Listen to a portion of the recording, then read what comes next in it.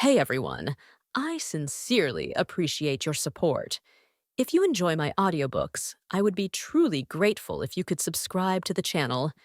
And if you'd like to support even further, you're welcome to become a Patreon member, where you can access audiobooks of novels as long as they are freely available on the internet. Your kindness and support mean so much. Thank you. The drizzle persisted as Brent wiped the mud splattered across his face for the third time.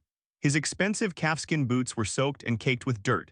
This tax officer, a viscount of the Lothrian Federation, was full of complaints. Damn wasteland, even the air reeks of base dung. Behind him, 5 warriors disguised as caravan guards stood silently, their armor linings thoroughly drenched by the rain. Hurry up.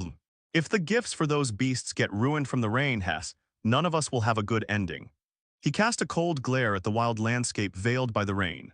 The wooden crates loaded onto the wagon held no trade goods at all, but instead bore the golden lion wax seal of the Serpentine Earth Rift taxation order, the decree of his master, Viscount Ironthorn, who was eager to fill the coffers by taxing this trade route. The Lothrian Federation was a union composed of multiple duchies and kingdoms. The Raymond Duchy, predominantly inhabited by human citizens, was one of them. Viscount Ironthorn was a noble lord of Raymond, known for his territory's abundant ironthorn magical plants. The Serpentine Earth Rift was a branch trade route through the Sur Wilderness, developed by his family and assigned to him during his coming-of-age ceremony. At first, Viscount Ironthorn paid little attention to this side route, leaving it unchecked. However, in recent years, as his lifestyle grew increasingly lavish, and his heirs matured with similarly extravagant habits, his holdings gradually became insufficient to support his expenses. He spent some time thoroughly inspecting all his assets. Unexpectedly, he discovered that the Serpentine Earth Rift, which he had neglected, had surprisingly flourished. Caravans came and went in great numbers, bringing in plenty of profits. He then sent people to investigate further, disguising them as caravans operating on the route. After consolidating the intelligence, he uncovered the truth. A mysterious behind-the-scenes overlord had unified the monster clans around the Serpentine Earth Rift, and under this overlord's governance, the trade route had gradually prospered. Knowing the truth, Viscount Ironthorn faced two choices. One was to wage war, eliminating the increasingly powerful monster clans to show the merchants who truly own the Serpentine Earth Rift. The other was to turn a blind eye, allowing this overlord to continue managing the route's growth while profiting from taxing the caravans. He chose the latter. He discovered this matter 2 years ago and chose to look the other way, letting the monster clans control the trade route for a full year. This was the best approach. Slow and steady wins the race, sustainable development. But because his most favored eldest son was obsessed with magic and highly talented, and a top magical academy in the human empire of Halden had just opened study abroad slots, Viscount Ironthorn faced immense financial pressure and great expectations for his heir. He began squeezing his holdings and even sold off much property. The Serpentine Earth Rift once again caught his attention. After a year of steady income, he decided to squeeze the monsters by imposing taxes on the monster clans. The Lothrian Federation set limits on road taxes. Although caravans were many, they couldn't bring much wealth quickly. But those monster clans were different, at least theoretically. He could seize all their wealth with this method, and there would be no legal protection for them. Using his connections and resources, he confirmed that the overlord behind the Serpentine Earth Rift had no ties to the Lothrian Federation and lacked a strong background. Viscount Ironthorn then sent out tax officers, planning to negotiate with the monsters first. If negotiations succeeded, that was ideal. If they failed, the trade routes guards were not so easy to deploy, but he had not been a viscount for so many years without his own private forces. Letting those ignorant, backward monsters feel the iron fist of the civilized world was also a decent option. As for the overlord unifying the monster clans, Viscount Ironthorn did not take him seriously. Avoiding the spotlight meant he was still weak. If the monsters were truly powerful, he could have directly requested the Lothrian Federation's military to suppress and eliminate them. The dark leaden clouds covered the earth and the air was gloomy. Brent and his group rode in the disguised wagon, gradually reaching the Serpentine Earth Rift. After driving slowly along the road for about half an hour, they spotted a tent by the roadside. The tax officer narrowed his eyes and waved for the convoy to approach. When the lizard folk leader lifted the beastskin tent flap, Brent almost staggered back, overwhelmed by the stench of blood. This creature stood 3 meters tall, covered in scales and claws, and eyed him with amber vertical pupils. Its forked tongue hissed, "New face." Though a monster, it spoke the common tongue quite fluently, pronouncing the few words clearly despite a slight tongue sound. 5 human warriors stood silently behind Brent. The tax officer puffed out his chest, showing no fear of the monsters on his face. He introduced himself loudly and proudly. The one standing before you is Brent, tax officer of Viscount Ironthorn. The monsters exchanged glances, showing no reaction. Tax officer, they didn't understand the word. Feeling ignored, Brent grew a bit annoyed. When dealing with humans, he was always met with flattering smiles. Never had he been so blatantly disregarded. Suppressing his anger, he snorted lightly and explained again. This road beneath your feet belongs to Viscount Ironthorn. All caravans passing through must pay road taxes to Viscount Ironthorn. Pausing, the tax officer continued in a low voice. And you, monsters who profit from trading on this road, must also offer wealth to Viscount Ironthorn. His tone was firm. But the lizard folk's tail was firmer still, whipping sharply across the tax officer's chest and sending him flying like a broken sack. He crashed into the mud, covered in filth. The lizard folk leader didn't understand the term road tax. But being assigned here to trade with caravans proved it was smart. It understood the tax officer's meaning, robbery. If not for the strict orders from Iron Chancellor preventing arbitrary killing, the tail whip would have been replaced by a spear piercing the human's heart. Usuals. The tax officer staggered to his feet, his face pale. Only then did the warriors come to their senses. Lacking experience dealing with monsters, they hadn't expected the lizard folk to attack without warning. Now alert, they immediately took defensive positions, shielding the tax officer behind them. Ignorant, savage monsters, do you want to die? The tax officer spat out a mouthful of blood and roared. At his shout, 2 red glimmers lit up on the rain tarp covering the wagon like a pair of eyes. Ripping, the tarp tore apart. A 6-meter-tall humanoid metallic construct forged entirely from steel appeared in the storm. Rainwater slid off its cold iron body, shattering instantly. It drew a massive steel greatsword from its back, glowing runes lighting up across its form, and its eyes emitted red light that swept over the lizard folk. The alchemical golem, the Dauntless, the true guardian of the tax officer on this journey. The Dauntless's huge, heavy frame took steady steps forward and stood at the front. The lizard folk all sensed danger, tensing their backs and hissing with extended tongues. From a deeper shadow some distance from the tent, tall figures began to emerge. Armored ogres lifted their weapons, entering the tax officer's field of vision. The Dauntless's red eyes grew more piercing. The ogres and lizard folk tightened their grips on their weapons. The tax officer took a deep breath, forcing down his anger. These damned monsters had no manners, rude, savage, damnable. But he could not just start a fight. The Viscount hoped to resolve this through negotiation without bloodshed. They were not monsters, only at the last moment would they tear off the false mask and resort to violence. The tax officer looked coldly at the lizard folk leader who had just injured him. Bring out your higher-ranking leader who actually manages things. You foolish, lowly creature, you have no idea what you're doing. You can't bear the responsibility for stirring trouble. A violent glint flashed in the lizard folk leader's eyes at the insult. These creatures were always dark and evil in nature, warlike and brutal, not good folks. But when it saw the steel giant standing in the storm, fear rose in its heart. Remembering some clan rules, it suppressed its murderous intent. Bringing an alchemical golem here meant these people were no ordinary foes, beyond its capability to handle alone. The lizard folk leader used a message stone to contact its superiors. Cold rain poured from the sky.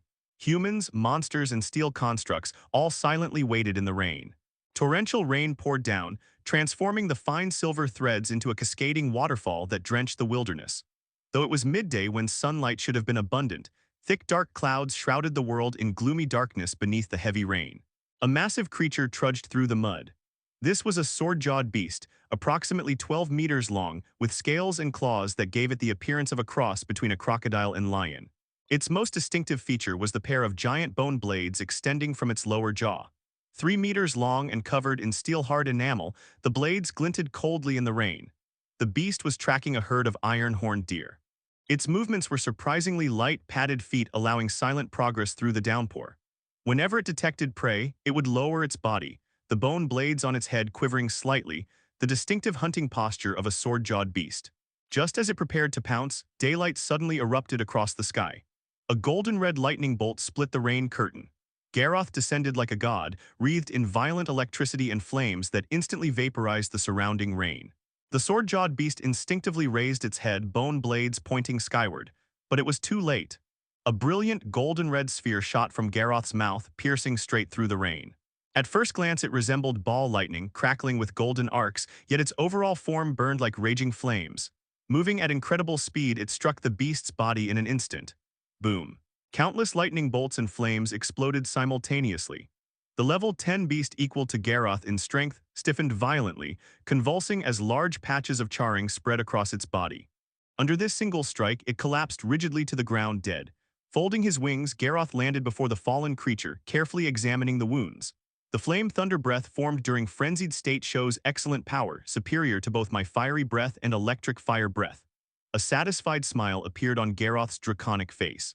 Through repeated activation and training of his frenzied state these past days, he'd gradually mastered deeper applications.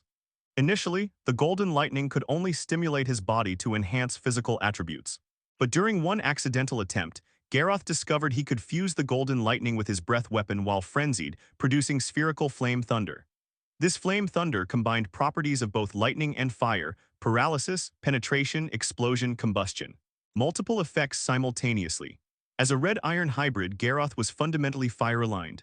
Iron dragons also possessed fire attributes. Though capable of electric fire breath, the lightning damage remained disproportionate, mainly providing speed while relying on fire for lethality. Flame Thunder was different. It represented true dual-element energy.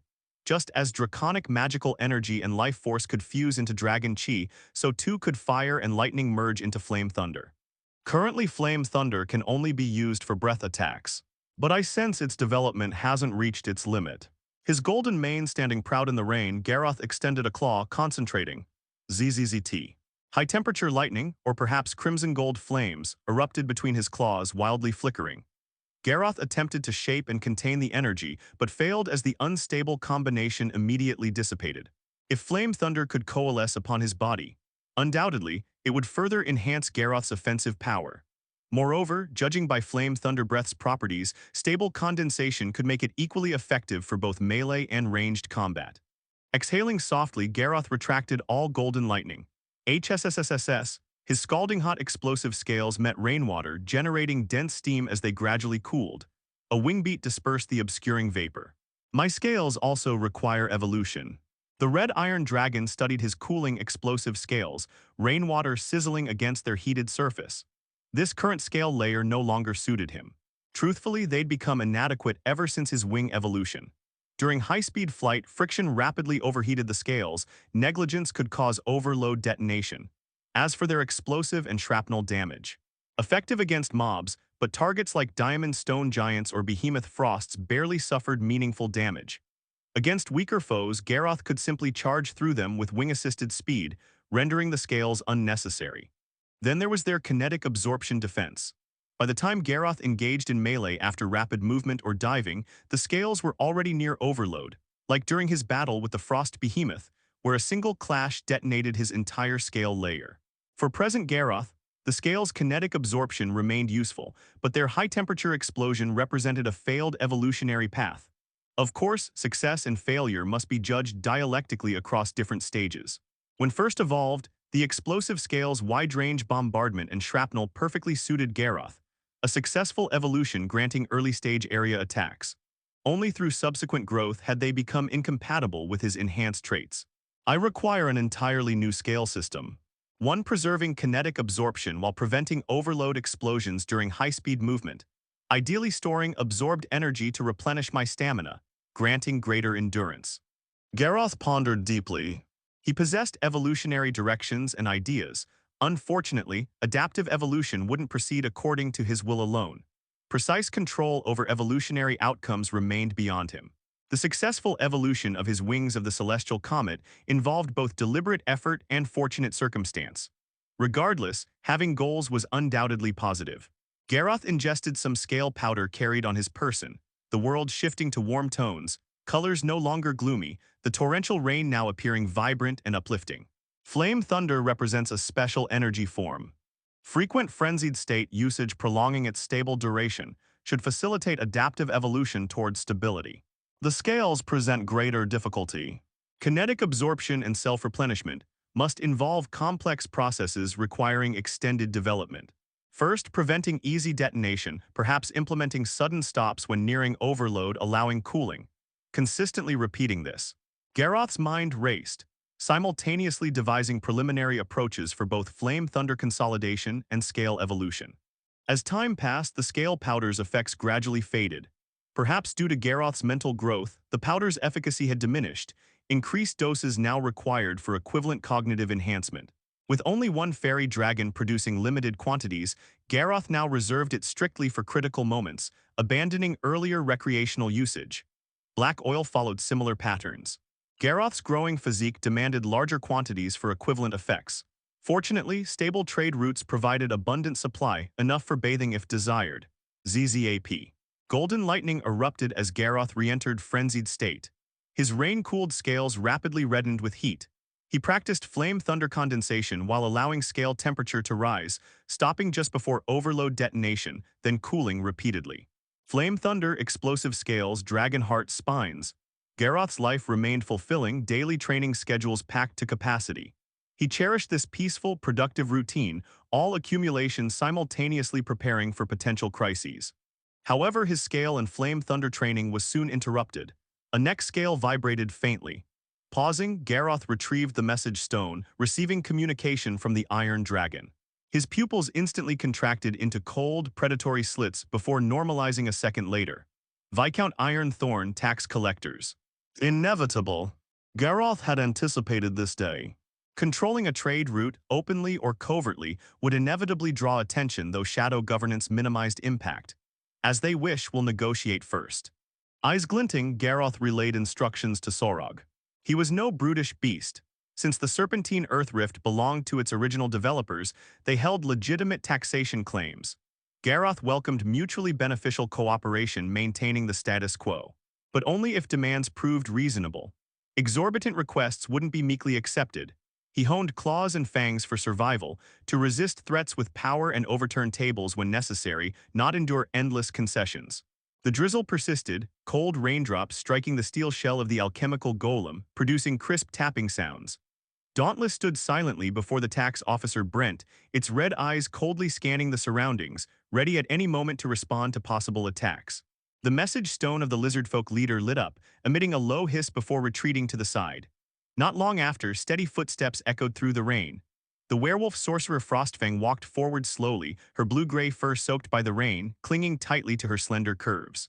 Her eyes glowed with a faint green light in the dimness, claws lightly tapping on the bone staff at her waist, producing a subtle click sound. Humans. Frostfang said you shouldn't be here. Brent forced himself to straighten his back, though a dull pain lingered in his chest. He stared at Frostfang, a trace of contempt flashing in his eyes. To him, sorcerers among the monster races were still just slightly smarter beasts. We represent Viscount Ironthorn, the tax officer said coldly. The Serpentine Earth Rift belongs to the Viscount's territory. If you trade and profit here, you must pay the taxes owed to the Viscount. Frostfang's gaze swept over Dauntless before settling back on Brent. Taxes. She spoke with a hard tone.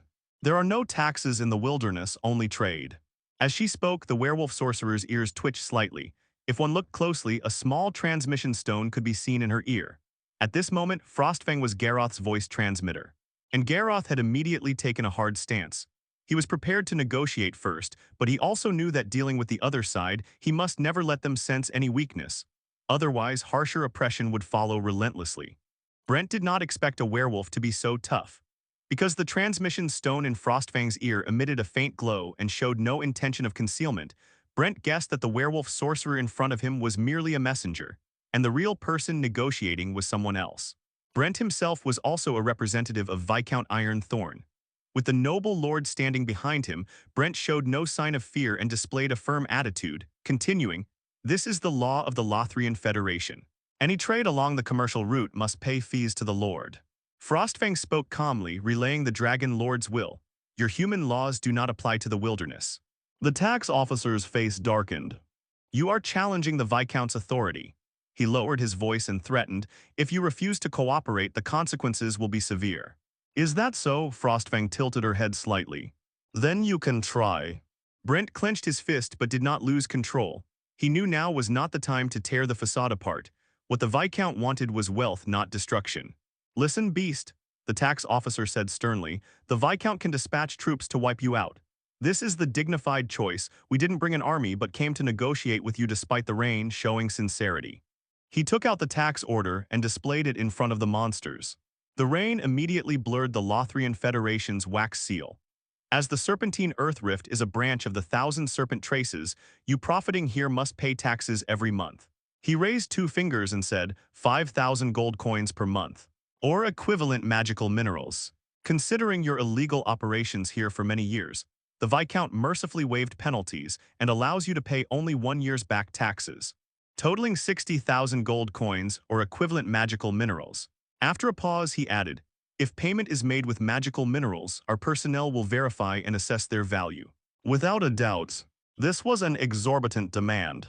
With no further instructions received, the werewolf sorcerer fell silent, expressionless. Opposite him, the tax officer smiled faintly and said, if you cannot accept this condition, the generous Viscount gives you a second option. He said on the first day of every month, you submit 1 copper coin. Then 2 on the second day, 4 on the third day. Continuing like this for a month, it counts as paying a year's taxes. The tax officer's face showed the superiority of civilization as he said, 2 methods, the choice is yours. Once you choose, we will provide a specific magical contract as a guarantee of cooperation. Hearing this, Frostfang's eyes flickered. Copper coins, that sounded easy to meet. Compared to the initial demand of thousands of gold coins monthly, this seemed much simpler. As for the daily increasing number, Frostfang was not good at calculations, only sensing that the numbers were not large but also suspecting humans had no goodwill. There must be a trap. Listening behind the scenes as the tax officer proposed 2 options. Garroth subtly shook his head. Were they treating him like a fool? Did they really think the wilderness monsters were all stupid creatures? But since it was a negotiation, there was room to bargain. The unrealistic initial demands were nothing more than a ploy to negotiate better terms. This commercial route was originally opened by Viscount Ironthorn's family. If proper negotiation was possible, Garroth had a long-term vision and didn't mind letting the other side gain some benefits. Soon after, Frostfang received instructions and said, 100 gold coins per month is the lowest we can accept. The 5,000 was directly cut to 100. The tax officer's eyes widened, ready to angrily scold these beasts for not understanding negotiation rules. But considering his mission, he took a deep breath, suppressed his dissatisfaction, and continued negotiating with the werewolf. The rain grew heavier, time passing bit by bit. Both sides continued bargaining, testing each other's true bottom lines. After a while, the tax officer was parched and hoarse. He insisted on 3,000 gold coins per month without concession, and the full year's back taxes must be paid at once. Frostfang proposed 300 gold coins monthly afterward, without back taxes. At this point, the tax officer refused to yield at all.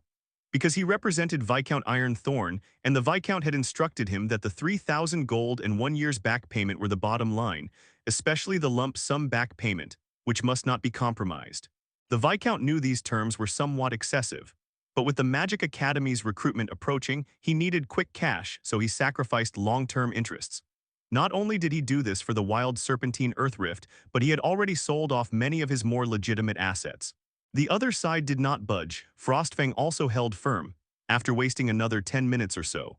The tax officer, anxious and irritated, shouted, beasts, enough, don't be ungrateful. This is already your most dignified choice. Frostfang sneered, revealing sharp teeth. Humans, ungrateful are you, we have shown enough sincerity, yet you are wearing down our patience. The wilderness is not your territory. You have no privileges here. She stepped back. Around her, heavily armored, towering ogres stepped forward, surrounding them. Dauntless silently raised its great sword inch by inch, the red glow in its eyes growing more piercing. The atmosphere instantly became tense and hostile. Standing in the rain, the tax officer gradually calmed as the cold raindrops chilled him. He exhaled slowly and said, it seems we cannot reach a consensus. Since that is the case, let your lord come personally to negotiate. He said coldly, I disdain negotiating with low-level monsters like you. I need an equal dialogues. How arrogant! A mere tax officer thought himself equal in status to our dragon lord. Frostfang was silent for a moment, then mocked. Our lord has no interest in negotiating with a servant. If you truly have sincerity and want to resolve this peacefully, then bring someone with more weight. Brent wanted to say more, but Frostfang stepped back a few paces again. Tall armored ogres stood like walls around them, giant wolf knights patrolled the perimeter, their fierce gazes focused on the tax officer and his party. This first negotiation had broken down. The tax officer snorted coldly and said, we will come again, prepare your lord for our arrival. He no longer lingered. and escorted by Dauntless and several human warriors, retraced his steps along the serpentine earth rift, moving away from the monsters. Both sides gradually distanced themselves until out of sight. Damn monsters, they don't listen.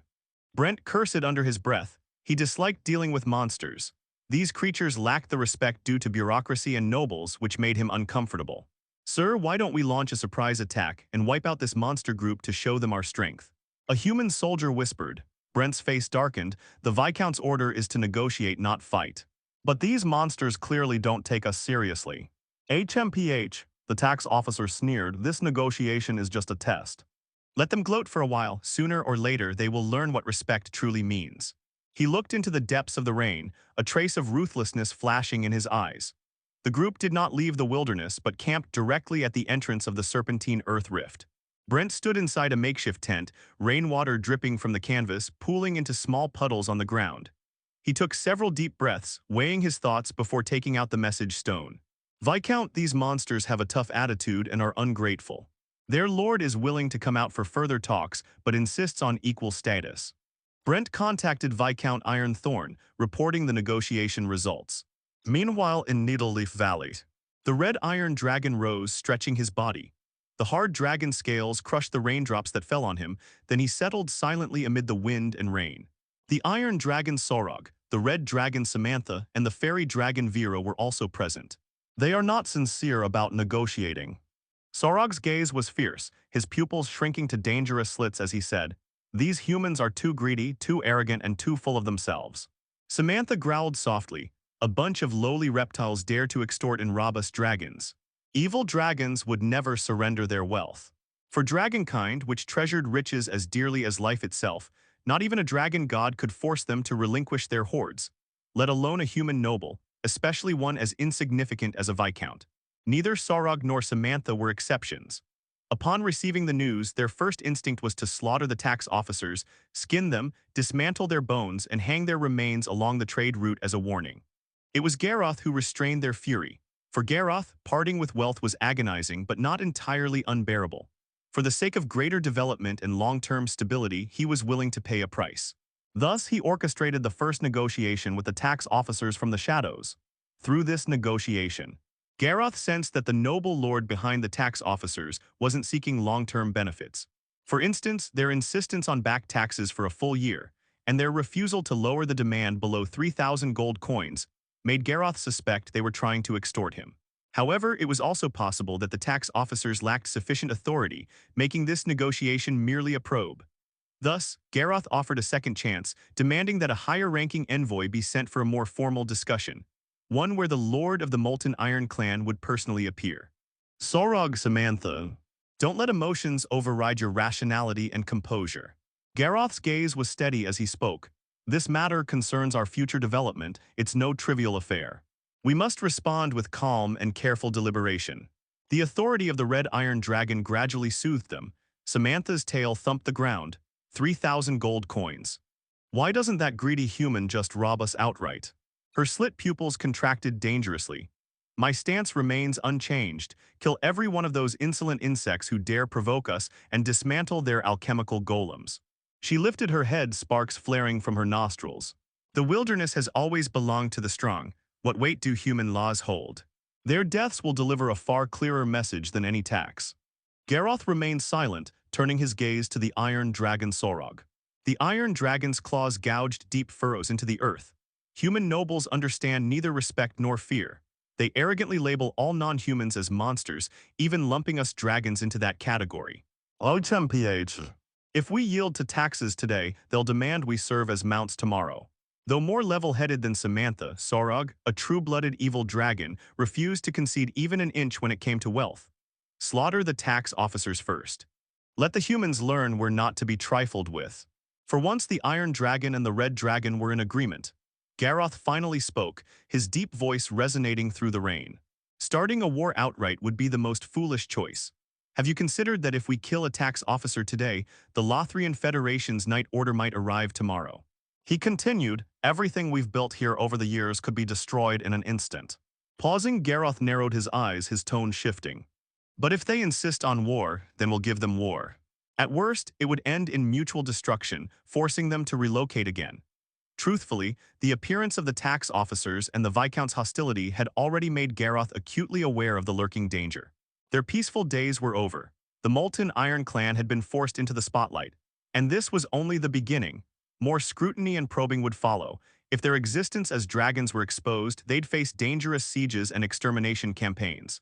Compared to the wealth three dragons could offer, the Molten Iron Clan's accumulated trade route profits were insignificant. Dragon hunting represented immense wealth and glory in the eyes of human nobles. Evil dragons especially had no powerful backers to fear, and hybrid dragons like Garroth were rare prizes of extraordinary value. Worse still, the Viscount behind the tax officers seemed desperate for wealth. If their identities as dragons were discovered, the consequences would be dire. Garroth's plan was simple. If negotiations succeeded, they would continue lying low, gathering resources while waiting for opportunities. If negotiations failed, he would flip the table. Before the human legions could mobilize, he would strike first, inflicting heavy losses on the noble who disrupted their peace, then swiftly evacuating with everything of value. Dragons didn't spend their long lives rooted to one territory. Garroth felt little attachment to this land. When he first claimed the Serpentine Earth Rift for its resources, he'd already anticipated this day. For the next formal negotiation, we'll need a figurehead lord to represent us. Garroth's gaze swept over the two young dragons. Our true natures must remain hidden or will invite extermination. Karu will pose as the clan's lord during the talks. Sarog and Samantha voiced no objections. They were no longer naive wormlings ignorant of the world's dangers. They knew full well the consequences if their identities as evil dragons were exposed. Then Sorog mused quietly, "What we need is a metal dragon among us."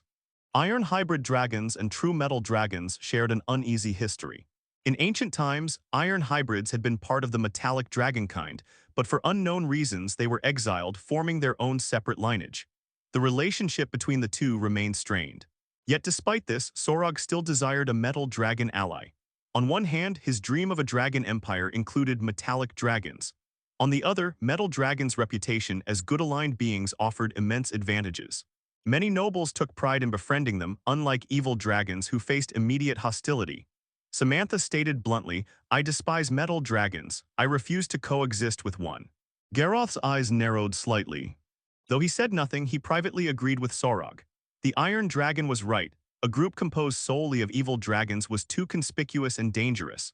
Despite being a red iron hybrid and a natural-born evil dragon who disliked metal dragons, Garroth could suppress his instincts. Logically, he recognized that a metal dragon figurehead could resolve many unnecessary troubles. But solitary metal dragons were rare. After careful thought, Garroth could only recall the brass dragon obsessed with riddles. Over a decade had passed since their last encounter. That brass dragon should now be over 25 years old, reaching young adulthood. If I meet that brass dragon again, I'll find a way to recruit it. A metal dragon's presence would give potential attackers pause, forcing them to reconsider. Looking back, Garroth regretted his earlier brutality. He vowed that if he ever encountered the brass dragon Deborah again, he wouldn't rob her. Instead, he'd treat her amiably. Next, Garroth instructed the gluttonous ogre Karu to pose as the Molten Iron Clan's lord during negotiations, while Samantha forged armor to conceal his draconic features. Despite Karu's brutish appearance, he was cunning enough for the task. Days passed swiftly. A week later, Viscount Ironthorn's envoys still hadn't arrived. However, the Molten Iron Clan's monsters noticed a troubling trend. Trade caravans along the Serpentine Earth Rift had dwindled by nearly a third, with numbers continuing to drop, disrupting their commerce. Upon questioning merchants, they learned Viscount Ironthorn had raised the route's tolls to the legal maximum. While Federation trade laws set toll ceilings, few routes ever charged the full limit. Now, with the Serpentine Earth Rift's exorbitant fees, many merchants avoided it altogether. To prevent tax evasion, tax officers and the alchemical golem Dauntless now camped at the route's entrance, personally inspecting every caravan. Garroth recognized this as the Viscount's power play, a pre-negotiation pressure tactic. The message was clear. If the Molten Iron Clan refused to pay, the Viscount had countless ways to torment primitive beasts. Though this harmed long-term profits, the Viscount prioritized short-term gains. His wealth wasn't solely tied to this route, giving him leverage. Additionally, tribal sorcerers discovered hidden tracking alchemical devices among recent trade goods. Foreseeing such tactics, Garroth had established strict protocols. All traded goods underwent thorough inspections by multiple sorcerers before entering their territory, with draconic supplies scrutinized even more harshly. This caution prevented their core territory's exposure. The tracking devices undoubtedly came from Viscount Iron Thorn, either to intensify pressure or prepare for failed negotiations by locating their stronghold. But he underestimated Garroth's prudence. As a precaution against more advanced tracking tools, Garroth ordered all recent goods left scattered in the wilderness, halting trade entirely. The decoy trackers were dumped in territories of fearsome magical beasts. Any scouts following those signals would find not the molten Iron Clan, but deadly predators lying in wait. Though formal negotiations hadn't begun, the invisible battle was already underway. Raymond Duchy Thorn territory under the bright moonlight. Viscount Iron Thorn stood on the castle terrace, his gray-white short hair shimmering faintly in the moonlight.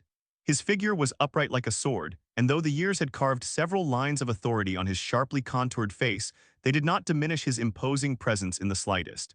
Those cold gray eyes narrowed slightly, like two daggers drawn from their sheaths, scrutinizing the night beyond the window.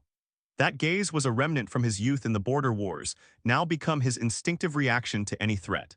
The Viscount was nearing 50 this year.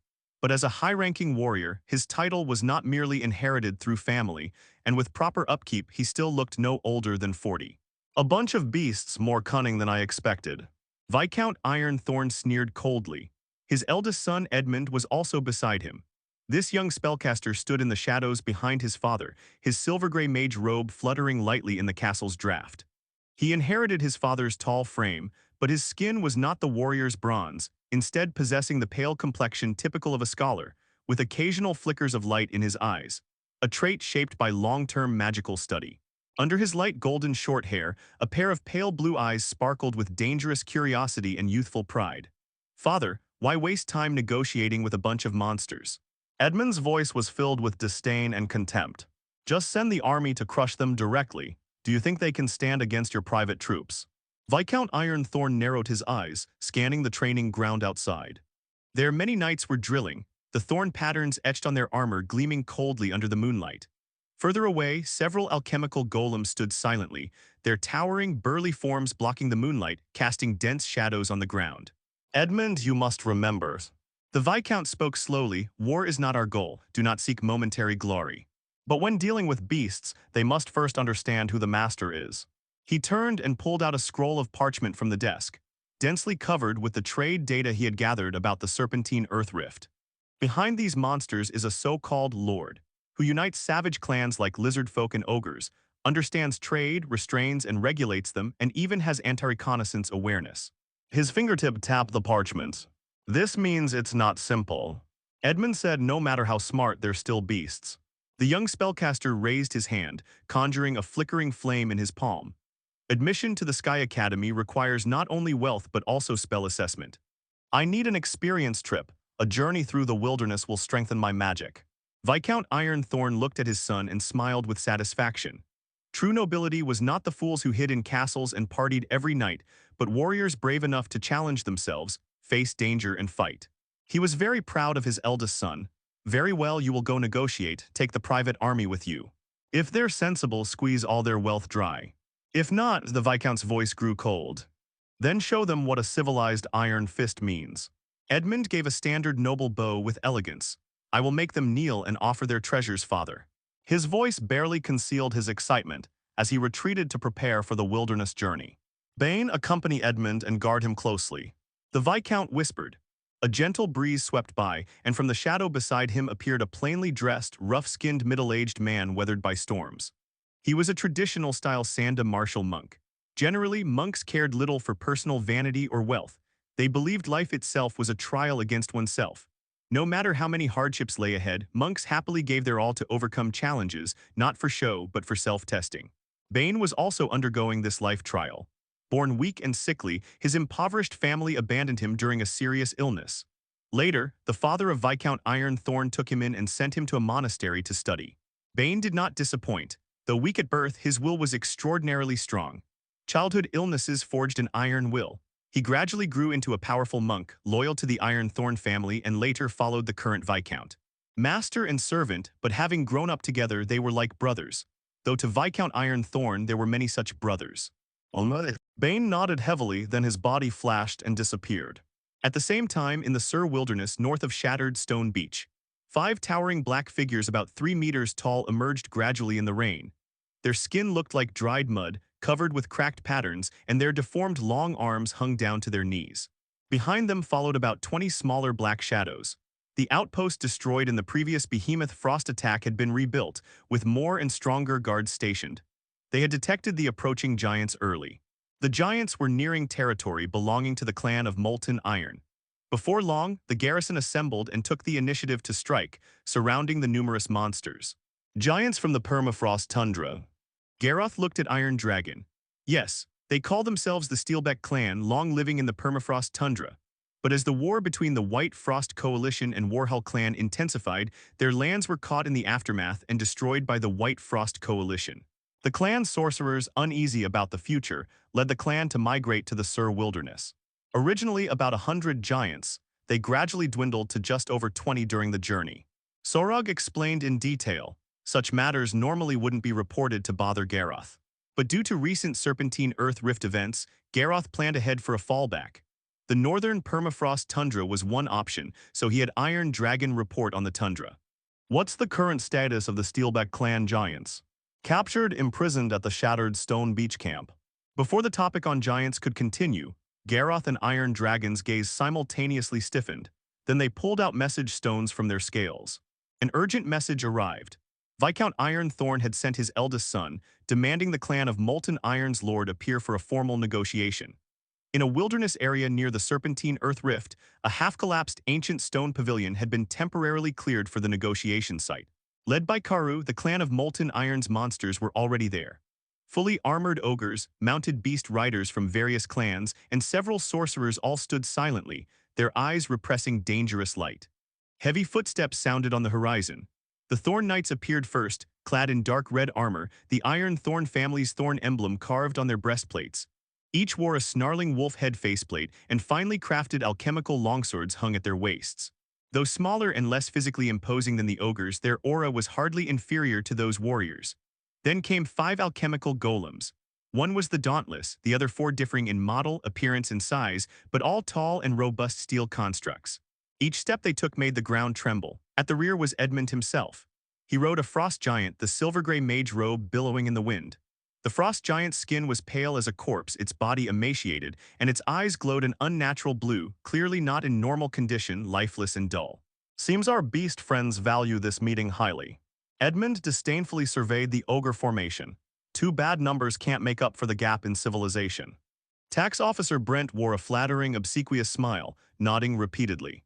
Young master is right, young master speaks well. Soon after, the young spellcaster, riding the frost giant and escorted by knights and golems, entered the stone pavilion. The gluttonous ogre Karu, disguised as the lord, sat across the stone table. He was clad in black iron armor specially made by Samantha, with only 2 flickering red lights visible through his eye slits, exuding a primal and savage strength. Your father doesn't even have the courage to show up himself. Karu growled roughly. Edmund elegantly flicked the non-existent dust from his robe hem. Negotiating with beasts like you doesn't require my father to personally intervene. This man's words dripped with superiority and pride, far more than the tax officers, as if he were a favored child of heaven and the world's pet. And indeed, that was true. Edmund was 24 this year. For the first 23 years of his life, he played games and indulged in pleasures until a year ago when he suddenly developed an interest in magic and began studying spells. Starting magic study at 23 was very late, and magic was not easy to learn. Many thought he would give up quickly, but Edmund displayed astonishing magical talent. In just 1 year, starting from 0, he achieved what took ordinary people decades or even centuries, earning him the title of the Iron Thorn family's rare magical genius in 500 years. Those obscure incantations and complicated magical principles were especially simple in Edmund's eyes. That year, he was surrounded by countless flowers and praises. He believed whatever he aimed for would succeed and felt he was the child of destiny.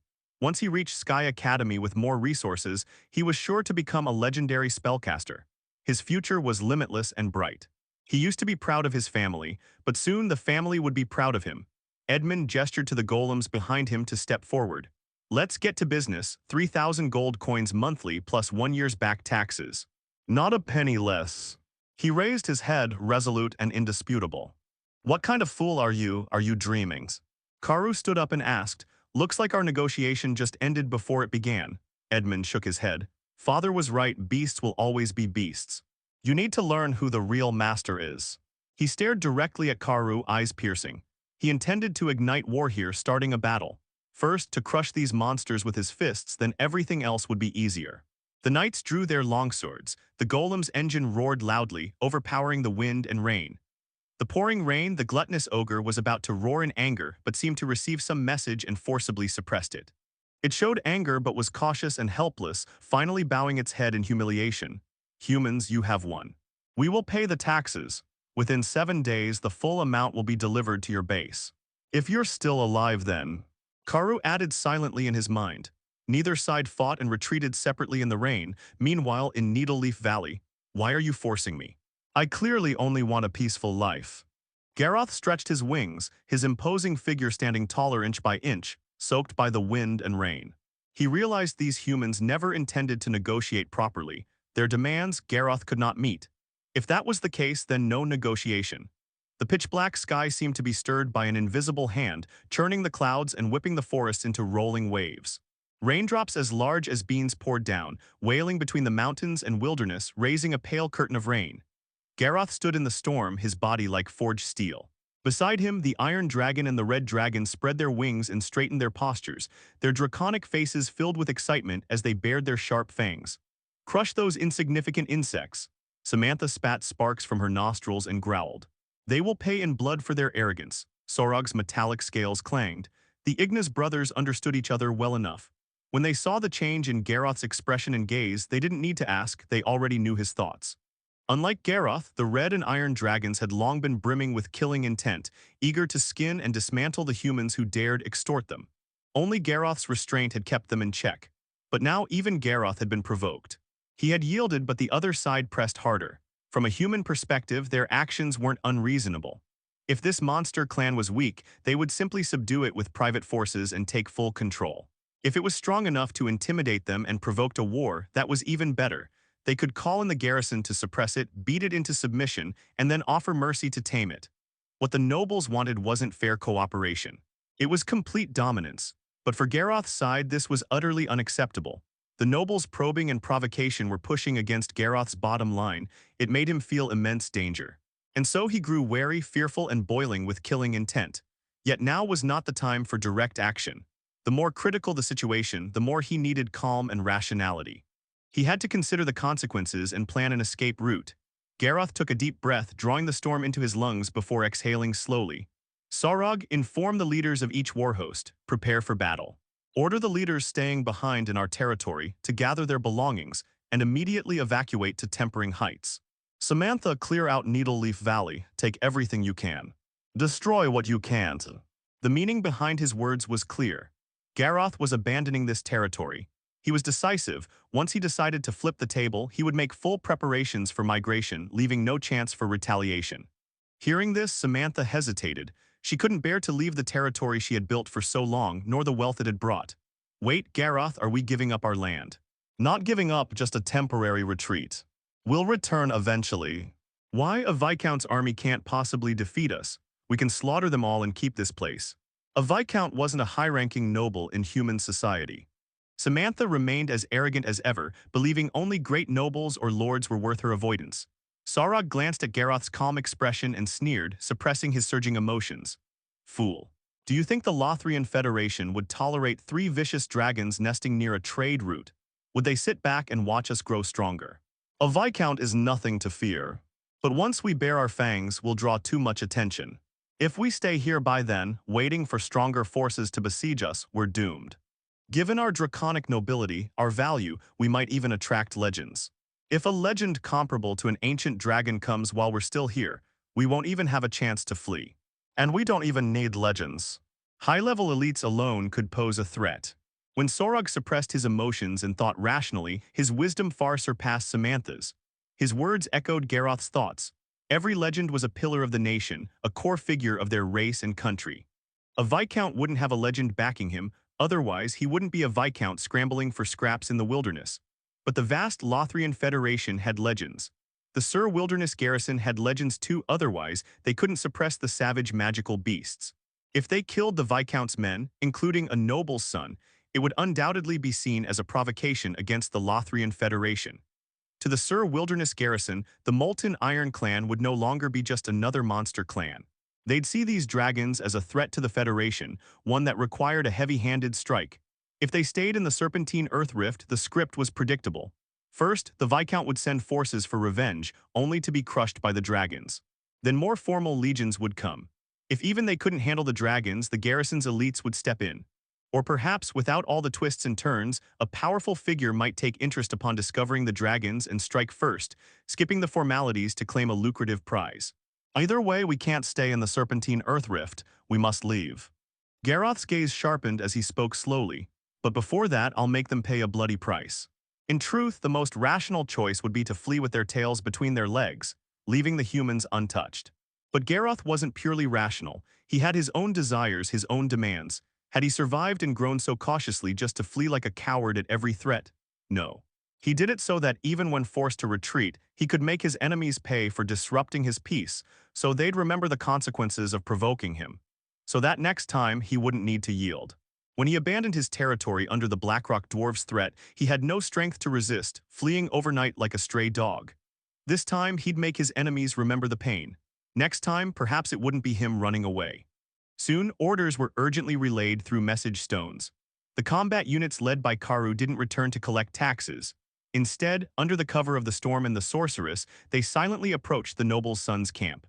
Meanwhile, the leaders across the Molten Iron Clan's territories received their commands, mobilizing their people to pack up and head for Tempering Heights. In the blink of an eye, 4 days passed. The rain had waxed and waned, but today it poured relentlessly. Fat raindrops drummed against the leather tents with sharp cracks. Inside the largest tent, the luxurious scent of perfume and roasted meat mingled in the air. Edmund reclined on a lounge chair, idly toying with a crystal ball. He looked relaxed, more like he was on vacation than a wilderness expedition. "Young master, do you really think those monsters will obediently pay taxes?" Brent flattered as he handed over a glass of chilled wine. "In my opinion, we should just storm their lair." Edmund glanced at the tax officer. "Do you know where their lair is?" "Oh, not at the moment." Brent gave an awkward laugh. Edmund sipped his wine, his light blue eyes reflecting the defensive formations outside the tent. 5 alchemical golems formed a circular perimeter. The Thorn Knights trained in the heavy rain, while further away stood the Frost Giant under magical control, its eyes hollow and lifeless. "Patience." Edmund sneered. "Beasts are still beasts. Their stupid primitive minds can't devise any schemes." He genuinely looked down on wilderness monsters. Or rather, all civilized beings held deep-seated prejudice against the crude, barbaric creatures of the wild. For example, the Goblin Kingdom within the Lothrian Federation didn't even acknowledge the goblin clans of the wilderness as the same species, dismissing them as mere pseudo-goblins with similar appearances. Edmund swirled his glass before downing the crimson liquid in one gulp. At first, they might resent it, playing petty tricks when handing over taxes, but before our wisdom and civilization, such beastly antics are just laughable. He spoke leisurely. "The taxes we're demanding now are just the beginning. Next, I'll keep testing their limits, pressuring them bit by bit, squeezing out all their wealth until they're completely under my control." Magic studies were expensive. To secure his future standing in the Sky Academy, Edmund had no qualms about draining these monsters dry first. In his eyes, his current extortion wasn't an issue. Once he became a high-ranking mage, wealth and glory would come effortlessly. Brent nodded obsequiously, his smile ingratiating. This young master was truly favored by fate. His origins were almost a limitation. His future achievements would far surpass his father's.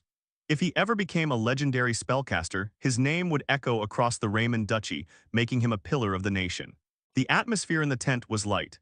Edmund sipped fine wine, cutting his roasted meat with elegant precision, yet beneath the calm, danger stirred. In the shadows, the martial monk Bane suddenly opened his eyes, his pupils constricting. "Something's approaching." His voice was grave. "Uncle Bane, aren't you overreacting?" The magical alarms outside the camp remained silent. Edmund paid no heed, until boom. A deep, unnatural thunderclap rolled across the sky, growing louder. The first to notice was the Frost Giant.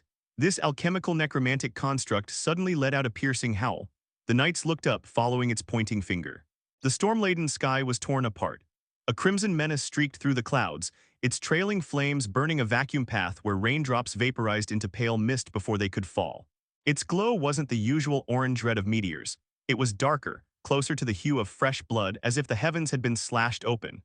With a series of heavy rumbling sounds, the crimson fierce star descended in height, gradually revealing its true form. Garroth's unfolded dragon wings covered the sky, his glowing red scales turning the torrential rain into a white mist. His majestic and towering body appeared faintly within. He folded his wings and dove toward the human camp, the air compressed into a visible conical shockwave. Dragon, it's a vicious dragon. The captain of the knight's roar was drowned out by the sonic boom. The dense glowing red dragon scales tore through the wind and rain, leaving trails of steam that scattered toward the human camp. Buzz. Magic runes on the ground suddenly lit up one after another. The defensive formation built here was activated, surrounding the camp with a bowl-shaped energy shield. Boom, boom, boom, thick flames exploded like a roaring dragon. The energy shield flickered, large cracks appearing on its surface. Defend! The captain's pupils contracted sharply as he shouted. The knights, fully armored and in training, raised their large shields. Crash! The shield shattered violently as if struck by a heavy blow. Garroth's powerful body tore through the magical shield. A pair of wings of the celestial comet, radiating a cold light, fully unfurled like gigantic guillotines, slashing toward the knight formation. Dragon Slayers. Dragon Slayers. The captain raised his arms and shouted. Clad in heavy armor and wielding a nearly 4-meter-long spear, this knight led the charge against Garroth. Magical energy surged within him. A flame-like energy reaction blazed on his body and extended to coat the spear. With a flick of his wrist, the spear flashed like lightning, thrusting toward the dragon's head. If he could wound the great dragon with the first strike, the entire Knight Order would swarm in, coordinating with alchemical golems, giving them a chance to take down the dragon. His sturdy physique ensured he wouldn't die from a single blow when facing a dragon. The next moment, the spear engraved with alchemical runes shattered beneath Garroth's left claw. Garroth's left claw smashed the spear to pieces, and his right claw, wrapped in a furious gale, slammed onto the knight captain. Boom! The armor exploded into fragments. The captain's proud body burst into a cloud of blood mist, leaving no bones behind. Garroth showed no signs of slowing down and continued the charge. Heavy shields, sturdy steel spears, and even knights' bodies. Tents and weapon racks in his path. All were cleaved in two or shattered into blood mist and fragments. In an instant, a quarter of the private army knights, whom the Viscount had spent heavily to train, were lost. Garroth tore through the knight formation like an unstoppable, indestructible dragon-shaped blade, soaring and sweeping across the formation again. In just 2 dives within a short time, more than half of the brought Knight Order was dead, while Garroth's only cost was a few insignificant scratches where their spears grazed his scales. The remaining knights scattered. Whoosh. An ice spear tore through the air, shooting at Garroth, but was shattered by his thick tail sweep. A frost giant strode heavily, rushing forward, forming another ice spear in his hand, ready to throw. Garroth flapped his dragon wings, pulling straight up to hover high in the sky. Buzz, buzz, buzz. Almost simultaneously, the roar of several engines sounded like thunder. The eyes of 5 alchemical golems lit up simultaneously, locking their gaze on Garroth. The young spellcaster's face was filled with fear. The tent he was in was torn apart by the wind stirred by Garroth's wing flap, exposing him completely to the pouring rain. His soaked hair clung tightly to his scalp, his face no longer showing the confident composure from before. Tax Officer Brent fell into the muddy water, his legs trembling, unable to stand. Only a middle-aged man with a cold, dark, and rough complexion stood firm like a rock battered by countless waves. Though small in stature, he was as heavy as a hill, immovable, radiating a tangible aura. No, not just an aura, but chi. A monk. Garroth narrowed his eyes, focusing on Bane. The martial dragon he wanted to join originated from monks and could be considered an advanced monk profession for dragons. The traditional monk profession was the foundation and had some reference value. Not afraid of revealing himself now, he directly used the life-level detection technique on the monk, his eyes glowing brightly as he looked at him. However, the detection was blocked. His gaze could not penetrate the chi surrounding the monk. This meant the monk's life level exceeded Garroth's over level 10. To Garroth, the monk's chi burned like flame, tough but limited by his human body. That was all there was. Meanwhile, the Viscount's son suppressed his inner fear, forcing calm as he looked at the powerful dragon circling above.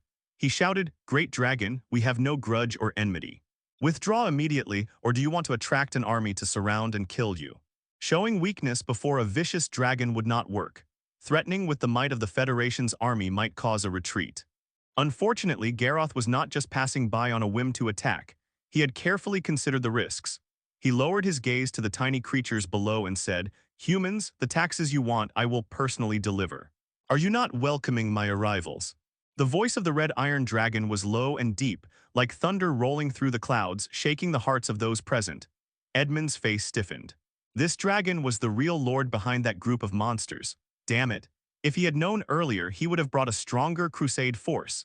He never expected such a bold dragon to lurk near the trade route. This vicious dragon was no ordinary foe. We can renegotiate. Edmund shouted, "Violence is not the solution. Dragons are highly intelligent beings, not those inferior beasts. We're willing to concede some benefits and cooperate formally with you." Regardless of whether his words were true, once Garroth decided to show his fangs and reveal his true form, he never intended to spare these people. Lowly reptiles, it's too late to beg for mercy now. You must pay the price for angering the dragons. A roar like boiling magma approached, but it was not from Garroth. Two smaller dragon shadows appeared, followed by countless ogres, lizard folk, gnolls, and greymane werewolves forming an army, black and vast like a tide, surging toward the human camp from all directions. The previous conversation was just to wait for the encirclement to form, to eliminate any chance of escape. The Iron Dragon and Red Dragon approached Garroth. The Ignis brothers all soared high in the sky. Roaring dragon might mix together, combined with the monster's howls overpowering the rain, making even resolute knights pale and their hearts beat wildly. The steadfast monk's gaze darkened.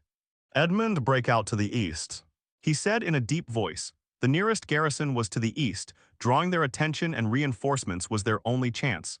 Edmund understood the urgency and tried to steady himself. The frost giant, 5 alchemical golems and knights regrouped, forming a conical formation around Edmund, rushing to break out eastward. The stormy sky was cut into fragmented patches by 3 dragon shadows. Garroth dove down in the center, moving fastest like a charging beast. First, the Iron Dragon and Red Dragon charged at the human battle line. The hybrid dragon's wings tore through the rain, glowing red scales dragging scorching trails through the air. 2 alchemical golems locked onto him, joints spewing overloaded high-temperature steam. Their engine cores flickered wildly, pushing power to the limit. One suddenly opened its chest plate, revealing a spinning saw blade inside. It leapt high, charging straight at the diving Garroth. The red iron dragon's sharp claws collided with the golem's saw blade, sparks flying. The screech of metal grinding painfully forced creatures within 100 meters to cover their ears, but Garroth's assault never faltered. His left claw firmly clamped the golem's saw blade, and his right claw pierced its chest armor, slamming it into several knights. Steel and flesh exploded into mixed fragments in the rain. As Garroth's altitude dropped, more attacks followed. Dauntless raised a heavy sword, slashing at Garroth's neck. Knight-like alchemical golems raised dark spears, energy patterns glowing like veins, stabbing at Garroth's heart. 2 others displayed their skills, attacking together. Meanwhile, the frost giant formed an ice crystal war hammer radiating biting cold, striking Garroth's back while he grappled with the golems. This blow could shatter steel, but upon touching the dragon scales it was rebounded, scattering ice shards. Boom! Explosive flames filled the sight. Garroth barely trembled, his tail whipping like a steel whip, knocking the giant backward to the ground. His chest skin cracked, revealing alloy-like ribs covered in cracks, but it roared and lunged again. Reinforced by necromancy and alchemy, the body knew no pain. Monk Bane didn't directly strike but stood guard tightly in front of Edmund. Edmund's heart pounded, his face was pale and blank. He tried to cast spells but couldn't focus enough to even shape spell models. Facing life and death, the greenhouse flower's true form was revealed, fragile wool like thin paper. A genius, just a fool unaware of his limits, doomed to die young. Around them, knights clashed fiercely with nearby monsters. Having suffered heavy losses from Garroth's earlier assault, the remaining knights were no match for the monsters, trudging through quagmire-like conditions. Breakout was hopeless. At the same time, the 12-meter Iron Dragon arrived. It entered the battle from the side, muscles tense, its steel-like body spinning. Its wings sliced into a golem's waist, knocking it flying, both tumbling to the ground. The ear-piercing sound of steel tearing filled the air, hydraulic oil sprayed like blood. But the war machine grabbed the Iron Dragon tightly with both arms. Its chest armor cracked open, a dark cannon barrel charging and aiming at Sorag.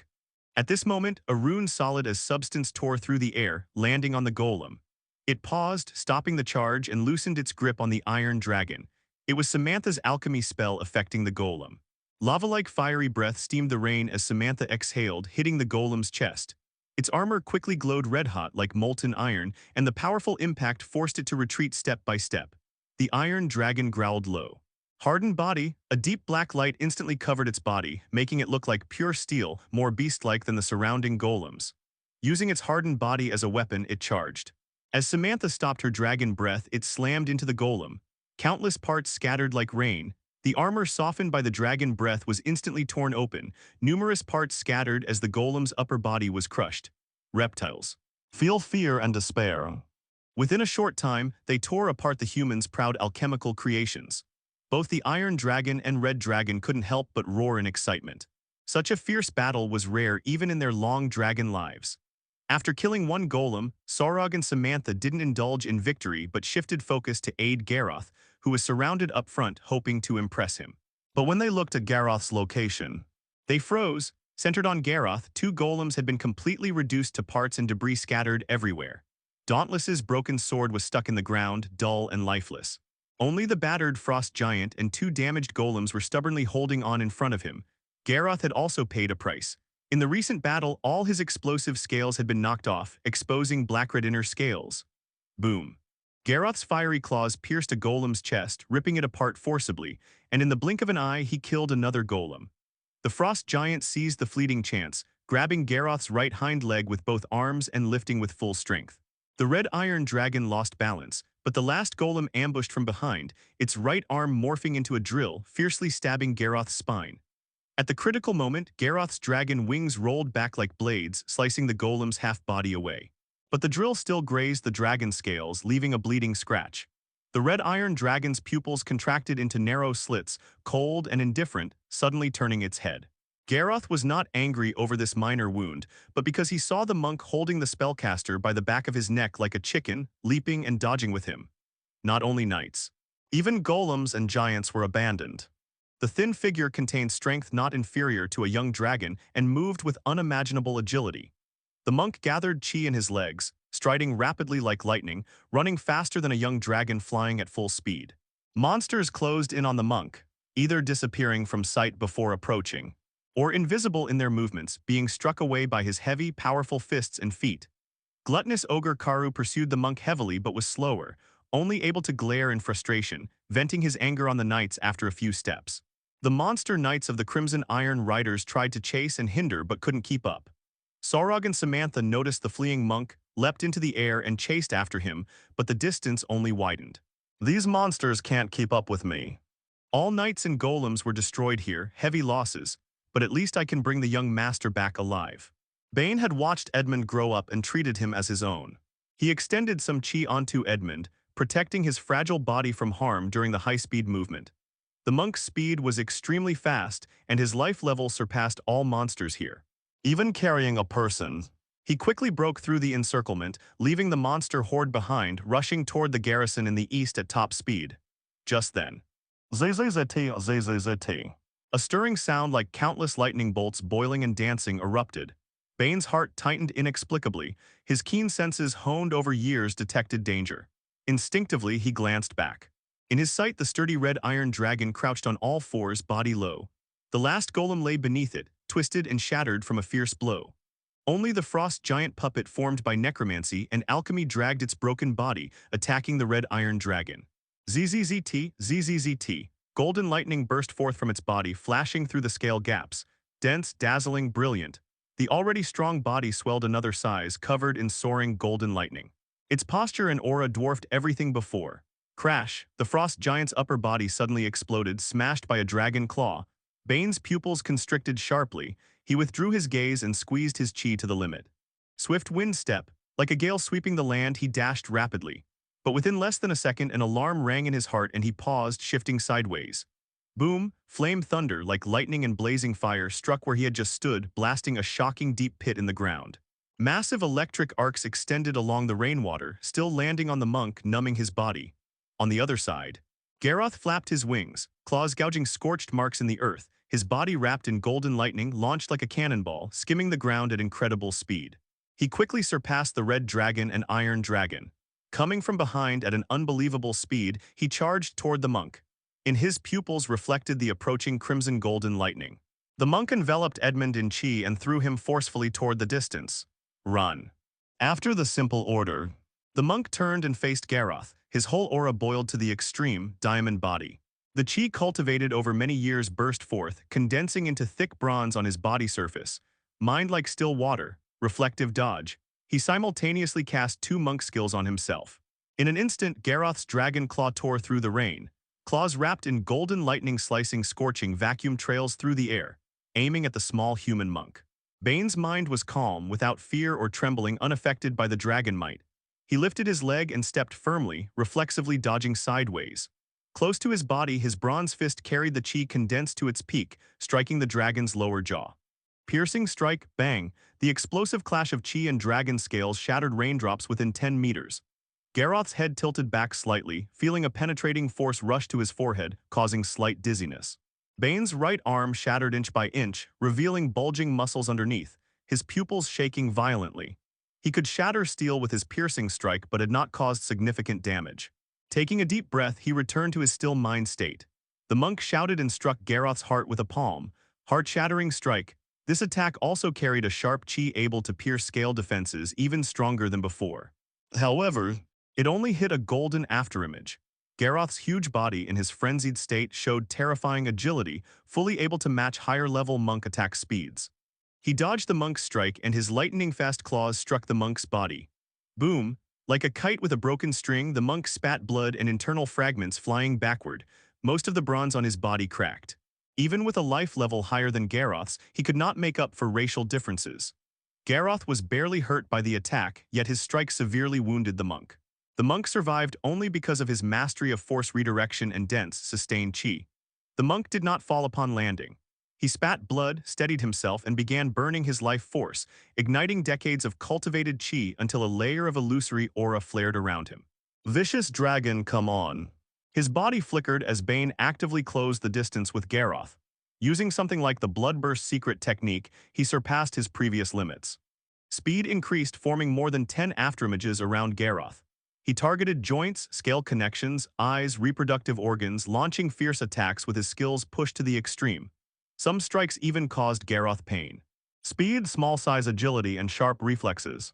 These were the monk's advantages. He pushed these to the limit, however. It couldn't make up for the numerical gap. Garroth himself was also skilled in combat techniques. After a series of afterimages were shattered, the monk's stamina rapidly declined. His movements slowed, exposing a flaw. Garroth seized the chance instantly. His claws burst into flame and lightning. The dragon claws wrapped in flame thunder exploded like fire and flashed like electricity. The more often Bane's reflexes triggered, the duller they became. No longer able to dodge, the monk gathered all his chi into his fists, colliding with the dragon claws. Crash, his body trembled violently, protective chi was shattered.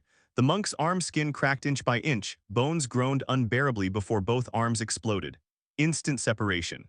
The monk's broken body tumbled to the ground, barely propping himself on one knee, blood pooling beneath him, mixing with the rain. He had burned out, his body shriveled, skin wrinkled like an elderly man nearing death, far from his previous vigorous middle-aged image. In contrast, Garroth, the hybrid dragon, remained thick in aura, life force roaring like a furnace, golden lightning flying like a mane. Fine skill. Garroth lowered his eyes to the monk and commented as the monk silently died. No, no, don't kill me. In the distance, Edmund cried out in fear. The red dragon and iron dragon toyed with him, claws flicking him like an insect. Without the monk's protection, the frightened, weak-legged spellcaster who had never faced danger or concentrated his spirit had no chance to escape. P.S. Please support with monthly votes. Spare me, please forgive my ignorance and offense. As the red iron dragon approached, Edmund recognized him as the leader and knelt in supplication.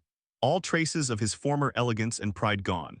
His once arrogant face now twisted into a servile, ingratiating smile. This so-called noble's son now appeared no different from the kobolds under Garroth's command. Honorable Great Dragon, my father's treasury contains 7 tons of northern ice stones, 3 crates of mithril, and numerous magic scrolls. Just say the word and I guarantee he'll deliver everything, Edmund fawned. Survival was his priority now. He still had a bright, expansive future ahead. He swore to himself that once he became a legendary mage, he would hunt dragons far and wide to erase this humiliation. Sorog and Samantha's eyes gleamed with instinctive greed, visibly tempted, but they didn't immediately agree. Instead, they exchanged a glance before looking toward the red iron dragon. Garroth's iron-cast face remained impassive to these pleas.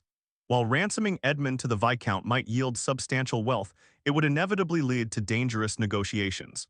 He doubted the other party would simply hand over the ransom without resistance.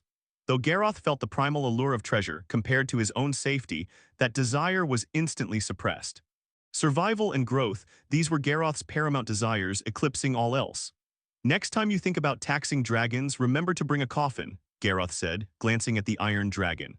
At this silent command, the Iron Dragon bared his cruel grin and raised his steel-forged claws. The young spellcaster paled. In desperation, a flash of wit struck him. Recalling Dragon's arrogant nature, he masked his fear and shouted, "Killing me would only prove your cowardice." His voice rose sharply. "You vile worms lack both courage and honor." The Iron Dragon's claws paused midair. Seizing the moment, Edmund stood, though his legs still trembled. He forced himself upright.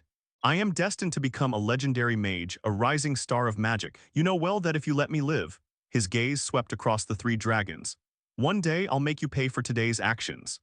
Samantha growled low. "Insignificant insect, even given 100 years." "Then let time tell," Edmund interrupted with desperate resolve. "We'll see who's begging for mercy in the end." Garroth's slitted pupils narrowed as he studied this suddenly defiant human. To him, this noble's son was just a pathetic gambler staking his last chips in a life-or-death bet, all bluster with no substance. Moreover, throughout the entire battle, the man hadn't cast a single spell, lacking any combat experience to the point Garroth nearly forgot he was a spellcaster. "Human, you amuse me," Garroth said with a mocking smile. "Run, I'll give you that chance to live." Edmund froze momentarily before his pupils dilated with sudden hope, disbelief and wild joy spreading across his pale face. His retreat began cautiously slow, as if fearing to startle sleeping predators. But once certain Garroth wouldn't pursue, the young mage's survival instincts erupted. His frantic escape was utterly graceless, the squelching of expensive mage boots in mud resembling a dying prey's last struggle. "You actually ran when told to." A cold whisper pierced Edmund's spine like an ice dagger. The young noble froze mid-step, slowly turning to reveal Hope's grotesque mask still clinging to his face, an expression that reminded Samantha of a frog caught in a snake's gaze. As dragon claws descended, Edmund's lips moved as if reciting a protective incantation. Yet until his final breath, no spell took form. Mortal flesh proved fleeting before absolute power. Rainwater washed radial bloodstains across the ground, carrying bone-flecked gore into the earth. Iron Dragon Sorug prodded a gold-embroidered cloth fragment with his claw, chuckling. "He said he'd become legendary. Now he is," Samantha grinned, the red dragon adding maliciously. "The most pathetically slain spellcaster in history, dying like some common mortal." Meanwhile, all sounds of battle had ceased, leaving only the storm's howl. Without the dragons needing to lift another claw, their minions had exterminated every last knight. Torrential rains swiftly erased combat traces. "Karu, immediately lead the troops north to Tempering Heights. Reunite with the people of Molten Iron who went ahead," Garroth commanded the gluttonous ogre.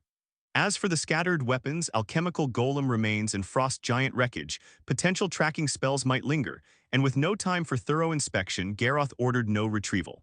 The victorious monsters didn't linger, immediately embarking on a mass rain-soaked migration toward Tempering Heights.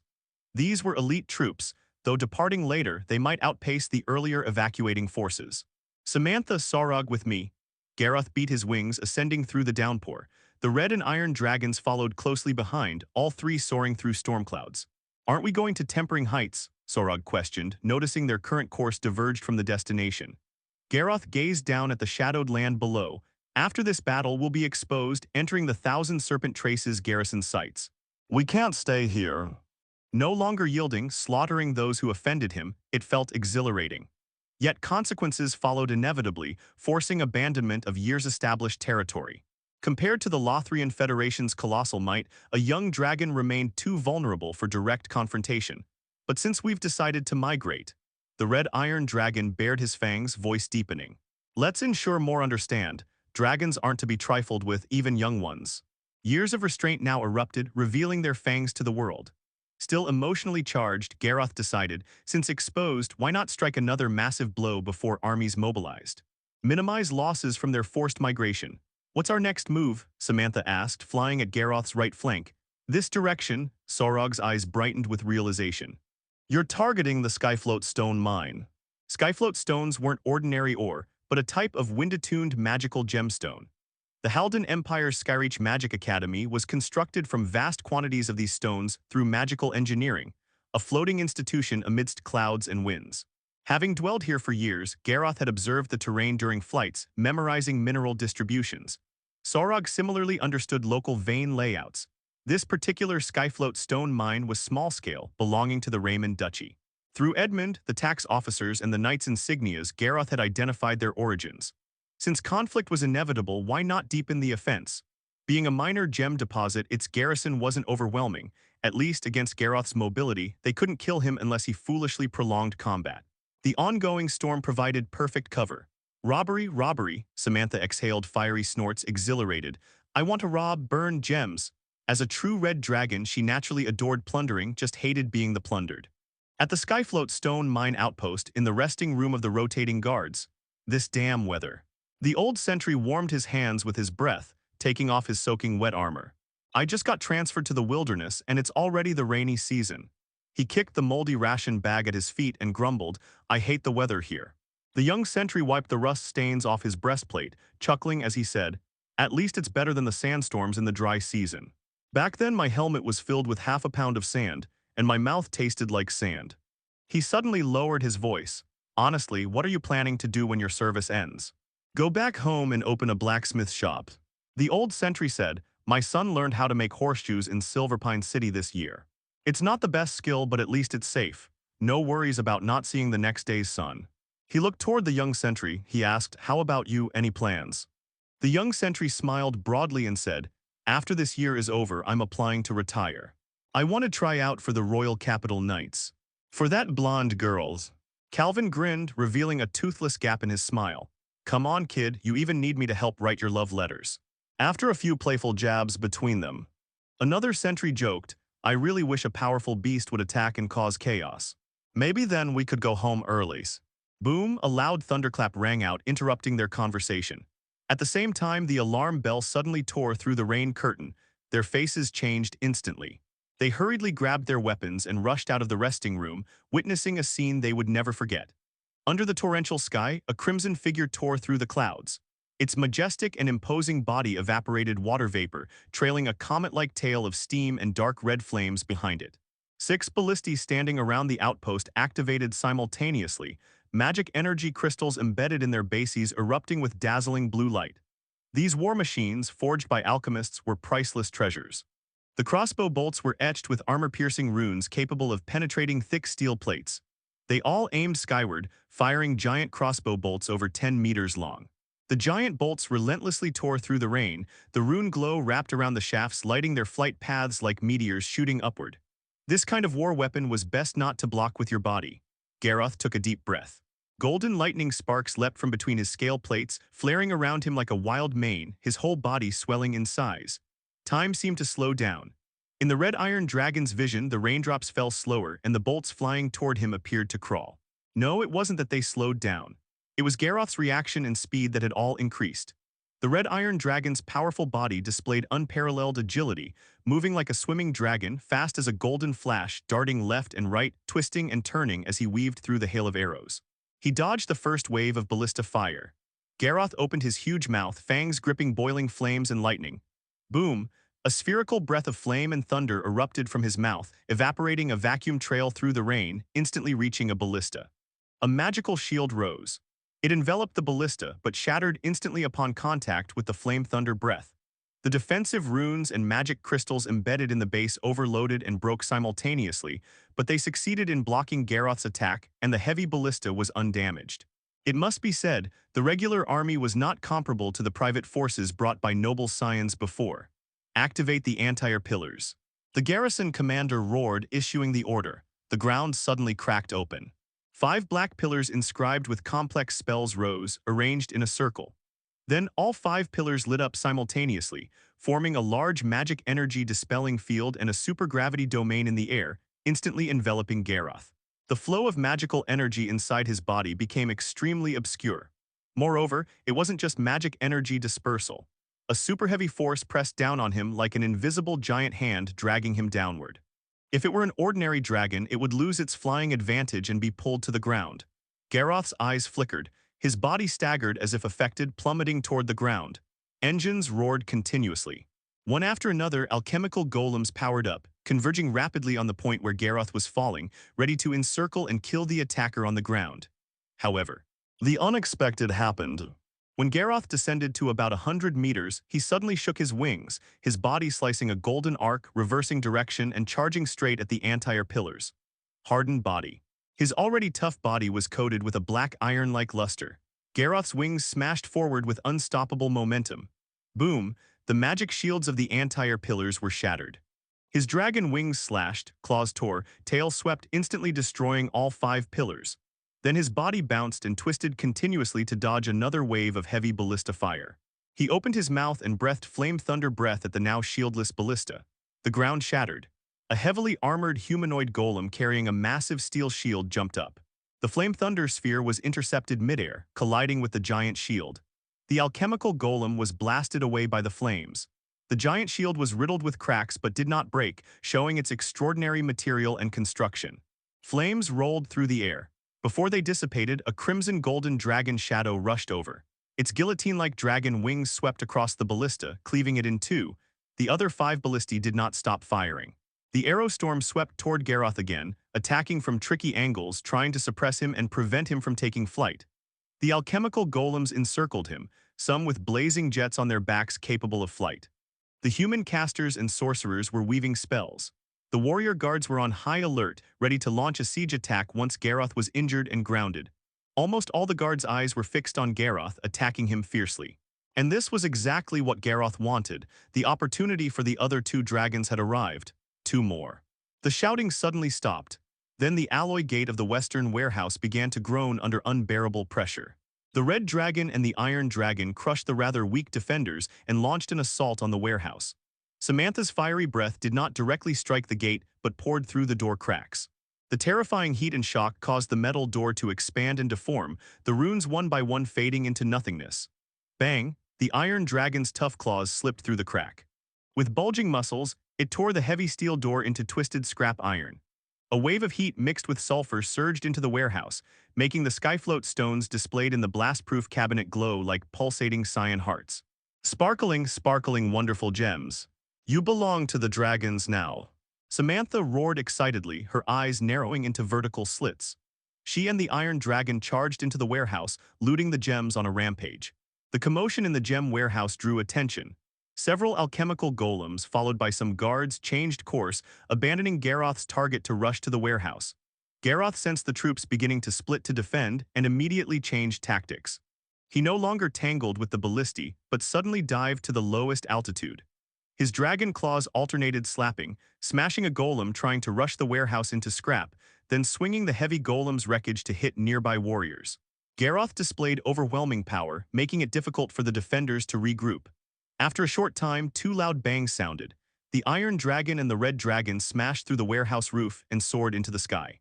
Samantha did not forget to send a final blast of dragon breath toward the warehouse behind her. Flames and thick smoke coiled like giant serpents rising in the rain. Before leaving, Sorog used his tail to knock down a load-bearing pillar. Now struck by dragon breath again, most of the warehouse area collapsed into ruins amid the roaring sounds. Engines roared.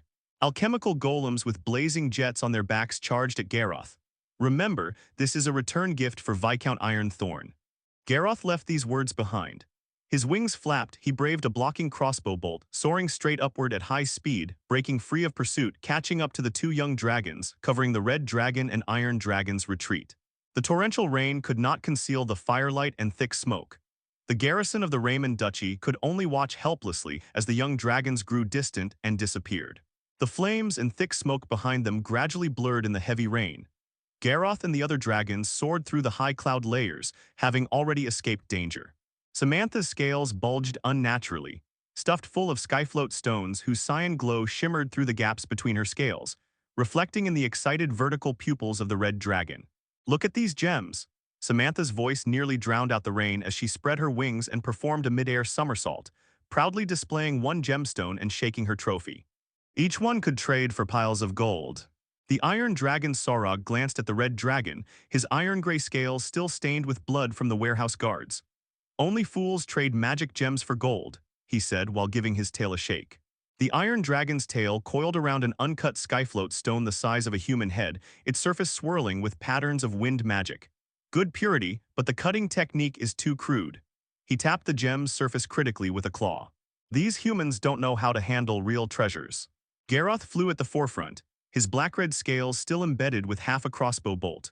Rainwater washed down the shaft, carrying thin trails of dragon blood that quickly vaporized from his body heat. With a sharp crack, he snapped the bolt shaft and bared his teeth as he pulled out the barbed arrowhead, leaving behind a bleeding wound, one of many similar injuries marking his body. The regular army with their war machines proved far more formidable than the previous noble militias. Their ballistae packed tremendous power, firing with terrifying speed and accuracy, while the alchemical golems demonstrated exceptional durability that resisted destruction in one or two strikes. Garoth had activated his frenzied state early while creating chaos, yet still couldn't avoid getting hit amidst the concentrated attacks. His hardened body quasi-spell skill shattered quickly, and even his scales couldn't fully withstand the savage assaults from heavy ballistae and magic-resistant golems, leaving clearly visible wounds that weren't life-threatening but went beyond mere scratches. Fortunately, it was Garoth. Any ordinary young dragon would have been pierced clean through by those anti-air ballistae, with far more severe consequences than simple flesh wounds. Then there were those anti-flight pillars. While they couldn't completely strip Garoth of his flying ability, they had made his body abruptly heavier. Only the extraordinary power of his wings allowed him to keep airborne. Sorog or Samantha would have plummeted straight down, which was why he destroyed the pillars immediately, otherwise the heist would have been impossible. Facing a proper army required full seriousness with no room for carelessness. This raid on the mining outpost wasn't just about recouping losses before leaving, but also testing the strength of regular military forces. During his wormling days, he would have given any such outpost a wide berth regardless of size. Now as a young dragon, despite his injuries, he could engage in direct confrontation and withdraw intact, clear proof of his growth. This haul exceeds expectations, the red iron dragon said, glancing back at his two companions. Samantha, stop showing off and tighten your scales before you drop the gems. The red dragon reluctantly compressed her scales, dimming the cyan glow. Sorog similarly coiled his tail tighter around the massive uncut gem. With a skilled formation master's help, the iron dragon mused, this could serve as the core for a powerful barrier. Garoth gave a slight nod, then narrowed his draconic eyes as he looked back toward the distant horizon. Through the rain curtain, the mining outpost was barely visible, but he knew with certainty the garrison would be reporting the attack and robbery, likely calling for reinforcements. They won't let this go, Garoth's deep voice cut clearly through the rain. We'll need extreme caution in coming days to avoid being hunted down. Samantha curled her lip dismissively, let them come. They'll taste my breath weapon. Sorog shot her a look. Foolish. Against professional dragon slayers, your flames wouldn't even scorch their magic-resistant shields. As the red dragon opened her mouth to retort, Garoth suddenly raised a claw for silence. Draconic hearing had picked up thunderous engine roars approaching from the east, not from the mining outpost, but from Lothrian Federation territory. Garoth's instincts flared as he turned eastward. The clouds split apart as the source emerged, metal wings spanning over 40 meters, composed of 3,200 tempered steel feathers, each edge engraved with wind-cutting and levitation runes. The alchemical golem, codenamed Heaven's Wrath, streaked toward the young dragons at terrifying speed. Its 19.8-meter-tall steel frame tore through wind and rain with suffocating force, the hawk-like streamlined head pivoting on hydraulic neck joints as glowing blue eyes locked onto all three young dragons simultaneously. The Raymond Duchy garrison had requested this high-energy golem from nearby Federation forces in response to the raid. Fighting wasn't an ideal option, more golems and powerful pursuers might follow, making entanglement dangerous. Split up, Garoth commanded tersely, expression grave. Rally at tempering heights. Both dragons recognized the danger immediately.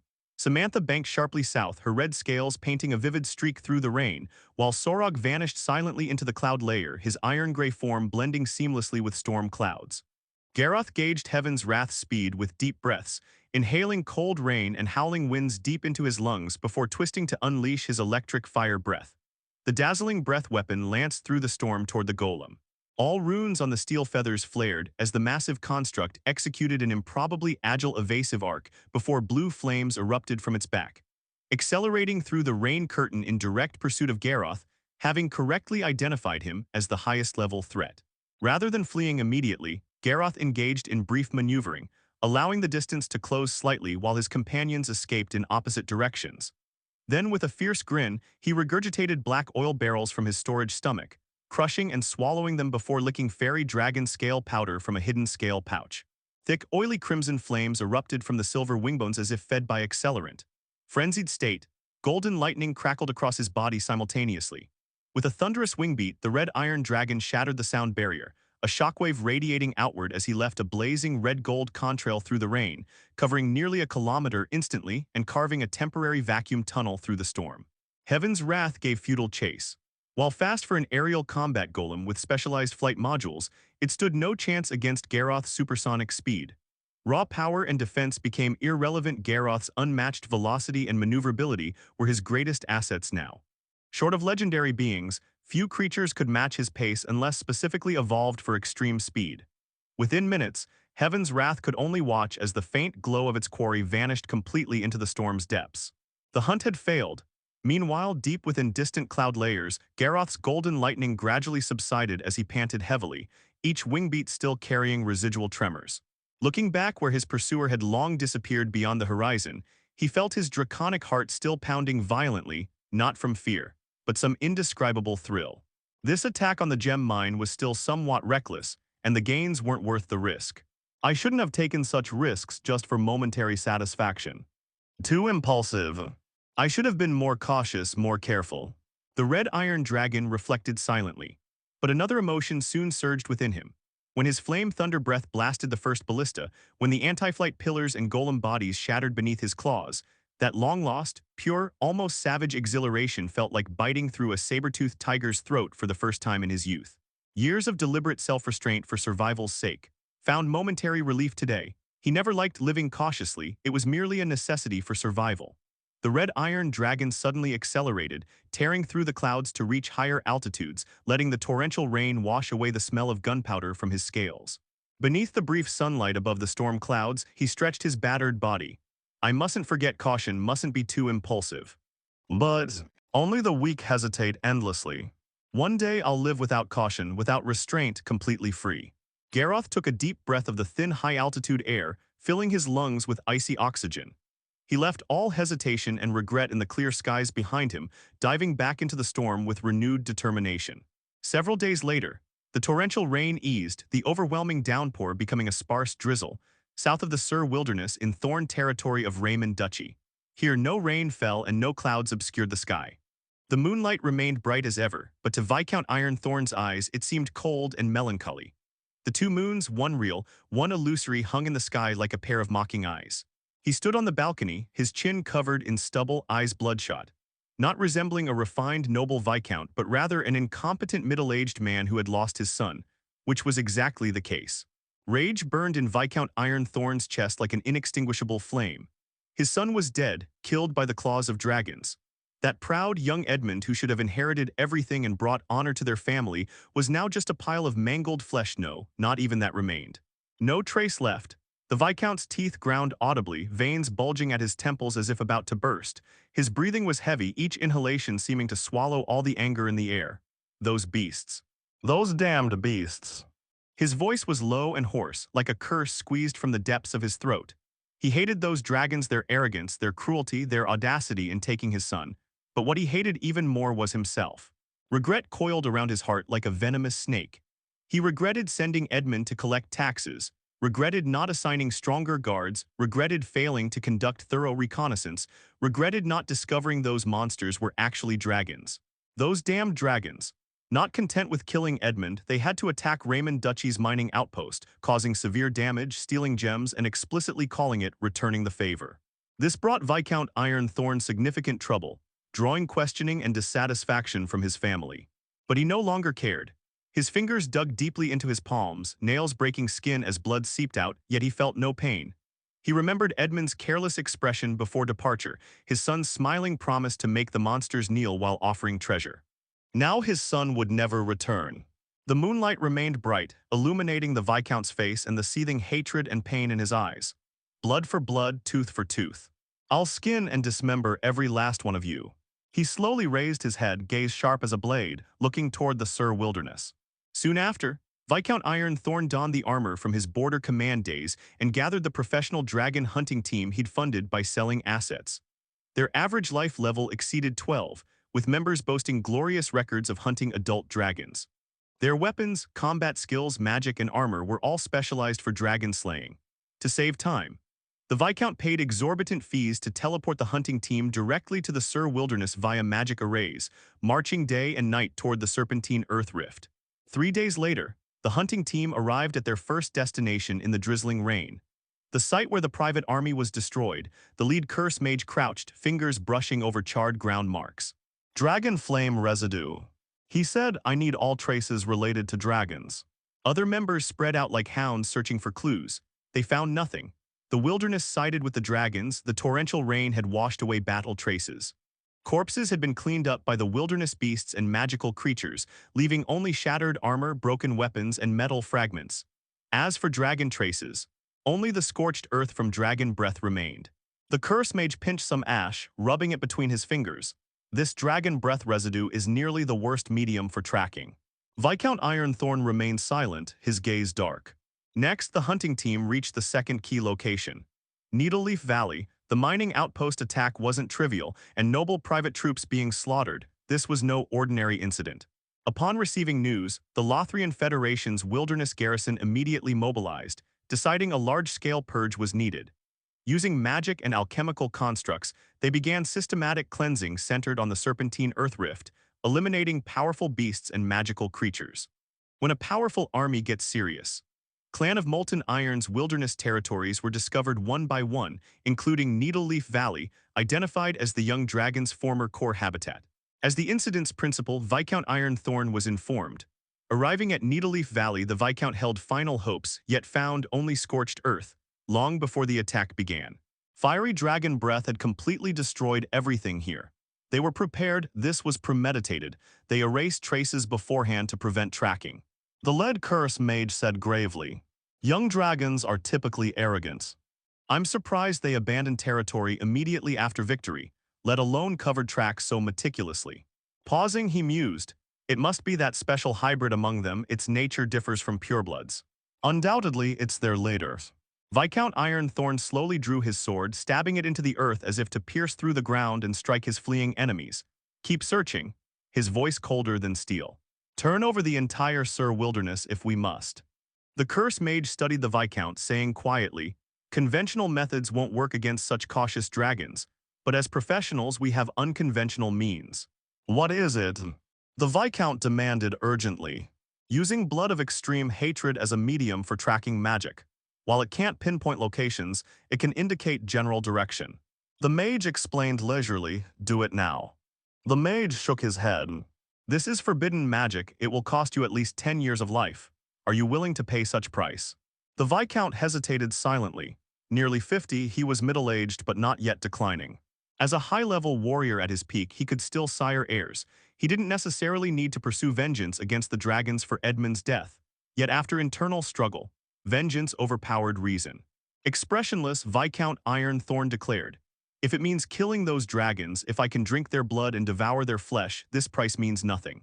Viscount Ironthorn stood upon the scorched earth of Needleleaf Valley, rainwater trickling down his armor into the soil. His gaze was icy and resolute, as though all hesitation had long since vanished. Begin, he commanded. The curse mage nodded, withdrawing an obsidian bone dagger from his robes. Twisted runes carved along its blade emitted a faint crimson glow in the rain. The other team members quickly stepped back to create space. The curse mage gestured for the Viscount to extend his wrist. Without hesitation, Viscount Ironthorn removed his vambrace, revealing veins bulging across his forearm. Muttering obscure incantations, the dagger trembled slightly between the mage's fingers like a living thing thirsting for blood. With a sudden motion, he slashed open the Viscount's wrist. Blood welled forth but didn't fall, instead suspended by invisible force, coalescing into a spinning orb that continuously drew more blood from the wound. By blood as guide, by hatred as flame, the curse mage's voice turned hoarse as the air seemed to congeal around them. Raindrops hung motionless midair, even the wind falling silent. The blood orb began boiling, fine cracks appearing across its surface as though something struggled within. Suddenly, it exploded outward, transforming into a crimson arrowhead-shaped sigil. Only you can see this tracking mark. Where does it point? The curse mage inquired. Pale-faced, the Viscount retrieved a blood-replenishing potion from his coat and drank deeply. Color gradually returned to his features as he stared northward. We have our general direction now, he declared. But the wilderness is vast and perilous. Pinpointing our targets will require further effort. The curse mage suggested, Perhaps we should request military support. Viscount Ironthorn shook his head. Raymond Duchy maintains minimal wilderness garrisons. My military connections are concentrated along the borders, local troops won't obey my orders, and Federation forces care nothing for my requests. Garrisons stationed across Sir wilderness outposts and trade routes existed solely to defend their bases, especially Federation troops who only mobilized for major incidents. 3 young dragons hadn't yet crossed the threshold warranting full military response. While the dragons had breached protocol by attacking mining settlements and causing casualties, Garroth had specifically targeted only Raymond Duchy. Though the Federation had issued warrants for the young dragons, they remained low priority. Raymond's wilderness forces wouldn't let this slide, allowing dragon attacks would invite more raids from dragons and other intelligent magical beasts. But currently they needed to assess damages, reorganize, answer to superiors, and await reinforcements. Immediate pursuit remained impossible. Viscount Ironthorn couldn't wait. After informing garrisons of the dragon's northern location, he prepared to lead the dragon hunting team ahead, determined to exact personal vengeance. Then we must proceed with extreme caution, warned the curse mage. Never underestimate the wilderness's dangers. Meanwhile, north of Shattered Stone Beach, Garroth, aren't you overestimating those humans? The red dragon beat its wings in the drizzle. We've already retreated to Tempering Heights. Why push further north? Approaching the permafrost tundra, the dropping temperatures discomforted the heat-loving red dragon. Garroth didn't respond immediately, his gaze tracking the ground below. Ogres, gnolls, kobolds. Their minions migrated like ants in long columns, younglings protected at the center while warriors flanked the procession. The Iron Dragon explained for Garroth, this is prime crackdown period. Best we avoid Thousand Serpent traces entirely. While Federation troops likely wouldn't pursue this far, they'd never tolerate monster clans reappearing along trade routes. After their provocation, they couldn't expect the previous lax enforcement. But we needn't go so deep north, Samantha interjected. Finding new wilderness territory to lay low would serve better than venturing into unknown lands. Garroth shook his head. Hiding means scarce resources, our growth would stagnate. His tone turned grave. Remember, weakness is the greatest danger. The petite fairy dragon flitting between the young dragons blinked curiously. But Garroth, didn't you say time favors us? Nodding calmly, Garroth replied, indeed, but we can't remain weak indefinitely. Development and concealment required balance.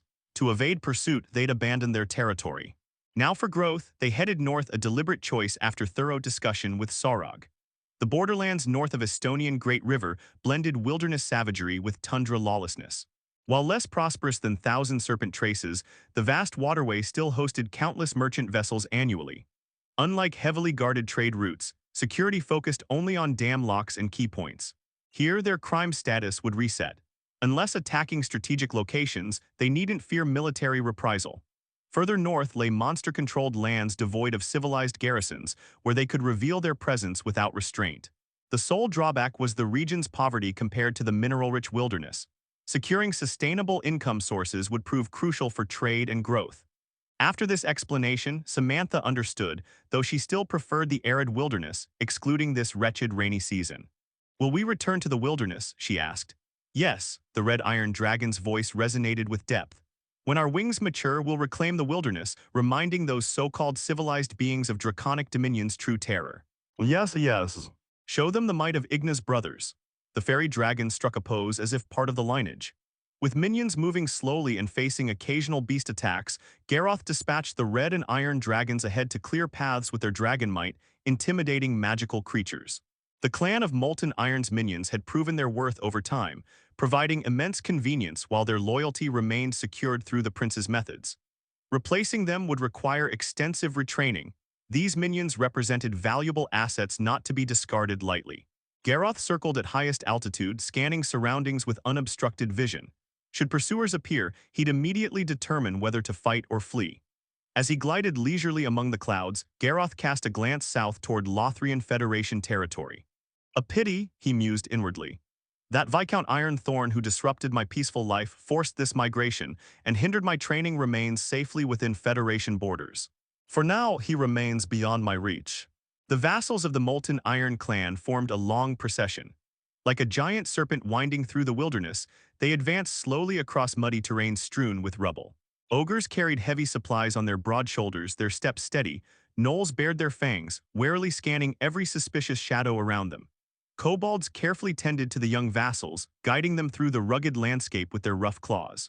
The rampage bear groups from Needleleaf Valley had also joined the migration.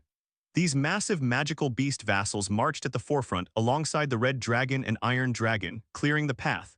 Yet the wilderness remained perilous. Hungry dire lion prides prowled along distant ridges, their tawny eyes gleaming with greed.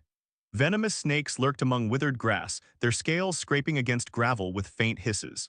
Occasionally, wandering undead clawed their way from beneath the earth, their decayed bones rattling ominously in the wind. These threats forced the procession to slow its pace. Several Korra giant eagles patrolled the periphery as sentinels, emitting piercing cries at the first sign of danger. Garroth circled at the highest altitude, his black eyes sharp as blades sweeping across the horizon. His dragon might formed an invisible barrier that dominated the skies, causing vultures and winged beasts to scatter in fear. Yet ground threats persisted undiminished.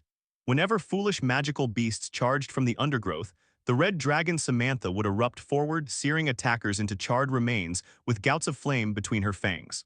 The iron dragon Sorog moved like a silent reaper, his steel claws shredding cunning predators attempting flanking attacks. Though physically frail, the fairy dragon Vera possessed acute psychic perception. Flitting lightly above the procession, her illusion-woven dragon roars often frightened away lurking dangers.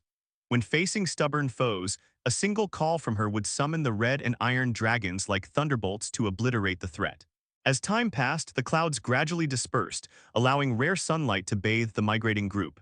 This warmth felt especially precious during their northward journey. The air grew incrementally colder with each passing moment.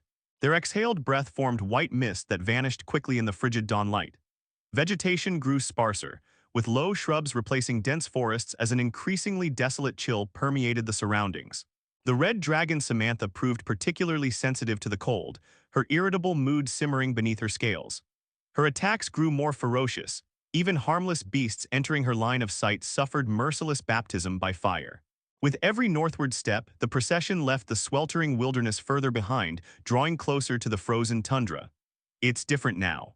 As our foundation expands and followers multiply, migration has become prolonged and cumbersome. Garroth gazed down at the land below, surveying the panorama as this thought surfaced. He remembered his first migration from the Iron Fir Hills to Needleleaf Valley. Back then, he only needed to consider himself, making the journey swift and straightforward. At Garroth's speed, traveling alone would have already brought him to their destination. Leading the entire Molten Iron clan made migration far more troublesome. Yet one shouldn't resent vassals as burdens during migration while forgetting their usual utility. Mostly, Garroth didn't manage the vassals directly, Sorog handled that now. Weighing pros and cons, the minor inconvenience paled against the multifaceted benefits the vassal clans provided. Abandoning them to recruit new followers would only waste more time. If the Molten Iron clan expands further, future migrations will become even more arduous. I hope this forced relocation will be the last. Next time it should be my enemies fleeing before my might. Garroth's eyes gleamed as he envisioned future scenarios where he'd rout the Lothrian Federation armies, never again needing to retreat from military threats. After a dozen seconds, he inhaled deeply, suppressing his turbulent emotions before resuming his aerial patrol. Meanwhile, Viscount Ironthorn's dragon hunting team followed the Blood Curse's guidance through the wilderness's muddy thickets. Though the tracking spell provided vague directions, it sufficiently indicated their northern quarry. "The trail grows clearer, we're on the right path," murmured the curse mage, crouching to examine trampled moss-bearing faint monster musk. "These monsters seem intent on leaving the wilderness for the tundra." The curse mage nodded, greed flashing in his eyes. They prepared for migration before assaulting the mines, both intelligent and decisive. Such a united group of juvenile evil dragons is rare, especially led by that hybrid. It'll bring us fresh glory. The black-armored vice-captain gripping his dragon-slaying greatsword spoke gravely, "We must accelerate. If these monsters cross the Estonian Great River, pursuit will become far harder." Viscount Ironthorn nodded silently, his gaze darkening. Following the blood curse, the dragon hunting team hacked through wilderness brambles in relentless pursuit. By dusk on the fourth day near the river's southern bank, they finally spotted their quarry, first noticing the circling Korra giant eagles and iron dragon overhead before the curse mage's concealment spell allowed cautious approach. Averaging life level 12, the elite dragon hunting team numbered few but excelled in stealth. They evaded aerial surveillance from the iron dragon and eagles, bypassing ground sentries to observe the 2-mile-long monster encampment resting by the riverbank. Gnolls fished in shallows while ogres marked temporary camp boundaries with urine. Lizard folk and kobolds, skilled builders, constructed large rafts under their sorcerer's guidance for the impending river crossing. Most conspicuous were the two dragons. The red dragon Samantha irritably dried her river-dampened wing membranes, while the formidable hybrid dragon used his neck to roll his body along the ground, training even during migration. Prime opportunity, whispered a dragon hunter. The strongest hybrid remains grounded. The Viscount scanned the numerous monsters with concealed unease. How to handle these creatures? Though individually weak, their numbers and elite leaders pose problems. The horde could overwhelm them through attrition. While elite, the hunters lacked dragons' natural advantages. Limited stamina and magical energy made them vulnerable against masked monsters and juvenile dragons. The curse mage smiled, "Fear not, my lord. We're professional dragon hunters. Our livelihood and honor demand we account for draconic vassals." Producing a red stone slab carved with intricate, dizzying reverse-scale patterns, he explained, "This dual-array disc represents our greatest asset, a master alchemist's lifework. Once activated, it creates an isolated space to draw targets inside. Those we mark beforehand enter simultaneously. None may leave until one side perishes completely. It also incorporates teleportation. Victors may relocate within 100 miles, avoiding encirclement. With this disc, they'd once hunted a young adult black dragon amidst its swamp-dwelling vassals. First target the hybrid, it leads them. Decapitate the group, and subsequent hunting or retreat becomes simpler. Though a red iron hybrid surpassed black dragons, its juvenile status meant its life level couldn't exceed an adult black dragon's, nor its strength. Garroth finished his neck-rolling training and shook his body, causing the sand grains embedded between his scales to cascade down. He slowly walked to the riverbank and lowered his head to drink deeply from the river. After drinking his fill, he didn't leave but instead gazed at the water's surface. The undulating river reflected his rugged dragon head in distorted waves, yet his pitch-black eyes remained as calm and collected as ever, not resembling a bloodthirsty monster, but rather a battle-hardened warrior with unshakable willpower. Lifting his head, Garroth turned to observe his subordinates at work. The Estonian Great River was wide with rapid currents, teeming with dangerous aquatic beasts and magical creatures. Crossing directly would be perilous, so he had the lizard folk and kobolds constructing rafts. The lizard folk selected suitable tree trunks, felling and transporting them to the riverbank. The kobolds used sharp knives to strip bark, weaving the fibers into ropes. They employed mortise and tenon joints, coated with waterproof river mud resin, further reinforced by sorcerer's spells. The resulting rafts appeared crude but were exceptionally sturdy for river crossings. Given proper time, materials, and blueprints, the lizard folk and kobolds could build complex ferries. They were recognized masters of wilderness construction. Once reaching the borderlands where concealment became unnecessary, Garroth planned to have them build a proper fortress-like dragon nest, rather than living in dark caves like wild beasts. This would be a massive project. Especially for a creature of draconic size, constructing suitable dwellings required tremendous time, materials, and labor. Yet a proper habitat wasn't just for comfort. It pleased Garroth's temperament, and good mood aided his calm, rational thinking, making it far from useless. Garroth looked up at the sky.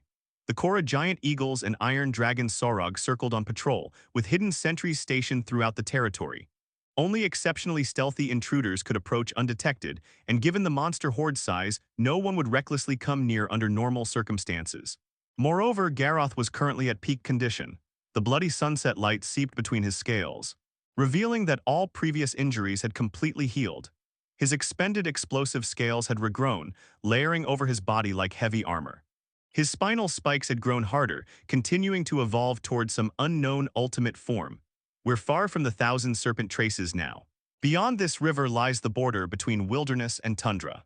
The red iron dragon coiled on the ground, feigning sleep as dusk painted the riverbank crimson. The dragon hunting team moved silently through the monster horde, stealthily approaching the red dragon. The curse mage murmured obscure incantations as faint purple magical energy enveloped them like mist. They drifted like ghosts between light and shadow, invisible, intangible, leaving no scent, sound, or body heat. Shadow Meld. This spell temporarily shifted them into the Shadowfell, a dark plane adjacent to the material plane. By traversing through this dimension, they could achieve long-distance jumps, invisibility, even teleportation within the material world. The dragon hunting team had specialized dragon-slaying protocols centered around the dual array disk. First approach via shadow meld, then drag the target into the dual space where numerical and spatial advantages would ensure victory, before teleporting away to avoid monster retaliation. They'd only slain one adult dragon before, but had plentiful experience hunting younger worms, juveniles, young adults, and fledglings. Though aware of 3 young drakes wreaking havoc at the mining outpost, the hunters remained confident in their expertise. Against armies they might falter, but against dragons they were professionals, passing through dull-witted ogres and alert gnolls. The hunters traversed the Shadowfell, gradually nearing their target with remarkably good fortune. No shadow creatures attacked, nor did anything force them out prematurely. Only the perceptive fairy dragon Vera sensed something amiss. As a dimensional dragon, though not a shadow dragon, she instinctively detected the dimensional intrusion. Fluttering her butterfly-like wings, she flew toward the resting red iron dragon, overcoming fear of his notorious sleep-killing tendency. "Garroth, wake up, something feels wrong," Vera shouted urgently after mustering courage to approach. Garroth opened his eyes. "What is it?" he asked. The frantic fairy dragon circled helplessly, struggling to articulate her instinct. "Just something's not right." Garroth's pupils narrowed as he scanned the surroundings vigilantly, yet everything appeared normal. Neither red nor iron dragons possessed keen perception. Garroth's hybrid bloodline made him even weaker than average in this regard. Years of fairy dragon scale powder had improved his mental attributes, eliminating this weakness but not making it a strength. He trusted Vera's judgment. Exercising caution, Garroth spread his wings to take flight. But in that instant, disaster struck. 8 shadows materialized abruptly from the void. Reeds from the material world phased eerily through their bodies as if existing in separate dimensions. Only when the curse mage smashed an inverted scale-patterned stone slab against ground did their armor and robes solidify with metallic thuds. Every monster's gaze instantly snapped toward them. Samantha spread her maw, preparing to incinerate the intruders with fiery breath. Simultaneously, the earth beneath Garroth collapsed into a vortex. Not physically, but spatially. Like parchment crumpled by an invisible hand. Crimson light erupted from the vortex edges like closing jaws, swallowing the red iron dragon whole before he could react. From Garroth's perspective, the riverbank froze before fading. The knoll's ropes, ogres' boulders, even Samantha's flames blurred like rain-washed paintings. Only the red slab and human figures grew sharper, dominating his vision. When his sight cleared, Garroth stood at the center of a Roman-style Colosseum. Empty stands echoed with phantom battle cries as he inexplicably understood this space's mechanics. Across from him, 8 shadows solidified one by one. "This space feels like a game dungeon. Oh, I'm the boss now, they're raiding me." After surveying the arena, Garroth focused on the 8 figures. 2 stood out immediately. Foremost was their leader, curse mage Shadowbinder Karios. Gaunt, wearing deep purple spider silk robes with floating runes. His face half hidden beneath a hood. Wielding a spine staff crafted from black dragon vertebrae. Beside him stood the vice captain, Paladin Steel Oath Leo, a towering figure in layered black scale armor reeking of dragon essence, each plate engraved with draconic profanities. His emotionless eyes peered through a visored helm. His 3-meter-long dragon-slaying greatsword as wide as a door. More precisely, he was an oath of vengeance paladin. This sacred vow swears to punish grave offenses. When evil massacres innocents. When people abandon divine wills. When thieves' guilds grow too tyrannical. When terrible dragons plague the land. These paladins emerge to restore order, even sacrificing their purity and honor to deliver justice. They show no mercy to villains and use any means necessary. Each vengeance oath differs. Leo sworn to eradicate all wicked dragons. This grants him bonus damage against dragons and comprehensive combat boosts during such battles. Within the dragon hunting team, this paladin delivered devastating frontal assaults, while the curse mage controlled the battlefield. Others specialized in distinct roles: a shadow assassin mastering lethal strikes and poisons, a beast hunter expert at exploiting large creatures' weaknesses, a war priest skilled in team buffs and divine strikes, an alchemy specialist focused on explosives and potions, and a blood rage berserker excelling in regeneration and combat. With this coordinated team of dragon-slaying specialists, Garroth sensed unprecedented danger, more threatening than his battle with the Diamond Stone Giant, trapped in this confined space by meticulous preparation. Even without anti-flight measures, his mobility was severely restricted. At this geographical disadvantage, Garroth's mind grew calmer rather than enraged by the ambush, precisely when facing adversity. One must suppress negative emotions to focus wholly on overcoming the crisis. The arena was surrounded by ascending circular steps, with a blood-red barrier overhead about 100 meters above the ground, to create such an independent space and forcibly pull me in. This is indeed a powerful alchemical tool. Within the blood-red barrier, a stone slab could faintly be seen, the true form of the dual array disc. Garroth suddenly raised his head, opened his maw, and unleashed a torrent of fiery breath like molten lava straight at the barrier's core, attempting to shatter both the disc and this confined space. However, though the blood-red barrier visibly dented and rippled under the fiery assault, it behaved like cotton struck by a heavy fist, showing no signs of tearing or breaking. Garroth sensed that continuous breath attacks might eventually melt through the barrier and damage the disc to escape this space. But the immediate problem was that he wasn't alone here. The dragon hunters watched him intently from across the arena. The hunters didn't attack Garroth directly, even allowing him to assault the barrier. After a brief attempt, Garroth ceased his efforts. Short-term destruction proved impossible, and wasting his stamina and magical energy would only give the hunters more opportunities. Their cold stares revealed their strategy, waiting for him to exhaust himself. Troublesome, Garroth thought. He knew alchemy on planet Bernardo was highly advanced, so encountering various alchemical tools wasn't surprising. Yet this dual array disc still exceeded his expectations. "You're clever to try breaking the disc first," the curse mage said eerily. "But unfortunately, neither you nor anyone present possesses the power to destroy it. This disc was custom-made at great cost, a fine replica of a legendary artifact more valuable than an entire adult dragon. Using it on you is somewhat excessive. Even ordinary hunters know to sharpen their spears and prepare tools before a hunt." The dual array disc had cost the dragon hunting team nearly their entire savings. Powerful yet limited to 3 uses, its first deployment had slain an adult black dragon. This was its second. Had Viscount Ironthorn not provided substantial rewards, they'd never have used this precious opportunity on a young dragon. As for the legendary original it replicated, beyond basic functions, it could continuously drain a target's attributes to strengthen the wielder, permanently retaining a portion after killing the target. Truly worthy of its legendary status. Evil dragon, this shall be your grave. From the hunting team emerged a man whose features struck Garroth as familiar. Clad in thorn-patterned armor, gripping a greatsword, his face was hardened steel, eyes burning with profound hatred. One glance told Garroth his identity. The cold familial resemblance to Edmund, the armor's emblems, those venomous eyes. This was Viscount Ironthorn himself.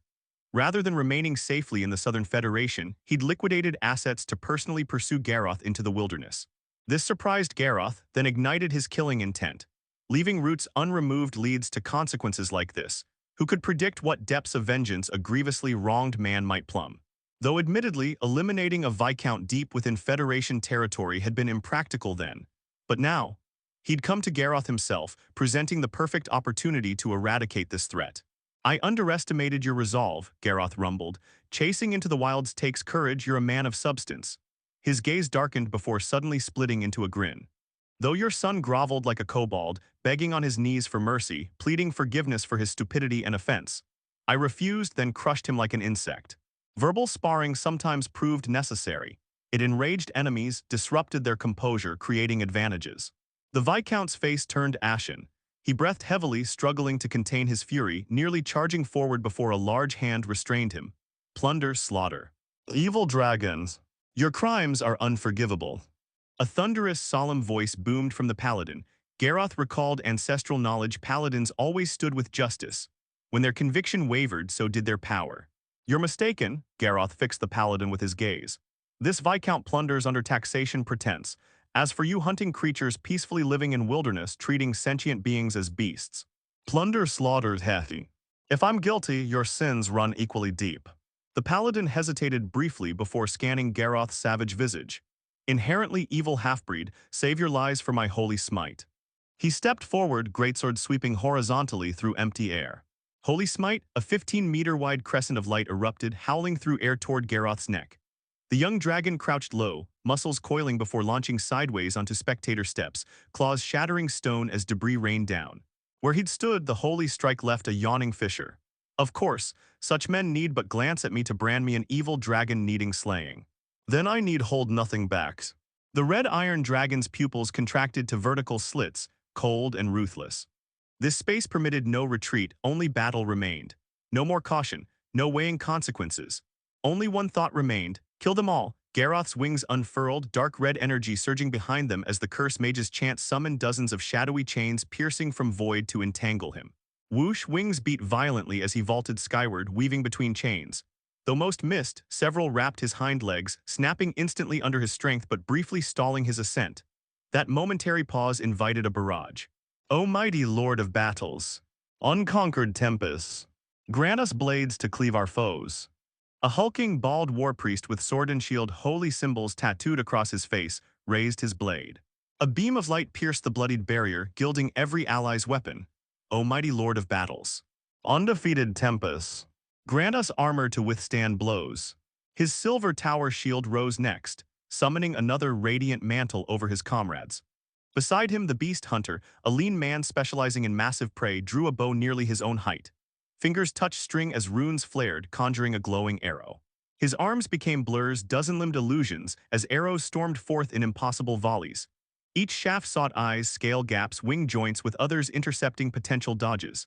Garroth barely moved. One claw rose casually, wings twitching to deflect lethal shots, while others pinged harmlessly off his armored bulk in showers of sparks. His normally gray explosive scales flushed crimson like heated coals. Garroth's gaze locked onto the curse mage. In the next moment, he charged through a hail of arrows, flapping his dragon wings like a cannonball, barreling toward the curse mage. At the same time, the paladin Leo bent his knees slightly, smashing the ground beneath him before leaping high, shouting an oath of enmity. By the honor and glory of the paladin, I swear to annihilate the evil dragon before me. This was no empty boast, but a skill unique to the vengeful paladin. By swearing an oath of enmity against a visible living target, for the next minute, whether in offense or defense, Leo would gain certain advantages in resistance and damage assessment. Dark Arts.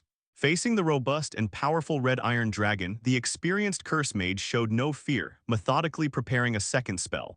A drop of pitch used as a medium evaporated from his palm. Garroth's vision suddenly darkened.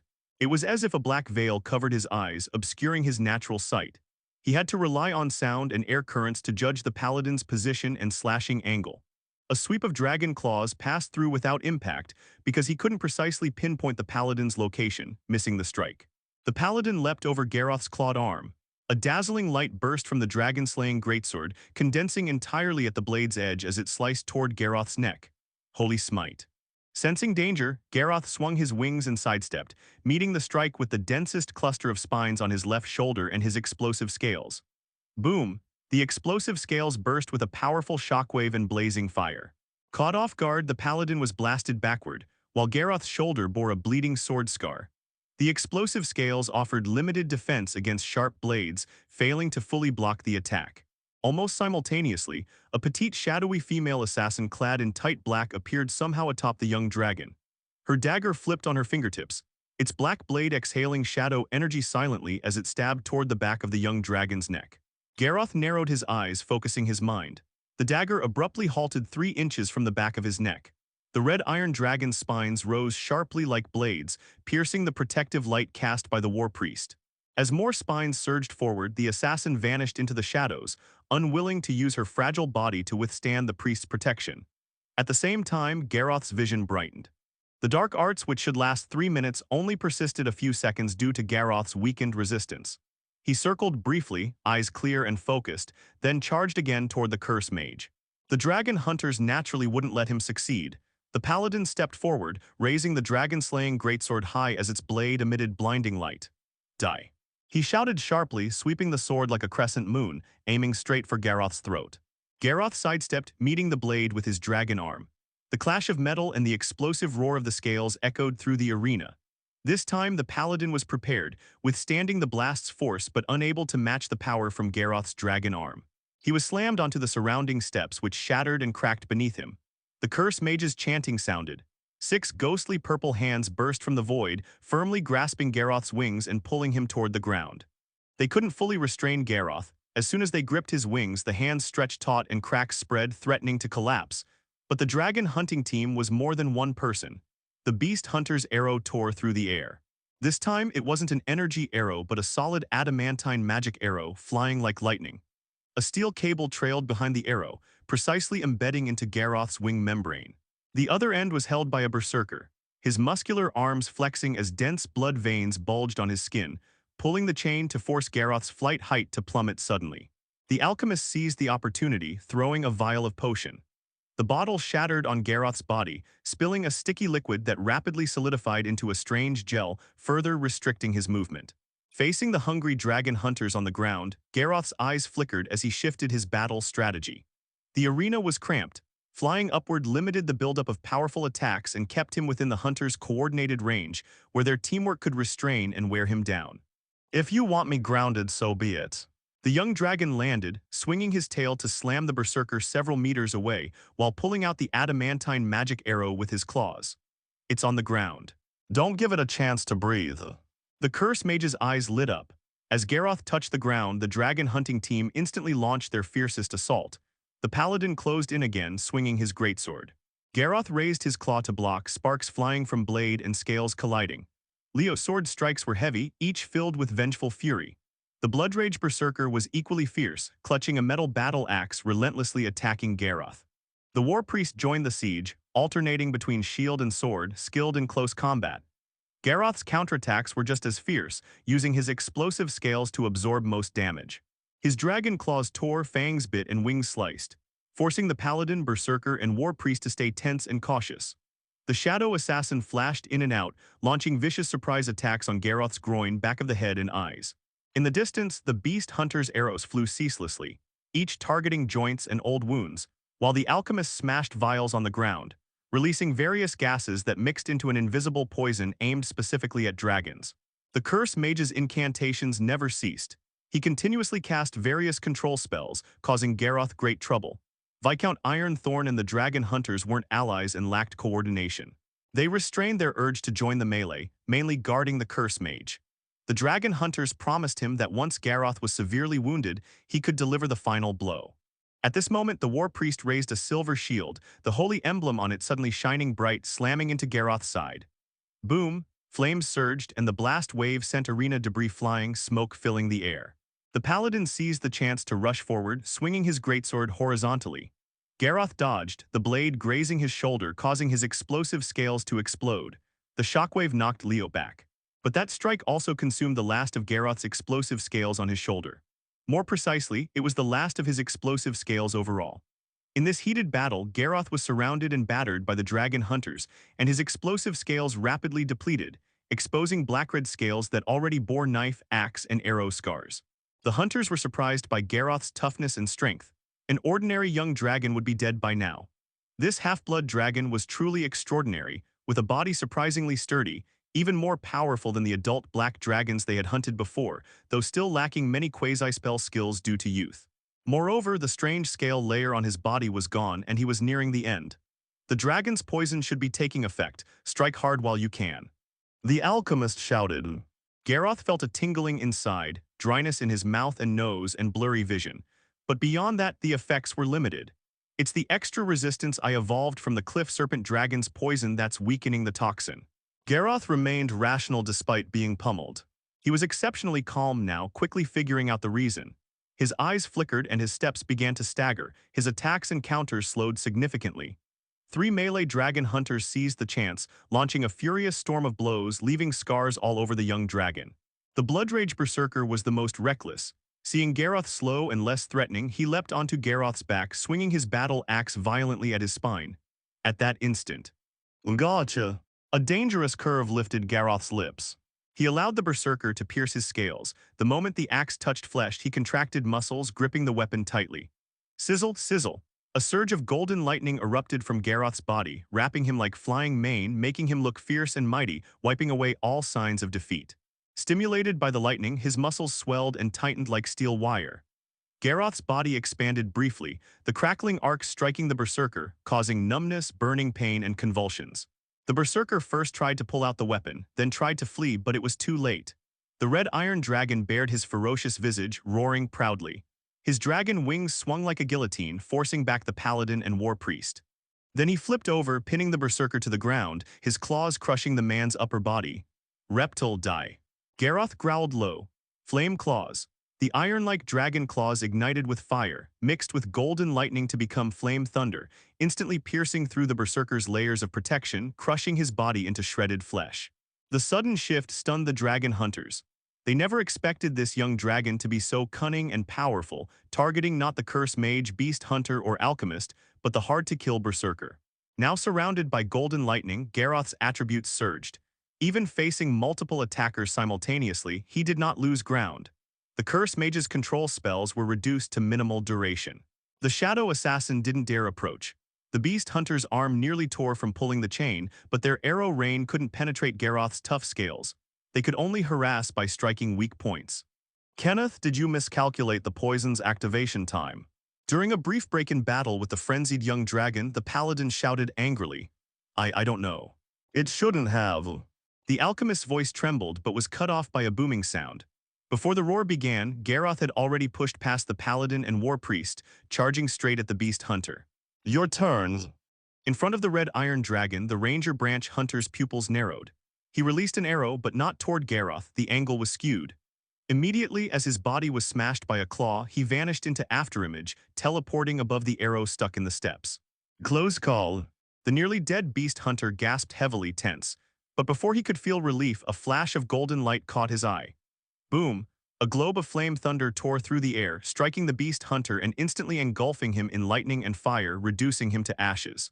The shadow assassin tried to sneak an attack but was caught by the now much faster Garroth, who slammed her down with a wing. Garroth exhaled, his wings surging with fierce momentum, racing at full speed without restraint. He pushed off with his hind legs, wings flapping without pause as he rushed toward the curse mage. Since Garroth entered the frenzied state, the curse mage had been chanting to build the same shadow spell repeatedly, saturating the surrounding space with dense dark black, signaling danger to Garroth. Boom! The red iron dragon arrived in an instant, claws smashing through the curse mage and Viscount Iron Thorn. However, there was no blood or bone-crushing feeling. They were vivid illusions. The real curse mage and Viscount stood atop the highest platform, the mage's chant rising in pitch and intensity like a storm over a lake, reaching its final phase. Damn it, my senses didn't detect their real forms. Garroth's gaze tightened. He had to find another way to compensate for his sensory shortcomings. Relying on fairy scale powder wasn't fast enough. Great War King of Longteeth. Invincible, undefeated Tempest. Please, Great War God, descend and unleash the power to smite all evil. The war priest raised his war sword and holy shield, loudly shouting the prayer. His complexion suddenly turned pale and bloodless, his body trembling as blood flowed from all 7 orifices, yet his expression was unprecedentedly resolute and devout. Judgment Blade. Pure white light materialized inch by inch in the sky, higher than the arena's blood-red barrier, as if from another world radiating indescribable pressure. The giant blade gradually solidified. A massive blurred silhouette gripped the Judgment Greatblade, thrusting it toward Garroth. In the previous battles, the paladin was the fiercest, but the lethal strike was hidden within the war priest's divine magic. Garroth's expression grew solemn, sensing grave danger. He took a deep breath, trying to dodge by speed, but the curse mage uttered the final syllable. Shadow Prison. Without warning, dense shadow light completely enveloped the young dragon, leaving no corner or crack unguarded. At the same time, Garroth's world split drastically. On one hand, he saw the arena scene, the Judgment Blade falling, and the paladin's dragon-slaying greatsword burning with unprecedented radiance approaching him. On the other hand, he felt as if trapped in another world. There was only black and white, no other colors, dim and void like the cosmos, neither light nor dark, only omnipresent shadows. The Judgment Greatblade fell with deadly intent, aiming at Garroth's heart.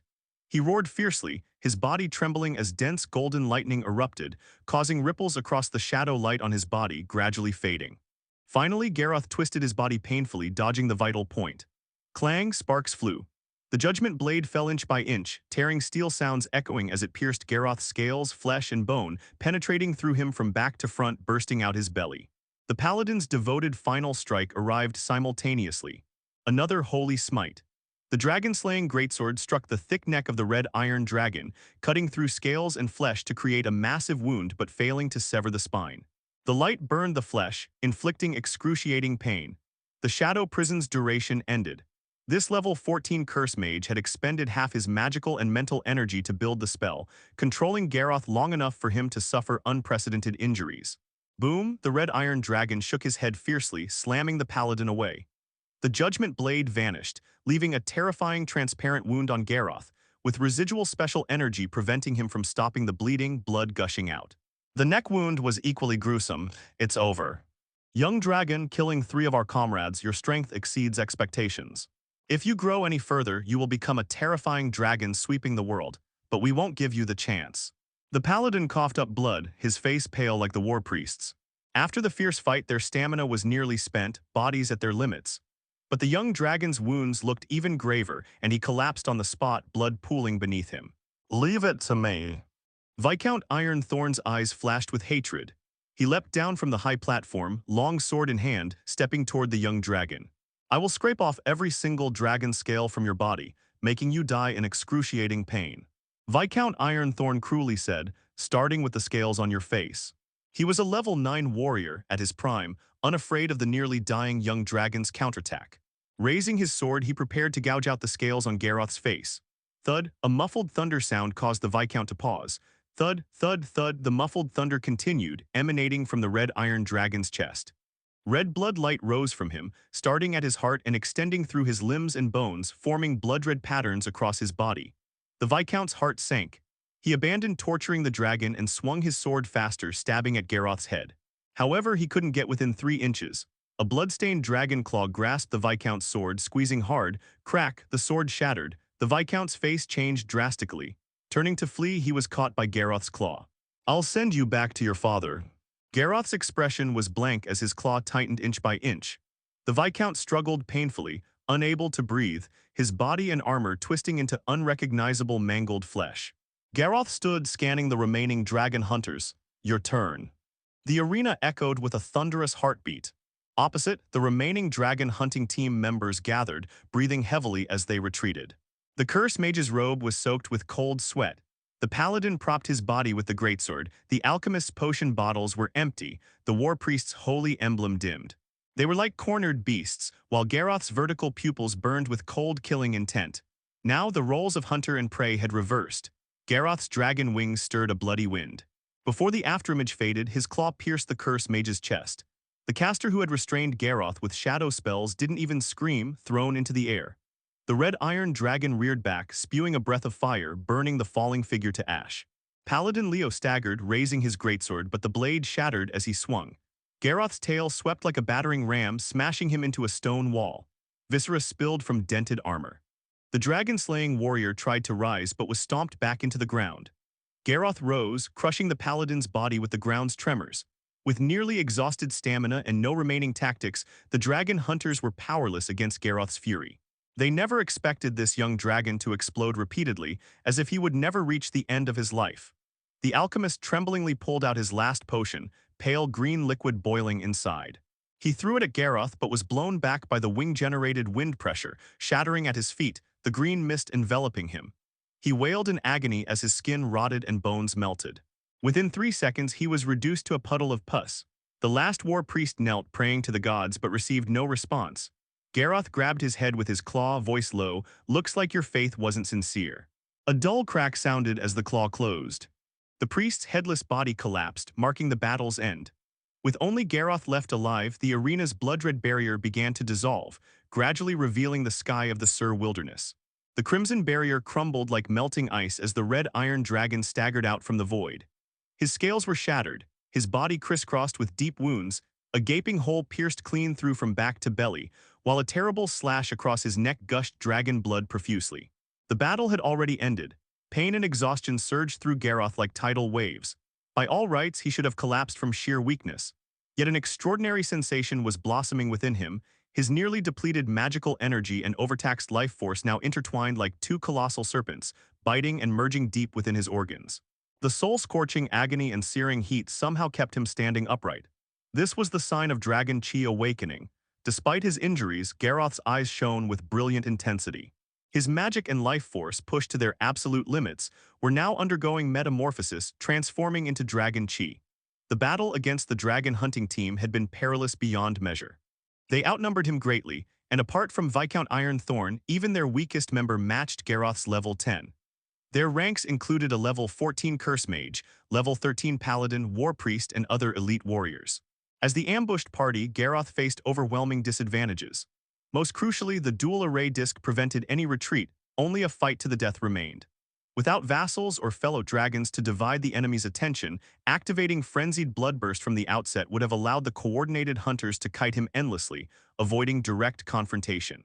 Moreover, the frenzied state's full potential required proper warm-up through combat. Garroth understood this perfectly. Thus he endured their assaults with explosive scales first, wearing down the hunters before feigning weakness. Then he suddenly erupted in frenzy, eliminating a berserker to break their formation. With their numbers reduced, neither paladin nor war priest could fully restrain him, allowing Garroth to swiftly dispatch the beast hunter and shadow assassin. Only then did the tide turn in his favor. Through 3 stages of bloodburst, he eventually slaughtered the exhausted remnants of the hunting party. Yet even in victory, Garroth suffered grievous wounds from their coordinated attacks. Pushed beyond his limits in this life-or-death struggle, he now grasped the opportunity for Dragon Chi awakening as his magic and life force fused into something greater. With Dragon Chi, my frenzied state duration should extend, Garroth mused. More importantly, this means I can begin learning combat dragon skills to enhance perception, danger intuition, and other attributes. Reviewing the battle, Garroth identified his greatest weakness: dulled senses. As a hybrid red iron dragon, he inherited strengths from both bloodlines in every aspect except perception, where the mixture proved detrimental. Even after training and mental attribute improvements, his senses only slightly surpassed normal red or iron young dragons, still inferior to fairy dragons. This deficiency nearly proved fatal. He failed to detect the stealthy hunters until they were close enough to deploy the dual array disc. Inside the battle dimension, the Curse Mage's illusions made him miss the critical moment to interrupt spellcasting, resulting in prolonged crowd control. Had he seen through the deception earlier, his injuries might have been far less severe. My perception has always been a weak point, improving at a snail's pace, Garroth admitted. But with Dragon Chi awakening, everything changes. He exhaled deeply. Combat dragons originated from monk professions, sharing similar core principles. Reflexive dodging, heightened focus, and other perception-based techniques would become accessible with Dragon Chi. Through repeated use and his adaptive evolution talent, these could eventually become permanent passive abilities. The fusion of magic and life force continued gradually. Metamorphosis couldn't be rushed. As the process unfolded, his monstrous vassals formed protective rings around him while several dragons landed nearby. Garroth, how are you feeling? Samantha asked anxiously, horrified by his grievous wounds.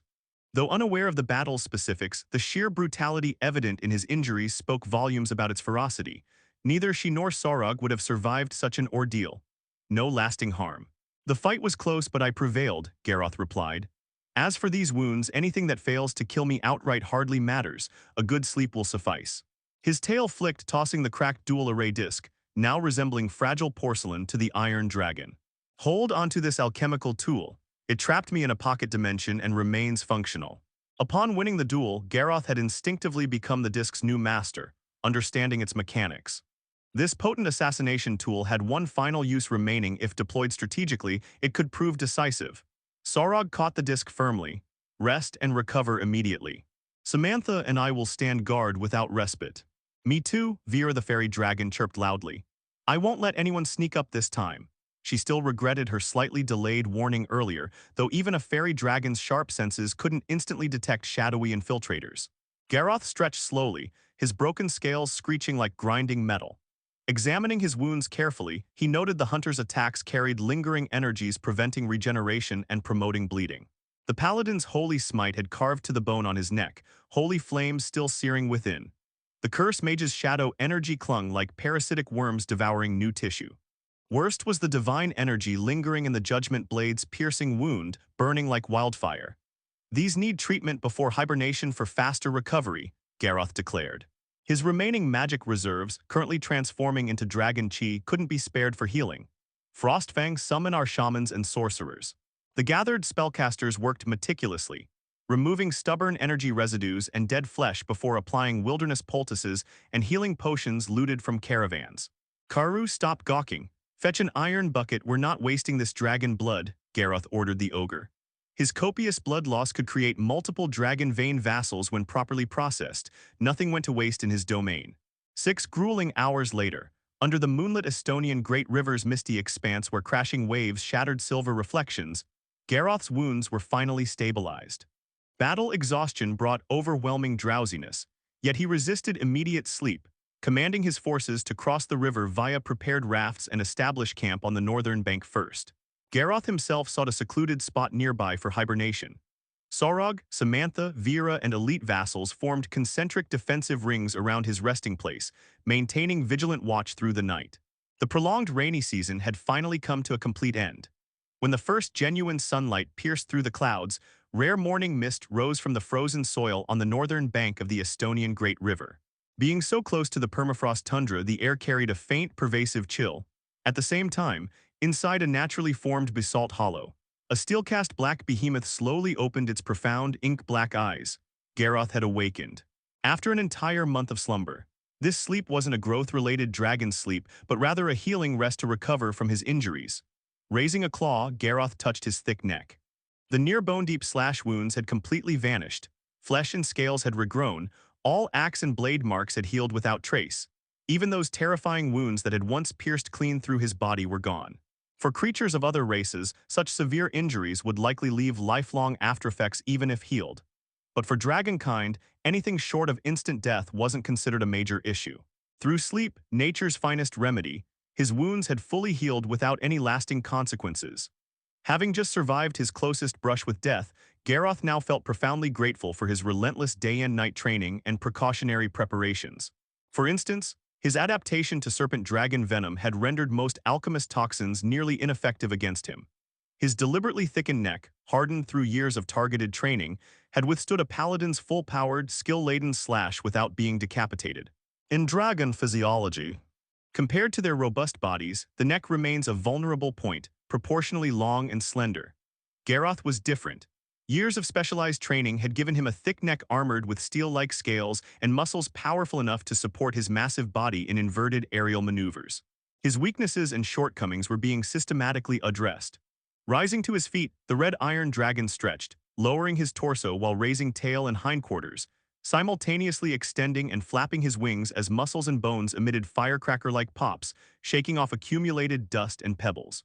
Then, half closing his eyes, he focused inward, sensing energy flows beyond magical energy and life force. A fiercer, more dynamic power surged within him. Dragon Chi, also called Battle Chi. Garroth opened his eyes and took a deep breath. Whoosh! A black-red energy current materialized around his claws. This semi-substantial dragon chi alternately flickered like flames and swirled like molten metal, primarily black-red with jet-black cores and crimson surfaces, making Garroth shake his head wryly. Dragon chi's coloration reflected one's life essence. As a red iron dragon, black-red hues were perfectly logical. Currently, his dragon chi remained sparse, only about 1/10 converted. But once his battle dragon levels increased and all magical life energies transformed into dragon chi, he could emulate that monk, engulfing his entire form in blazing energy during combat. When that time came, activated dragon chi would cloak him in swirling black-red flames, projecting undeniably sinister and lethally dangerous vibes. Golden hues would convey sacred majesty instead of menace. Achieving such required high-level dragon chi mastery, then not just gold but even rainbow black or prismatic white would be possible. The dragon hunting team battle was perilous, but rewards were substantial. Most crucially, I've officially become a battle dragon. Garroth reflected inwardly. Dragon Chi's emergence marked his successful profession adoption. During hibernation, he directly inherited an innate skill through draconic legacy. Claw mastery, countless offensive and defensive claw techniques flooded his mind as if instinctive. By comparison, his former claw usage seemed primitive and wasteful, unworthy of his physical gifts. Now a casual swipe could precisely target a rock's weakest strata. Such refined force control surpassed mere strength gains in value. Moreover, his battle dragon level remained merely 1. Future levels would unlock tail mastery, wing mastery, and more pressingly perception skills he currently craved. Naturally, given sufficient time, he could learn techniques independently without relying on inherited wisdom. Notably, profession levels and life levels operated separately. For frail species, profession levels essentially equaled life levels. But for apex magical creatures like dragons, post-profession power couldn't be judged by simple level summation. Level 1 battle dragon seemed low. Yet Garroth already felt tangible changes. Beyond claw mastery, even 1/10 dragon chi conversion extended his frenzied state duration and enhanced attack's defenses. His life level hadn't changed, but combat effectiveness had undeniably risen. Offensive skills aren't my current lack, perception abilities are the gap. Reflexive dodge at level 3, danger premonition at 6, neither far off. Garroth pondered. Battle dragon levels grew through combat and near-torturous training, both Garroth's specialties promising rapid early progression. Eagerness for immediate training surged within him. But remembering his dragons and retainers had vigilantly guarded him, and conditions being suboptimal, he suppressed the impulse and soared from his hidden cavern. Hearing movement. Nearby young dragon sentries snapped to attention, tension dissolving as the black dragon's silhouette carved across the skies. After brief aerial circuits, Garroth folded wings and descended. The fairy dragon reached him first, fluttering around his bulk while scattering celebratory glittering dust. "My dear brother, you've finally awakened." Iron Dragon Sorog approached but abruptly halted mid-stride, scales quivering as if sensing intangible pressure. Studying Garroth, his eyes betrayed astonishment. The red iron dragon's physique appeared unchanged, yet radiated indescribable presence, as if the very air recoiled from his breath. Fierce, unyielding, ascendant, no visible bodily transformations. But qualitatively something fundamental had shifted. "You," Sorog hesitated, "took a profession, which one?" Garroth answered plainly, "Battle Dragon." Neither Sorog nor the Red Dragon seemed surprised. Few dragons chose Battle Dragon. While combat-loving, most were too lazy for grueling training, especially with traditional warrior alternatives available. But Garroth defied norms. "Battle Dragon and Alchemist." Sorog's gaze swept over Garroth and Samantha, contemplative. "With you both professed, I should also choose a path." Given draconic bloodlines, sorcerer professions came most naturally. Barring exceptions like Garroth, typical young dragons could realistically only pursue sorcery initially. Start with a sorcerer profession. Garroth advised, "Remember, time favors us. Change paths after stabilizing past growth phases." Short-lived species must specialize, but across centuries, dragons often mastered multiple professions. Millennia-old ancients, beyond sheer life levels, became impossible to predict regarding accumulated skills and hidden capabilities. Garroth held magic interests, but its lengthy study requirements and delayed combat applicability made it currently impractical, a future pursuit when circumstances permitted. Soon after, the migration convoy regrouped as Garroth soared overhead, circling the procession. His elongated shadow crept northward across the wilderness.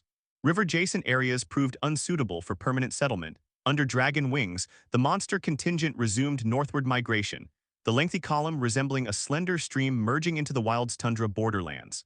The migrating procession stretched like a winding serpent, slowly advancing along the border between the tundra and wilderness.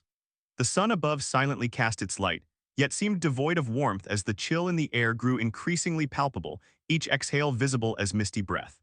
Garroth's dragon wings sliced through the frigid currents as he gazed down from high altitude, the land below resembling a canvas roughly torn asunder by divine hands. The withered yellow of the wilderness clashed fiercely with the pale hues of the tundra. The southern wilderness still retained remnants of the rainy season, with tender green shoots stubbornly emerging from cracked soil, swaying gently in the breeze. Low shrubs wore new foliage, their dark green leaves glistening with dewdrops that scattered sunlight in delicate sparkles. Yet when looking northward, the scene transformed abruptly. Signs of life vanished abruptly, as if strangled by the frozen earth's pale fingers. The terrain consisted mainly of plains, occasionally broken by rolling hills and jagged highlands resembling the spines of great beasts. Further still, the horizon blurred until earth and ashen sky became indistinguishable. "We've reached the borderlands now," Garroth murmured, withdrawing his gaze from the distance to survey the ground below. The monster procession had slowed its pace, not due to difficult terrain but rather to carefully scout for suitable habitats along the way. Since crossing the Estonian Great River's northern bank, attacks from beasts and magical creatures had become sporadic, their frequency far lower than in the Sur wilderness. The borderland's biological density proved sparser, indicating even greater scarcity than the harsh wilderness.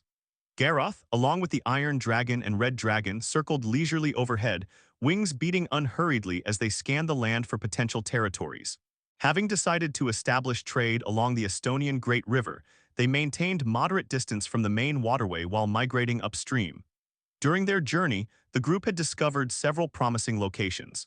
Garroth had once lingered near geothermal sulfur hills, where subterranean veins produced enough heat to sustain heat-resistant mutant brambles and fir trees within several hundred meters, complete with steaming hot springs forming misty pillars. Samantha had fervently advocated nesting there. However, the pungent sulfur odors repelled most creatures, while the extreme heat proved inhospitable for borderland fauna, leaving the area devoid of viable biological resources. Reluctantly, they abandoned the site, though Garoth marked its location for future development. The sulfur veins themselves held modest value, but the environment suited red dragon alchemy perfectly. After settling our followers, I'll build a furnace there and reconstruct my alchemy workshop, Samantha declared, still fixated on the sulfur hills as she flew alongside Garoth. After a pause, she added temptingly, "You could join me here and drink freshly refined black oil." Garoth shook his head, comfort dulls resolve. Though battle dragons didn't require asceticism like martial monks, Garoth found the borderlands chill kept his mind sharp, whereas the sulfur hills' warmth bred lethargy. Their recent narrow victory against dragon hunters had left him wary of indulgence.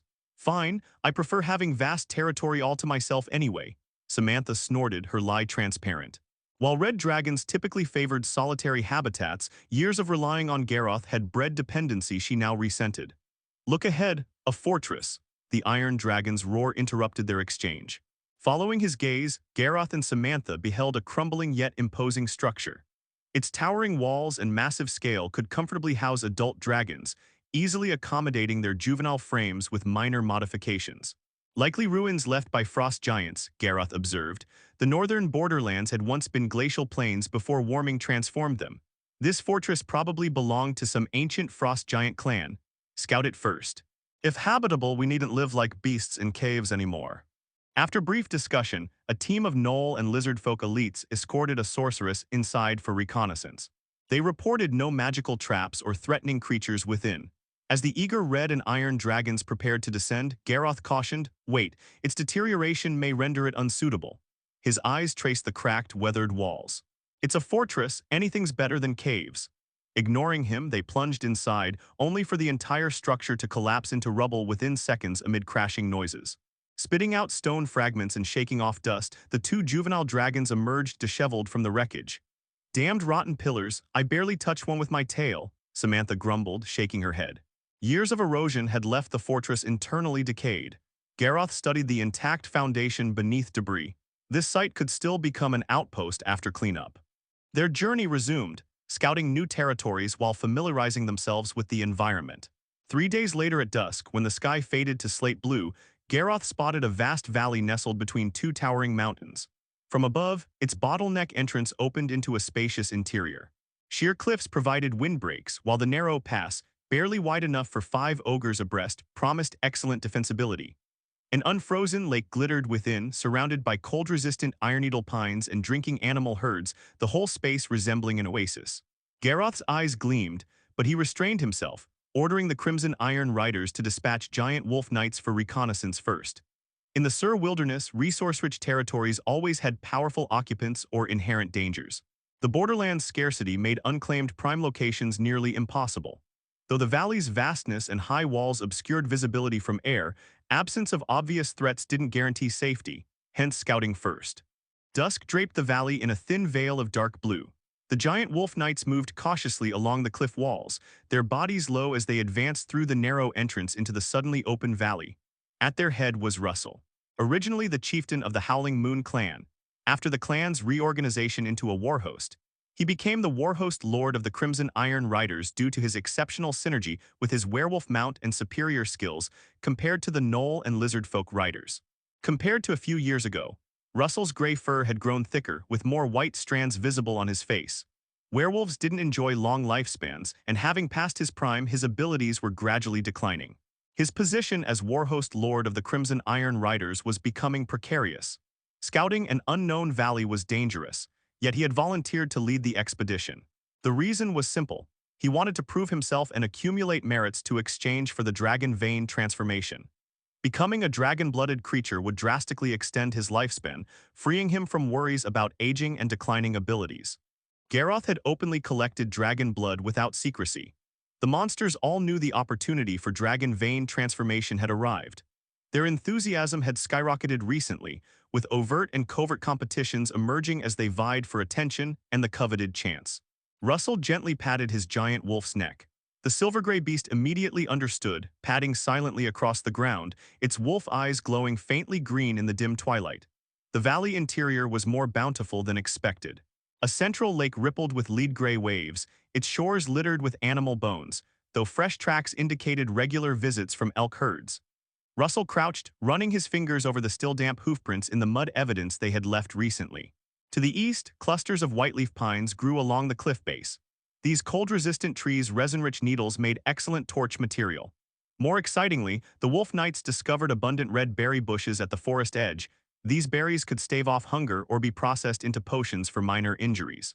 The giant wolf knights continued their cautious exploration. Suddenly, Russell's ears perked up. "Alert!" he growled. An unusual sound had caught his attention. The wind carried faint scraping noises like leather against stone, while the already dim twilight darkened further as massive shadows loomed overhead. The wolf knights looked up, their pupils contracting sharply. 10 dragons. Their deep brown hides glistened, the smallest measuring over 8 meters long with disproportionately massive 20-meter wingspans that blotted out the sky when spread, casting enormous shadows. Their long, thick tails ended in vicious, venomous spikes. Hisses, growls. They emitted raspy, snake-like hisses and guttural growls from deep in their throats as they emerged from western cliff caves swooping down through the twilight. The wyvern's sudden appearance threw the wolf knights into disarray. Other beasts wouldn't have caused such panic. The knights knew their powerful dragon lord and his brother circled above as reliable backup. But these were dragons. An entire flock of them changed everything. Only Russell reacted immediately. "Don't panic," he roared. "They're not true dragons, just wyverns." Well-versed in clan archives, his knowledge of draconic species surpassed his kin. He recognized these creatures bipedal wyverns. These monsters lacked true dragon blood, possessing only trace draconic lineage. They ranked above ordinary magical beasts but fell far short of genuine dragons. The wolf knight's panic subsided slightly, circle formation. Russell's second command snapped them into action. The knights instantly contracted into defensive positions, steel spears angled skyward, but the wyverns split cunningly. 3 feigned frontal attacks while others flanked. The lead wyvern was massive, 13 meters long with a scarred faceplate, its scaled hind legs armored like tempered steel, claws honed razor-sharp, tail exceptionally thick and long. Its malevolent gaze locked onto Russell. With a whip-crack motion, its tail lashed through the air. Russell barely glimpsed the blur as he thrust his spear, missing completely before excruciating pain exploded across his chest, sending him flying. Other wyverns scattered the night formation, preparing to slaughter. Then the entire valley darkened. A deafening sonic boom erupted, like distant thunder dragged to their doorstep. The wyvern flock froze mid-attack, heads snapping skyward in alarm. A crimson meteor tore through the twilight, plummeting until 100 meters above ground when wings snapped open. A tangible shockwave rippled outward, uprooting soil and flattening vegetation, sending wyverns tumbling. The red iron dragon didn't immediately attack, hovering instead as his gaze swept the wyverns. After this display, he spoke succinctly, "Inferior breeds kneel. Crushing dragon might press down."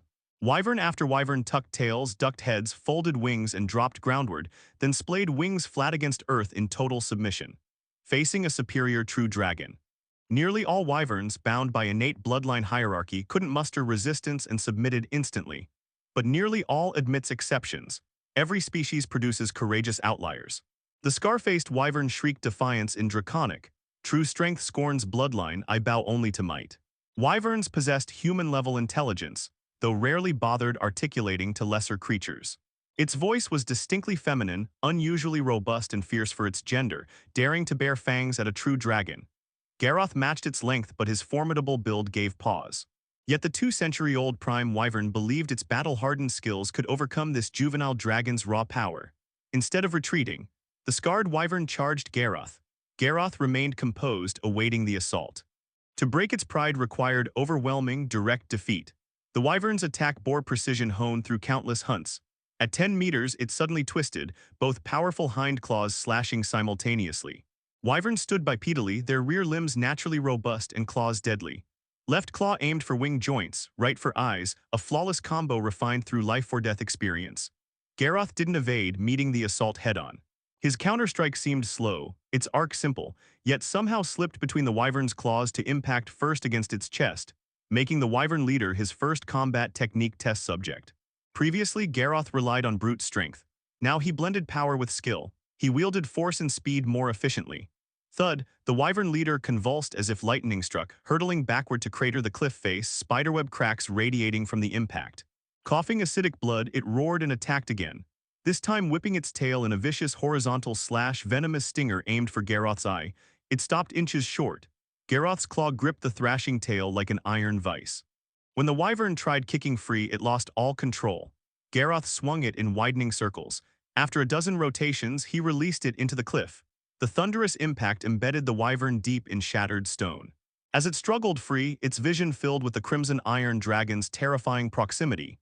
Submit or die. Garroth's flat ultimatum brooked no negotiation. The scarred wyvern's chest heaved violently. Embedded in rock, pain clouded its thoughts. Regaining focus, it saw its right claw, one sprout hunting tool, now dangling grotesquely, blue-black blood oozing between scales. Its prized combat skills proved worthless against this opponent. Despite similar size, Garroth's power dwarfed its own. Total defeat shattered its arrogance. I. The wyvern rasped hoarsely, "I am Tasha. My flesh shall build your throne, my bones pave your conquest." Finally it bowed, exposing vulnerable neck scales, ultimate submission for wyvernkind. With the flock's surrender, the valley officially passed under Igna's brother's dominion. Twilight gradually deepened into night. The light from the twin moons bathed the valley, draping the jagged cliffs in a silver veil, while the pungent scent of wyvern blood lingered in the air. Garroth slowly retracted his claws from Tasha's neck. The scar-faced wyvern landed on the ground, followed by the entire flock lowering their bodies in submission, wings pressed against the earth as they emitted obedient whimpers. "From this day forth you shall patrol the skies above this valley," Garroth's voice echoed through the canyon. "Tear apart any intruders." With these wyverns and a few Korra giant eagles under his command, Garroth no longer needed to personally oversee aerial surveillance. After all, these were creatures with draconic bloodlines. Bipedal wyverns were formidable predators, second only to true dragons. Though they submitted quickly before Garroth's might to most intelligent creatures, wyverns represented terrifying hunters. Their claws could rend steel, wings shatter stone, and venomous tail spikes carried lethal poison, true monsters by any measure. The female wyvern leader raised her head first, letting out a sharp cry. "As you command, the bipedal wyverns shall tear all your enemies apart," she declared. The other wyverns followed suit, lifting their heads to emit deep, rumbling roars that intertwined beneath the night sky. Meanwhile, two other draconic figures descended from above. Samantha the red dragon's scales shimmered like burning flames in the moonlight, while Sorog the iron dragon's metallic body reflected cold, hard gleams. Their arrival caused momentary unrest among the wyvern flock, most instinctively shrinking their necks. The unavoidable reverence lesser draconic creatures showed toward true dragons. Only Tasha remained defiant. While submitting to Garroth, the wyvern leader displayed stubborn pride before the red and iron dragons, holding her head high and meeting their gazes directly without hesitation. As she had proclaimed to Garroth, she respected power, not bloodlines. Though red and iron dragons were superior species, their juvenile status meant little to the battle-hardened wyvern leader. Garroth was the exception, his overwhelming strength having conquered the wild wyvern chieftain. "Oh, dear brother," Samantha lifted her chin, eyes narrowing. "Among your new subordinates there seems to be one lacking proper respect for true dragons." Her gaze burned into Tasha like hot iron. "Inferior creature, who gave you permission to look upon me?" The wyvern leader spread her massive wings, growling ferociously. "You have no right to bark before me. Count yourself lucky you're not facing me alone." A red dragon's temper could never tolerate such provocation from a lesser species. With a thunderous crash, Samantha shattered the ground beneath her feet as she launched forward like a molten cannonball, wings accelerating her charge. Caught off guard, the wyvern leader was sent flying by the dragon ram. Though smaller in size and lower in life level, the red dragon's innate physical power made her charge unstoppable. Flapping her wings midair, the wyvern leader stabilized herself, baring fangs in a furious roar as she prepared to counterattack while Samantha charged again. Enough! Garroth's timely intervention froze both combatants. In truth, the juvenile red dragon stood little chance against the battle-hardened wyvern leader. At life level 10, matching Garroth himself and 2 levels above Samantha, Tasha was no ordinary wyvern. Her exceptionally muscular build marked her as an anomaly among typically lean wyverns. The brief clash had allowed Samantha to vent her displeasure while the wyvern paid for her arrogance. Now was time for restraint. Garroth's calm voice doused the impending battle like ice water, snapping even the enraged red dragon out of her fury. Tasha immediately retracted her aggressive posture, the fire in her eyes replaced by obedience. The newly subdued wyvern leader lowered her head deeply, demonstrating submission to the red iron dragon, respect for power and obedience to the arbitrator. "You should be grateful to be Garroth's subordinate," Samantha spat flames between her words. Or I'd have snapped your neck already. The wyvern leader remained silent, refusing further provocation. Over 2 centuries of survival had granted her uncommon wisdom. She knew when to yield. Surprisingly, the juvenile red dragon's charge had contained unexpected power, forcing Tasha to reconsider. True dragons grew stronger far faster than her kind. Soon Samantha would surpass her completely. After consideration for her flock's future, the wyvern leader suppressed her pride. Drawing a deep breath, she bowed to the red dragon. I apologize for my offense. Please forgive me. Samantha blinked in surprise, then raised her head like a triumphant swan. Foolish creature, I can't be bothered with lesser species. Despite her words, undisguised pleasure radiated from her expression. Conquering a proud, powerful being brought far greater satisfaction than intimidating weaklings. Her earlier displeasure vanished instantly, even viewing the wyvern leader more favorably now. Tasha, census your flock numbers, age groups, then report to me, Garroth commanded. The wyvern leader nodded, then turned westward and emitted a piercing shriek. From cliffside caves emerged juvenile wyverns, landing nervously below. During the earlier battle against the giant wolf knights, only adults and adolescents had fought while the young remained sheltered. Counting Tasha, this flock contained 10 mature wyverns with over 40 others, a substantial group and unexpected boon to acquire. While the wyverns conducted their census, Iron Dragon Sorog surveyed the valley before approaching. This marks our new beginning. I propose naming our territory. Garroth nodded, agreed. Any suggestions? He addressed all 3 dragons. Fairy Dragon Vera instantly fluttered forward. Enchanted Veil, she twirled gracefully, scattering glowing dust through the night. How beautiful, just hearing it lifts the spirits. Samantha scoffed, weak name utterly lacking in menace. The fairy dragon pouted, it's lovely. Sounds like somewhere beautiful and fun. Ignoring Vera, the red dragon snorted twin plumes of sparks.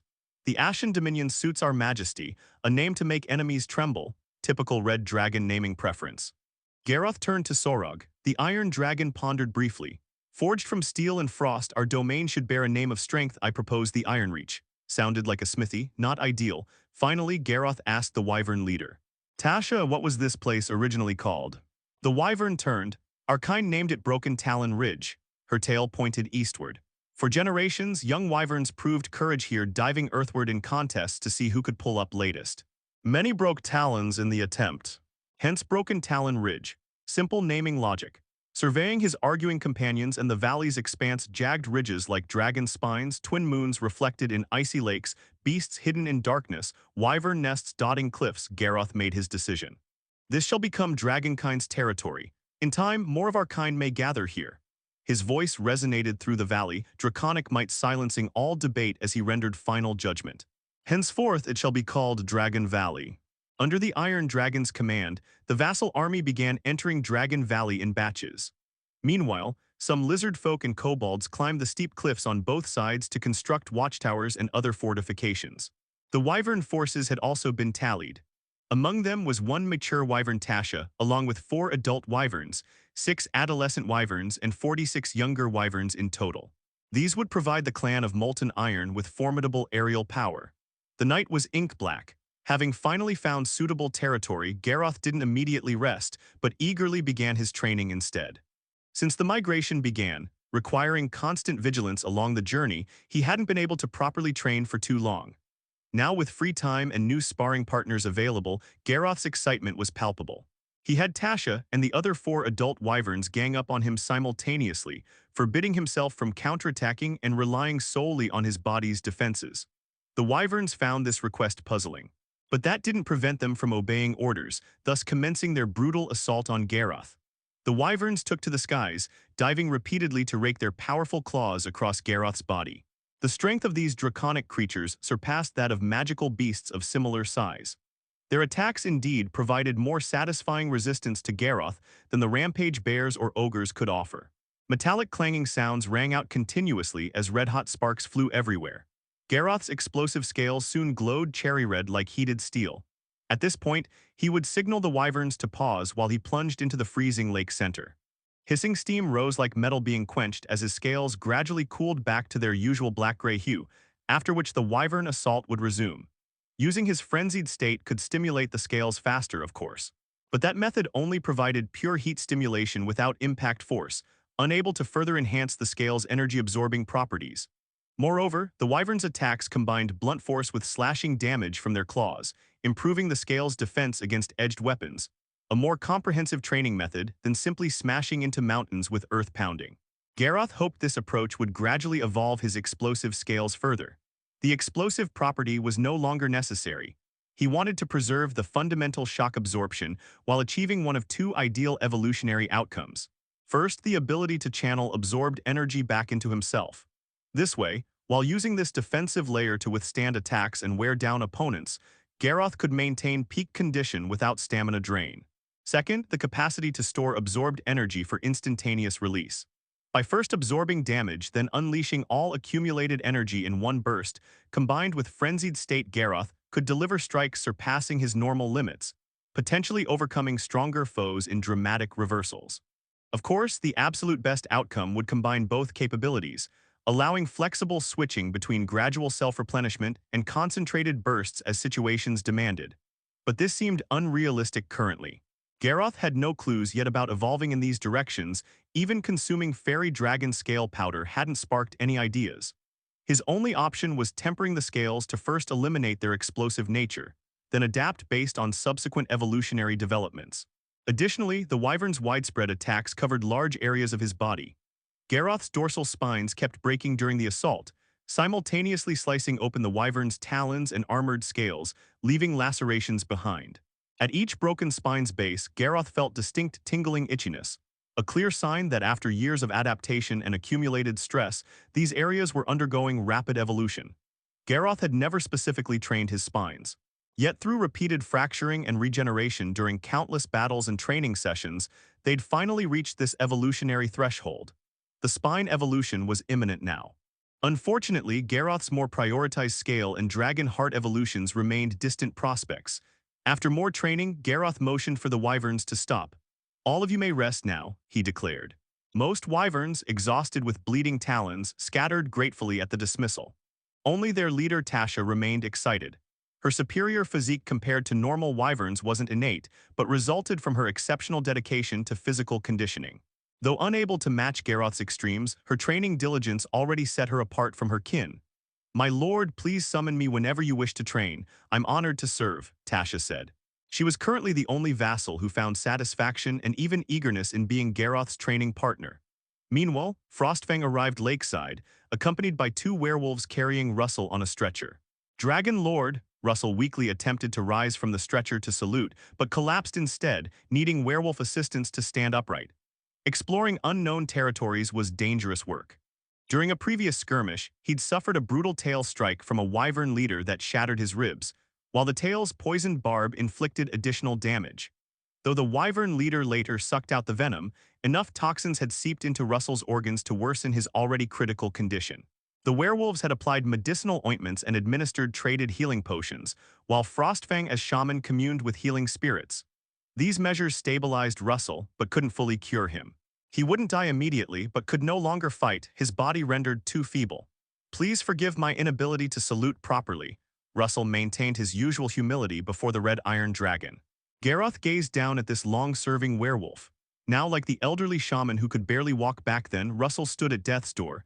"Salutations are unnecessary," Garroth said. "You've already proven your loyalties." Frostfang suddenly knelt, pleading, "Great Dragon Lord, please grant my father continued service to you." This opportunity meant dragon vein transformation.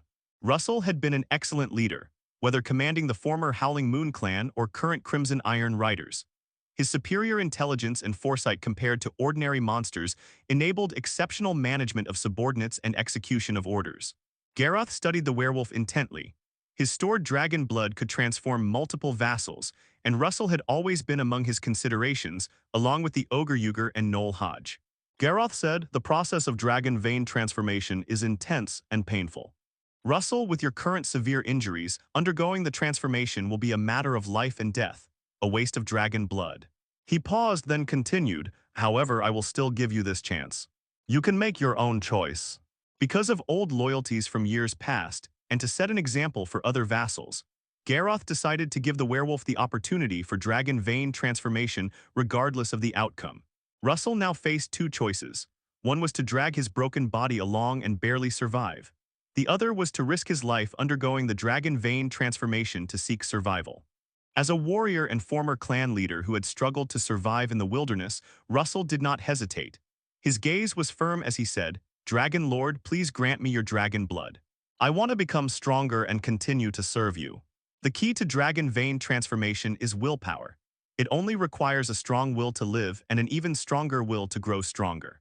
Even if the body is completely destroyed, there is still a high chance of successful transformation. Garroth saw the unyielding will in the werewolf's eyes and said, "As you wish." Then he ordered his vassals to bring the previously collected dragon blood and performed the transformation ritual on the werewolf. During the process, many vassal leaders came to watch. Blood spheres that looked like molten iron or magma were thrown into the werewolf's mouth. The moment the dragon blood entered his throat, Russell's gray-white fur stood on end strand by strand. His originally weak body suddenly stiffened, muscles swelling like they were inflating, bones cracking with a sickening sound, and it appeared to be improving. But this power came too violently. The werewolf's skin suddenly cracked, revealing new black scales beneath. The old skin peeled off like dried tree bark, but the new scales could not keep up with the damage. His body quickly transformed into a terrifying half-scaled, half-flesh form. His spine elongated and deformed, and the tail vertebrae pierced through the flesh, extending into a more than 2-meter-long bony tail. The most painful part was the skull reconstruction. His wolf muzzle was torn apart and healed repeatedly, and dragon horns gradually grew from his head. Frostfang watched her father rolling on the ground, the trenches dug by his claws filled with a mixture of blood and scales. She clenched her paws tightly and silently prayed to the ancestors that her father would survive the ordeal. Remember who you fight for. When your body is on the brink of collapse, let your will lead you through the deadly siege. The voice of the red iron dragon exploded directly into Russell's nearly collapsing consciousness. In a daze, Russell recalled the old shaman's instructions from years ago to lead the werewolves to glory. He thought of the hungry werewolf pups, of the hard times past, and of the broader future after following Garroth. He unleashed an unprecedented survival instinct. "I cannot fall." Russell's bony tail suddenly smashed the ground, and a trapped beast's roar erupted from his mouth. Inch by inch, his body stood upright, and as he rose, the new dragon's scales grew and formed into armor. When he finally stood, his body was twice as tall as before, transformed into a brand new form. His wolf head remained, but with added draconic features. His fangs were as sharp as daggers, and beneath his thick fur, a layer of black steel-like scales was clearly visible. On his back sprouted a pair of wings. Garroth gazed at the dragonkin werewolf and smiled slightly. "You have won a new life for yourself." To be honest, he did not expect Russell to succeed. Dragon vein transformation is actually easier for purer creatures, like the always hungry Karu. Intelligent werewolves like Russell, who even enjoy reading and gaining knowledge, tend to hesitate due to their rationality. However, this werewolf's will was exceptionally strong and tenacious, better than Garroth expected. That willpower allowed him to be reborn through blood and pain. Unlike Karu, Russell's body was covered in black iron-forged scales and bore characteristics of the Iron Dragon, clearly inheriting the power of the Iron Dragon bloodline. Karu is reckless and close to the Red Dragon, so he inherited the Red Dragon bloodline. Russell is more rational and intelligent, his personality leaning toward the Iron Dragon, so he inherited the Iron Dragon bloodline. Could it be that the dragon bloodline inherited depends on which dragon nature the personality is closer to? Garroth pondered. Since there were few hybrid dragons, his legacy had no records about this, so now he was speculating. Meanwhile, Russell was panting heavily, chest heaving violently as he knelt before the red iron dragon. His voice was resolute as he said, "My strength, my life, my soul all burn for you." From then on, Garroth gained a new dragon vein vassal. Previously, Warlord Bloodfang, now the Warhost Lord of the Iron will Warhost, the Knoll Hodge knelt before Garroth with a fawning smile. "Noble, invincible, great dragon lord, Hodge also wants to become stronger and serve you better." Garroth was straightforward, "You will die 100%. The Iron Will Warhost had a grand name, but was composed of the most ordinary warriors from various races. It was essentially a cannon fodder unit. Hodge lacked the courage to face death for life. He shrank his head and smiled awkwardly, "Please pretend I never said anything and give the opportunity to someone more qualified." He was still middle-aged and not yet desperate for dragon vein transformation to extend his life. The painful struggle Russell just endured was vivid in his mind, filling him with dread and fear, and he lacked confidence. Garroth now had no intention to continue transforming other vassals. The remaining dragon blood was sealed and preserved. He ordered his vassals to disperse and build the territory while he continued various trainings. During his exercises, the magical energy and life force in his body gradually intertwined and transformed into dragon chi. The way to advance in the early stages of the battle dragon rank was straightforward. Only through harsh self-discipline or fierce battle could dragon chi be converted. Each time the total amount of dragon chi increased by 1/10, the rank would increase by one level. When rank 10 was reached, Garroth's life energy and magical energy would be completely transformed into thicker, tougher dragon chi. In the following days, Garroth's life in Dragon Valley became fulfilling again. Dragon chi, explosive scales, dragon heart, and occasional polishing of his wings and tail. He immersed himself in various trainings and self-improvement. Meanwhile, as time passed day by day, Samantha grew tired of the cold weather and took her vassals along with some lizard folk to the Sulphur Hills to rebuild the alchemy workshop. Under the command and management of the Iron Dragon Sorog, the vassals also built up the territory, such as setting up defenses outside the valley, arrow towers, sentry posts, and constructing strongholds at key points and high grounds. He mainly stationed at the former giant's ruined fortress, occasionally visiting Dragon Valley. The Iron Dragon was the busiest. Besides commanding vassals, he never rested, using his innate metal perception talent to meticulously search for mineral veins hidden beneath the earth. Only the fairy dragon Vera had the sole task of collecting her scale powder for Garroth. Other than that, she played and lived a leisurely life. In this way, a month passed in the blink of an eye. The clan of Molten Iron gradually took root in Dragon Valley and the borderlands. The sun cast an uncomfortably cool light. The Iron Dragon Sorog took a deep breath, then excitedly stood slowly from a pit, clutching a piece of black-gray stone in his claws. Finally discovered a valuable mineral vein. At that moment, beneath his feet, he sensed the presence of a metal vein. After excavation, it was confirmed to be gray magnetite. Gray magnetite was not a magical metal but still held decent value, and Sorog felt this vein was not small in scale, a resource point that could be mined continuously. A pleased expression appeared on the dragon's face. The Iron Dragon noted the location, flapped his wings, soared into the air, and flew toward Dragon Valley to deliver the good news to Garroth. However, the Iron Dragon did not notice. Several agile centaur scouts lifted their heads from the cold pine forest more than 10 miles away, their eyes fixed on the Iron Dragon's figure disappearing into the sky. The borderlands were the territory of monster clans and powerful, ferocious magical beasts. Young dragons were more active in the borderlands with outstationed armies than in the wilderness. At this moment, the natives and monster clans of the borderlands also noticed the arrival of the young dragons. The pine resin in the brazier crackled as the scout charged into the White Mane clan's tent, bringing with him a gust of cold wind and hooves still caked with the hardened mud of the borderlands. The 3-meter-tall creature, human from the waist up, horse below, panted heavily. An iron dragon. There's an iron dragon at the gray magnetite vein we just discovered, the centaur scout reported. Iron Dragon Sorog wasn't the only one who had noticed the gray magnetite. In fact, the White Mane clan centaurs had discovered the gray magnetite deposit half a month earlier. However, due to internal clan issues, they hadn't begun mining operations, only stationing scouts to monitor the iron ore's condition. That's how they discovered the Iron Dragon's presence. How large is the Iron Dragon? Nearly 13 meters, not fully grown, probably a young adult or juvenile dragon.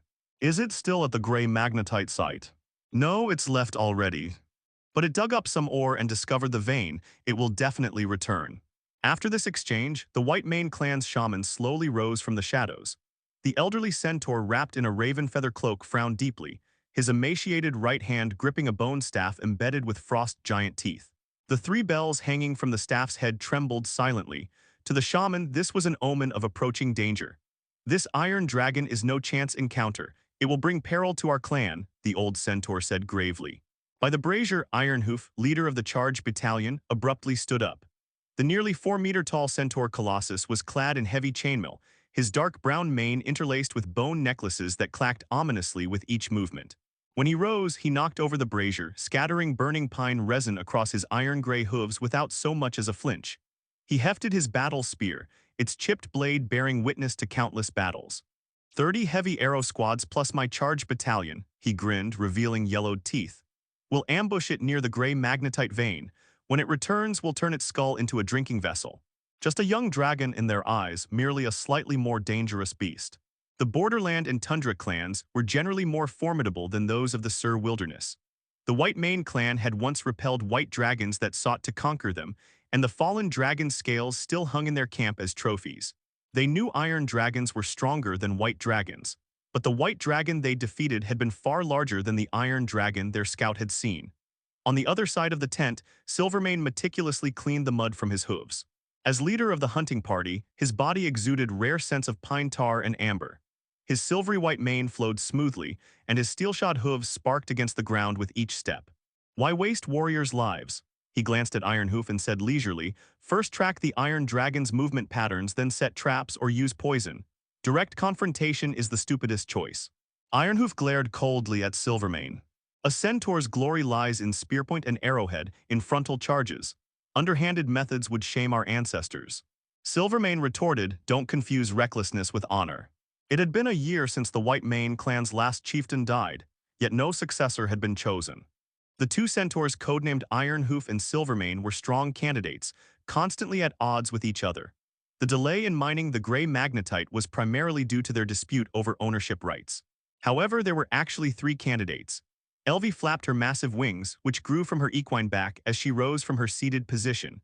This half-elf hybrid female was more slender than other centaurs, her snow-white wings gleaming like pearls in the firelight, her mane and skin pure white with a subtle glow.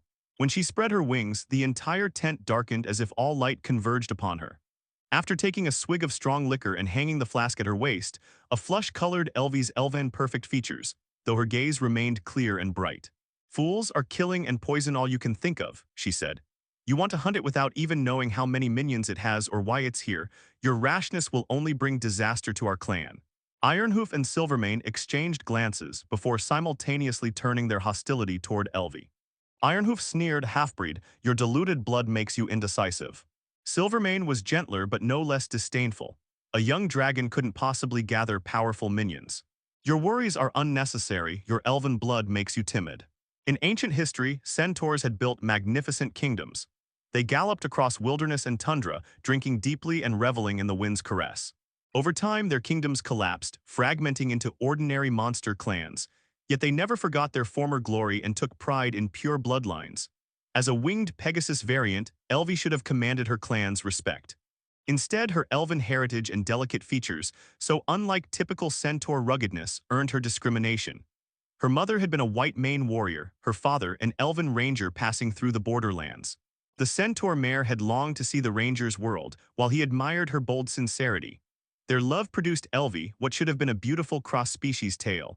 But Elvie's Pegasus wings made her different from birth, and her arrival cost her mother's life. Her grieving elven father later left the clan, leaving young Elvie behind. Though born under scornful gazes, Elvie overcame prejudice through talent and will. Now the White Mane's guard captain, she too vied for chieftainship, much to Ironhoof and Silvermane's chagrin. They often united against her. She'd proven her excellence, yet the centaur's obsession with pure bloodlines disadvantaged her in the competition. Your lust for the chieftain's seat has addled your minds, Elvie countered bluntly. You've lost reason and calm, thinking only of self-aggrandizement while forgetting the clan's future matters most. Meanwhile, the old centaur's gaze shifted continuously. As a shaman who'd outlived two chieftains, his prestige in the White Mane clan made his opinion pivotal for the succession. Enough. His eyes cleared as he thumped his staff, speaking hoarsely, danger and opportunity coexist. I sense this iron dragon's appearance is crucial for our clan, perhaps a pivotal turning point. Shamans spent lifetimes listening to nature's whispers. The closer they approached life's end, the sharper their intuition became. From the moment the scout brought news, the old centaur had felt something extraordinary, as though standing at a precipice yet floating among clouds. What do you suggest we do? Elvie asked him. The shaman studied the three candidates before answering slowly, I'm old now, my thoughts unclear. The earth and wind belong to young centaurs like you, your ideas matter more than mine. He paused. Whoever handles the iron dragon situation properly will earn my support. Pine resin in the brazier burst into sparks, illuminating three very different expressions. This marked the first time the revered shaman had openly declared his support, which would likely decide the next chieftain. The Iron Dragon's arrival would become their proving ground for leadership. P.S. Henceforth, intelligent beings will be referred to as he/she, while non-intelligent beasts or semi-intelligent creatures like rampage bears will be called it. The evening glow layered and overlapped like a magnificent oil painting smeared across the sky. The scales of the two young dragons gleamed with the sunset light as they conversed. Unclaimed gray magnetite, not a bad find. Garroth said, with this iron ore, we finally have bargaining chips for trade. Dispatch warhost units to guard it and have the kobolds handle the mining. They're the best miners. He paused, then added, bring the Korra giant eagles over as aerial sentries. The borderlands were less fertile than the wilderness, so Garroth attached great importance to the first discovered gray magnetite deposit. To conduct waterborne trade via the Estonian Great River, relying solely on biological materials like beast horns and pelts obtained through hunting was hardly enough. The crucial factor was a continuously extractable, valuable mineral vein. Moreover, Nick's caravan was about to arrive again. Having received new intelligence from the clan of Molten Iron, the caravan would change its route and come through the Estonian Great River waterway. The Red Iron Dragon had not forgotten Nick's request for an audience. The clan of Molten Iron was relocating to the borderlands to restart, and it was a time when various resources were urgently needed. The alchemical equipment, manual knowledge, and item blueprints requested last time were also very important, as they concerned the development of the clan's alchemical industry. I will handle the mining and extraction operations. Iron Dragon Sorog nodded, his gaze landing on Garroth as he said, Garroth, my dear brother, have you undergone another mutation? He was referring to the spikes on Garroth's body. After settling in Dragon Valley and spending another month, Garroth's spikes had now completed their evolution. Black-brown hardened spikes of various sizes, especially concentrated on Garroth's neck, vambraces, and shoulders, shimmered with a chilling cold light and looked extremely dangerous. Come feel them, Garroth said to the curious Iron Dragon, slightly turning his body to expose his shoulder and gesturing for Sorog to attack the shoulder. Here I come. Sorog warned before raising his sharp claw and striking the densest cluster of spikes on Garroth's shoulder. Clang, the spikes scraped against the claws, sparks flying in all directions. Rippy, Sorog bared his teeth, quickly withdrawing his claw. Looking down in shock, he found that his normally sturdy claw had been pierced by the dense, sharp spikes, and thin strands of dragon blood oozed out. These spikes were sharp and tough enough to pierce dragon claws. Dragons generally had spikes. Evil dragon's spikes were denser and sharper than those of metal dragons, but such spikes were far less sharp than dragon claws and not as hard as scales, so they didn't serve much practical purpose for dragons, mainly acting as an aesthetic feature fitting the evil dragon's appearance. Garroth's spikes, however, were more than just ornamental. Even with the hardness of Sorog's claws, he was scratched. These were like razor blades and at the level of divine weapons. Gasping sharply, Sorog looked up at Garroth's shoulder. What surprised him even more happened next. He saw those broken spikes rapidly regenerate at a speed visible to the naked eye, growing back fully within a few breaths. Judging by their color, they didn't look like newly grown spikes, which was alarming. They can regenerate. Sorog showed an envious look and asked, Garroth, how on earth did you manage this? I admit your training intensity is beyond my reach, but this is no longer something that training alone can achieve. Through training, it was possible to make spikes harder. But to the point where they could pierce Sorog's claw and even regenerate, that was pure fantasy. Mutation formed from hybrid blood plus my persistent training. Garroth attributed it to his hybrid bloodline and relentless training. He changed the subject, asking, Sorog, have you decided on your profession yet? Sorog nodded. Mind sorcerer. I plan to become a mind sorcerer. Garroth was a little surprised. He had thought Sorog would prefer a warrior-type profession. You're enough for combat, Sorog said. Besides, mind sorcerers also have decent combat skills. Most importantly, this profession lets me better manage the territory and command our followers. The division of labor among the Ignis brothers was now clear. Garroth was the leader and the symbol of strength. Whenever he acted, any difficulty or crisis would be resolved. Sorog was the minister, highly skilled at managing clan affairs, which was why he chose the mind sorcerer profession. Samantha was responsible for alchemical logistics, not very important now, but indispensable as the clan developed its alchemical industry. Your mind and willpower are stronger than ordinary iron dragons. I believe you can become a mind sorcerer. Garroth smiled slightly and said, becoming a mind sorcerer required a threshold, awakening spiritual energy through meditation, a tedious and boring process. Samantha would never sit still for that, but Sorog had a natural talent for it.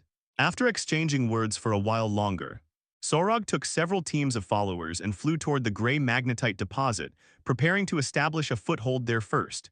Garroth continued focusing on himself. He concentrated his spirit on the spikes covering his body, then violently shook his body. Swish, swish, swish. Each spike tore through the air, deeply piercing the surrounding soil, stones, and plants like enchanted and alchemically enhanced arrows. The range was vast, and the damage was greater than the shattering effect of explosive scales, also catching enemies off guard. Now that my spikes have evolved, I no longer need the damage from explosive scales. Garroth thought, then called the flying dragons over to step on his back again. The flying dragons carefully avoided the spike range and attacked Garroth's scales. Enduring the flying dragon's attacks, Garroth's explosive scales gradually turned red, but since he kept stopping intermittently, the reddening speed slowed significantly. Still, the scales eventually overloaded and exploded, requiring time to gradually adapt and evolve anew. When night deepened, Iron Dragon Sorog led his followers to the gray magnetite deposit. Before officially beginning extraction, they needed to build a simple camp base here to support subsequent work. Ogres, gnolls, and lizard folk started setting up tents and constructing watchtowers and other living and defensive facilities. The kobolds carried mining picks behind Sorog. Their small eyes gleamed cunningly under the moonlight. The gray magnetite deposit was located around a low mountain. Sorog tapped the rock face lightly with his claw and closed his eyes carefully to sense it. Here, he pointed at a rock wall. Start mining here first. The kobolds immediately sprang into action, the crisp sound of their steel picks hitting rock breaking the silence of the night. At the same time, the Korra giant eagles circled in the sky, their sharp eyes scanning the ground. They occasionally emitted piercing cries to warn of any possible threats. Under Sorog's command, the stationing and mining of the gray magnetite deposit proceeded vigorously. Meanwhile, in a distant cold-resistant pine forest, Silvermane lowered his hawkeye binoculars hidden in the canopy shadows, his silver-white mane bristling slightly with tension. Those large, sturdy ogres wear metal armor. He lowered his voice and said, and those hyena knights and giant wolf knights all have excellent equipment. They don't seem like followers that young dragons could command. Ironhoof pawed the ground restlessly, saying, what's more troublesome are those giant eagles. With them patrolling the skies, it's very hard for us to approach silently and launch a surprise attack. The two exchanged a silent glance, seeing hesitation in each other's eyes. Ironhoof suddenly grinned and said, what are you scared? Silvermane said, I'm just thinking maybe Elvie was right. He looked toward the busy followers in the mine and mused, this iron dragon is not simple. Ironhoof said, don't forget, whoever settles things here first could become the chieftain. This iron dragon is different but not enough to make us afraid. Across from him, Silvermane suggested, how about we join forces, deal with the iron dragon together first, then fight for the chieftain position afterward. In any case, we can't let a half-blood become chieftain. Ironhoof thought for a moment, then nodded firmly. Late at night, all was silent. The monsters worked swiftly, having already erected basic tents. Moonlight like water spilled over the low hill, casting a silver frost over the gradually forming mine pit below.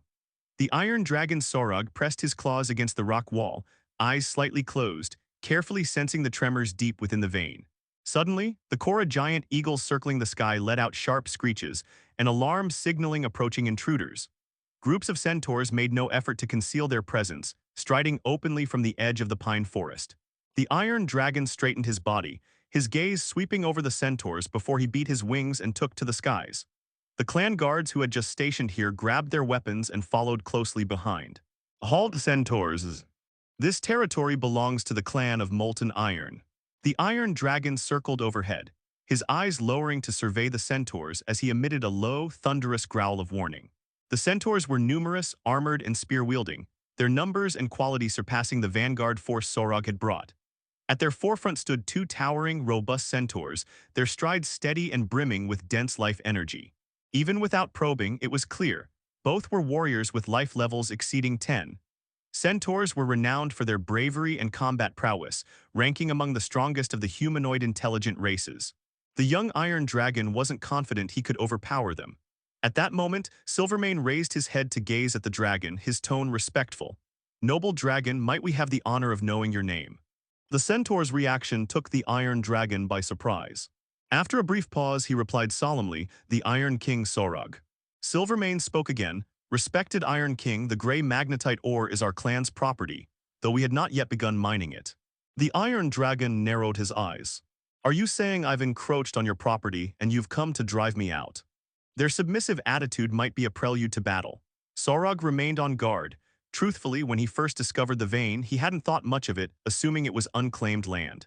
But upon closer inspection today, he had found fresh hoofprints and traces of exploration, proof that the centaurs spoke true.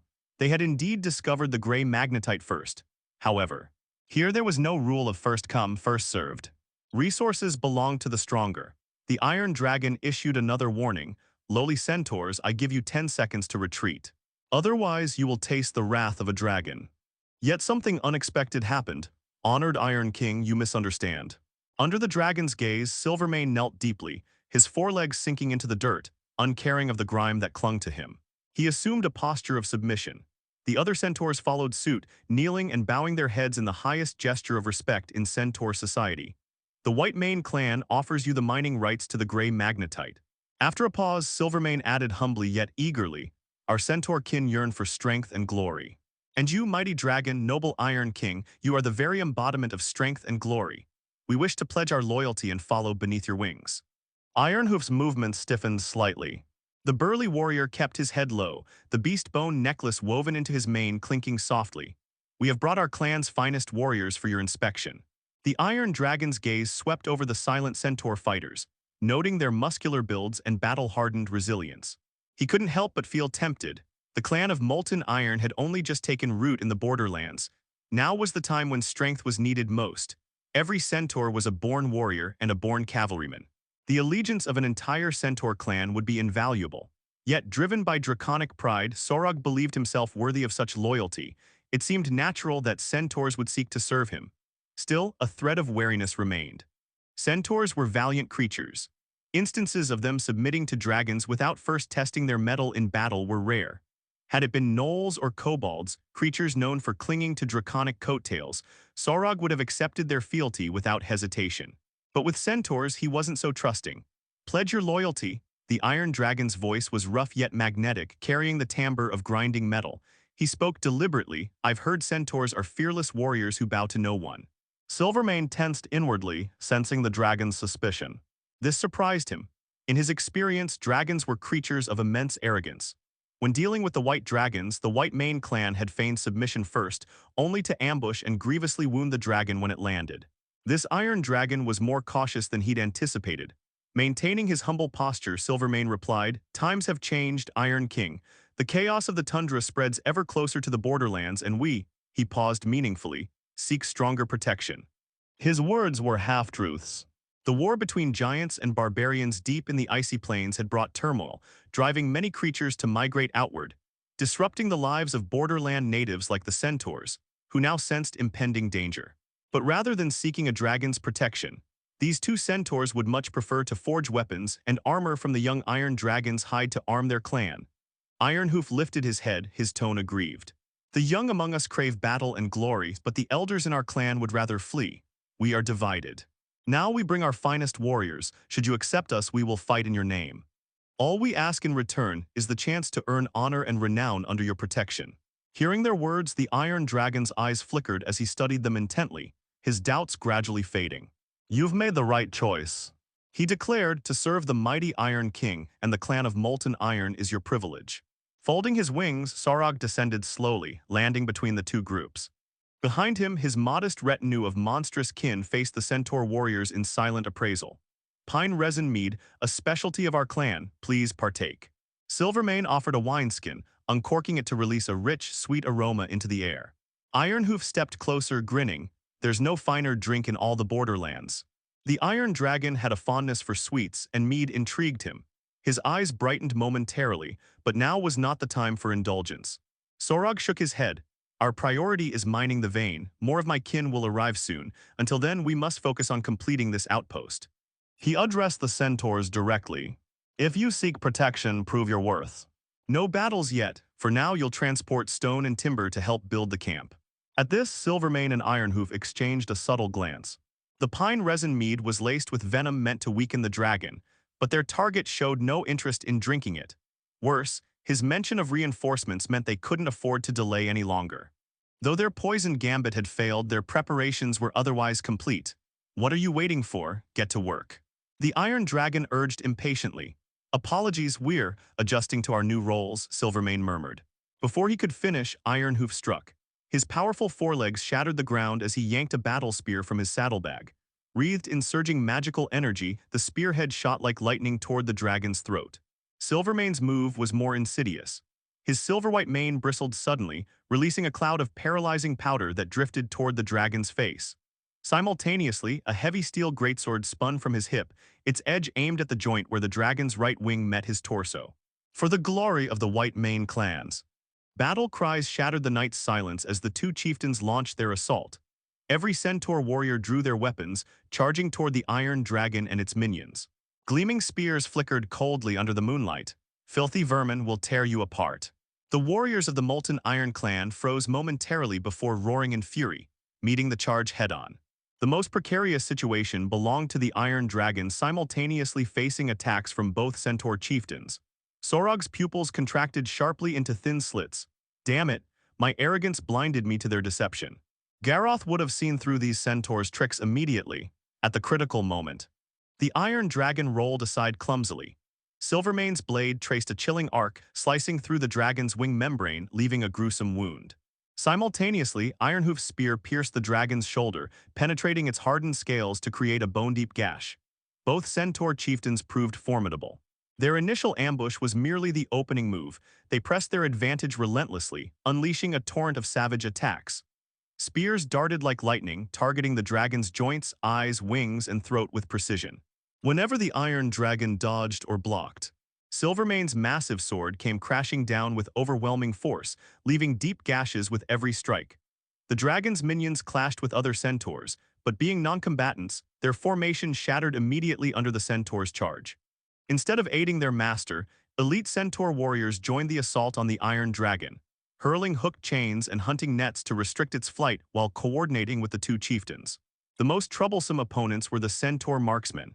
Their arrows could pierce dragon scales, embedding deep into flesh with uncanny accuracy. The poison-tipped shafts caused significant trouble as their numbing venom spread through the dragon's bloodstream. Sorog could feel at least 5 arrows lodged in his muscles. Young dragon, fall here, you'll become my trophy. Ironhoof bellowed with laughter.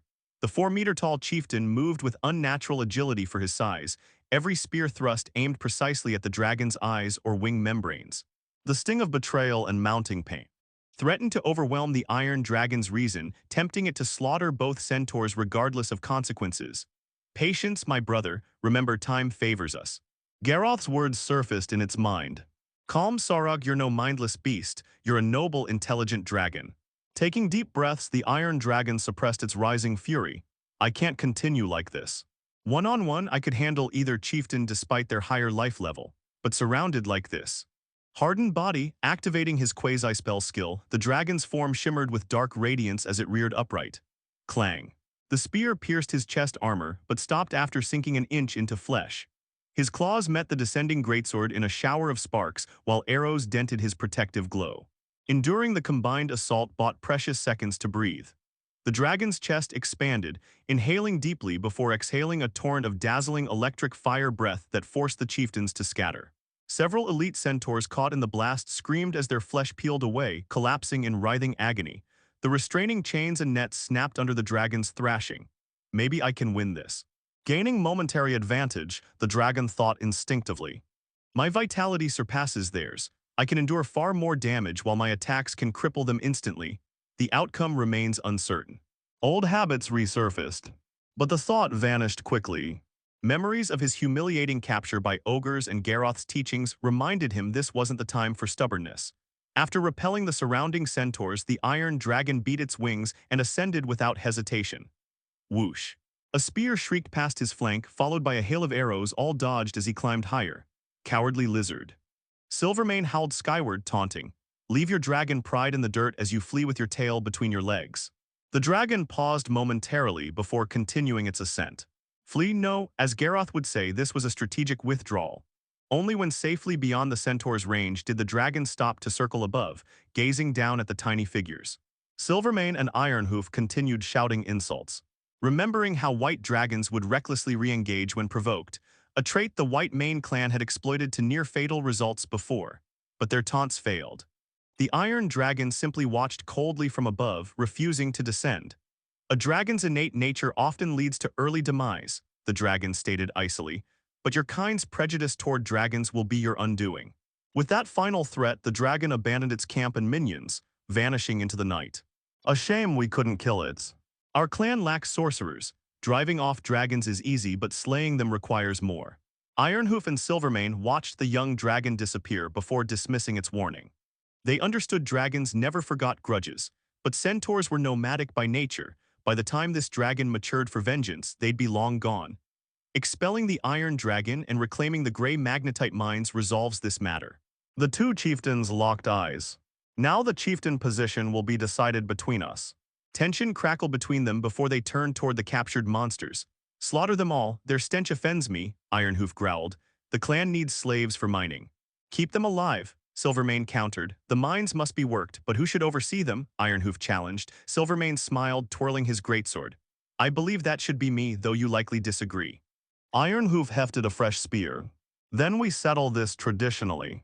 As centaurs cleared a space under the moonlight, the two chieftains stood 100 meters apart. Then charged, the exiled young iron dragon was already forgotten. Thick night enveloped Dragon Valley. Before Garroth hovered a message stone from which the voice of the iron dragon emerged. It's always me getting hurt. Those damn centaurs' pretended submission to gain my trust made me lower my guard, then ambushed me. The iron dragon spoke angrily. Daring to attack us dragons, they're no ordinary centaurs anymore. We must strike hard. If not for my wisdom and calmness, I might have been permanently left behind. Garroth listened quietly to the Iron Dragon's account. After understanding the situation, he said, "No matter, as long as you're not dead, it's a minor issue." The Iron Dragon asked, "How to deal with these centaurs? They call themselves the White Mane clan. There should be more centaurs than just those I encountered."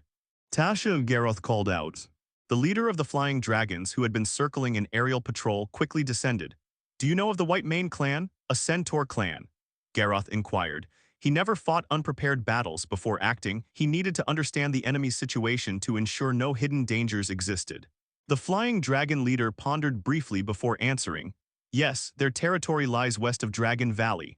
We've clashed with centaurs during hunts before." "What's their strength?" "Neither large nor small. Overall stronger than our Flying Dragon group, but certainly no match for you." The Flying Dragon leader replied, then the scar on his face twitched excitedly. "My lord, are we going to war with the centaurs?" "The Flying Dragons will tear them apart." Garroth said, "They shall pay for their actions, however your task is to guard Dragon Valley." He sent the Flying Dragons back to patrol. To the Iron Dragon, Garroth said, "I'll be there soon." Retrieving the message stone, the Red Iron Dragon slowly rose to his feet. He stretched his wings, his majestic form fully visible under the moonlight, black scales like heavy armor with dense spikes in many places. Against enemies, Garroth adhered to the principle of striking first. What happened tonight would be settled tonight. With a sweep of his wings that sent sand and stones flying, Garroth soared into the sky amidst roaring winds, tearing through the night like a comet towards the gray magnetite mine. Some time later, the sky remained dark, night still deep and thick. At the gray magnetite mine, Silvermane and Ironhoof had been testing each other's strength but reached no conclusion. As it wasn't a fight to the death between non-enemies of similar skill, they eventually stopped to rest when neither could gain advantage. "Duels can't determine victory," Silvermane suggested. "Later when we return to the clan, we'll drink strong liquor. Whoever remains sober last gets charge of the mine operations. How about that?" Centaurs loved drinking no less than dwarves. Ironhoof, confident in his drinking capacity, flicked his horsetail. "No problem, I'll be the last one standing." As he spoke, both suddenly tensed, looking skyward simultaneously. The young Iron Dragon had returned, circling high above, cold eyes fixed upon them. "Bring my bow." Ironhoof extended his hand. A centaur archer handed him a longbow and arrows. With a shout, Ironhoof's arm muscles bulged as he drew the bow to full moon shape, channeling magical energy into it. The next moment, an arrow shrieked through the air, but failed to reach the high-flying Iron Dragon. The distance was too great. "Cowardly lizard," Ironhoof cursed loudly, taunting, "did you return to show off your wounds?" The Iron Dragon replied unhurriedly with a cold laugh. "Insects, your doom approaches unbeknownst to you." Ironhoof paid no heed, but Silvermane felt uneasy. This young dragon's behavior differed from typical dragon kind. Silvermane opened his mouth to probe further when suddenly, a sound like countless blades unsheathing, tearing through wind and sky, pierced their eardrums from afar, making all centaurs pale. The Iron Dragon, however, looked pleased. "Hear that? The sound of death approaches." Looking down at the disturbed centaurs, the Iron Dragon roared, "The Redwing Lord, Death's omen, my dear brother, he comes." Brother, Ironhoof and Silvermane pawed the ground nervously, looking up at the sky. The firmament was torn apart. A crimson meteor streaked across the night, parting clouds in its wake with a blazing tail. Boom! A thunderous roar sounded as shockwaves exploded behind the diving meteor. As it neared, the centaurs finally saw clearly no meteor, but an impossibly massive, terrifying dragon. His wing membranes sparked red-hot as scales rubbed together, trailing dark crimson flames, black scales glowing faintly red from air friction during his unstoppable descent. Dragon might grip their hearts like an invisible hand, nearly suffocating them. Alert, enemy, Ironhoof bellowed. The mighty centaur loosed an arrow while other elite centaur marksmen unleashed a volley. Ting ting tang tang. Arrows that could pierce steel struck Garroth's scales, sparking before shattering. Even hits to his facial armor drew no blood. Scatter, scatter. The centaur leader bent his knees to leap away. The red iron dragon suddenly spread wings mid-plunge, arcing sharply towards Ironhoof. Though centaurs ranked among the fastest land creatures, they moved sluggishly compared to Garroth. Ironhoof skidded to a halt, hooves plowing deep furrows. With a roar, acting purely on instinct, he thrust his war spear at the approaching dragon's eye socket in a move surpassing his normal limits, fueled by surging magical energy in this life-or-death moment. Faster, faster, time seemed to slow as Ironhoof focused entirely on his strike, then his body convulsed as if lightning struck. Aarg! Ironhoof's scream sprayed forth with blood and organ fragments. The dragon's claw struck first. Before the spear could connect, the 4-meter-tall giant was swiped aside like being hit by a meteor, his massive body tumbling to leave a gruesome blood trail. Simultaneously, Garroth casually swung his tail, sending 3 flanking elite centaurs flying like wheat stalks. Another centaur leader leapt high, concentrating all magical energy into a 2-handed sword slash at Garroth's neck, unaware this neck had withstood a level 13 paladin's holy smite unharmed. The red iron dragon slightly turned. Clang! Silvermane's strike landed on shoulder spikes instead, sparking wildly before explosive scales detonated, sending spikes piercing through Silvermane's armor and magical defenses, riddling his body with bloody holes while flames blasted him away. Garroth hadn't even actively attacked, his thorns alone dealt severe damage. Less than 30 seconds since his arrival, both centaur leaders lay critically wounded. Remaining centaur warriors froze in place, weapons trembling in hands that had once dared chase white dragons. Without truly attacking, just through sheer presence, this monstrous dragon had crushed their leaders like ants. I said, Garroth surveyed the scene with indifferent eyes. Kneel. His soft voice carried mountain-like weight, thud. Knees struck earth in unison. Even the most hardened veterans prostrated, foreheads pressed to bloodied soil. One young warrior lost bladder control, yellow liquid running down steel greaves, but none mocked him, for all centaurs shook uncontrollably under the dragon's might. Around the red iron dragon, centaurs knelt en masse in abject submission. P.S. Monthly votes please. The night was deep, with gusts of cold wind sweeping across the low hills where gray magnetite deposits lay. Looking at the red iron dragon standing at the center of the centaur encirclement, Sorog felt his scales tighten slightly, as if pressed by some invisible force.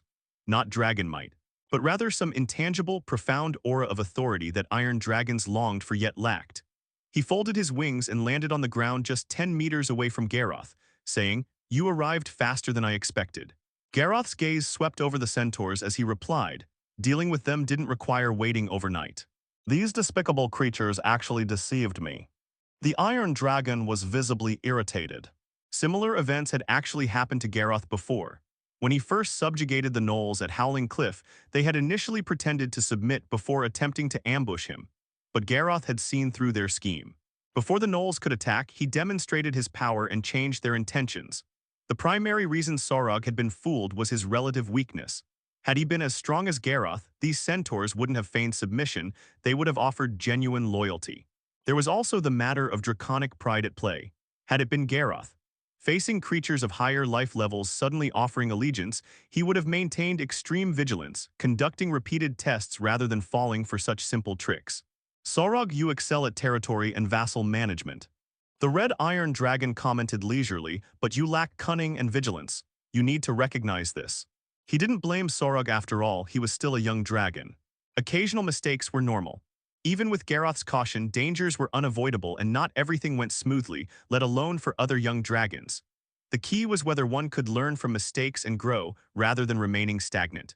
The young iron dragon had actually shown some growth this time. He hadn't become obsessed with battle or let the illusion of advantage cloud his judgment. Sorog nodded without refuting his brother's words. In a grave tone, he said, I'll find a way to awaken spiritual energy soon and become a mind sorcerer. The keen insight into minds can compensate for my shortcomings here. After a pause, the Iron Dragon asked, these centaurs, their clan likely has more warriors. How do you plan to handle them?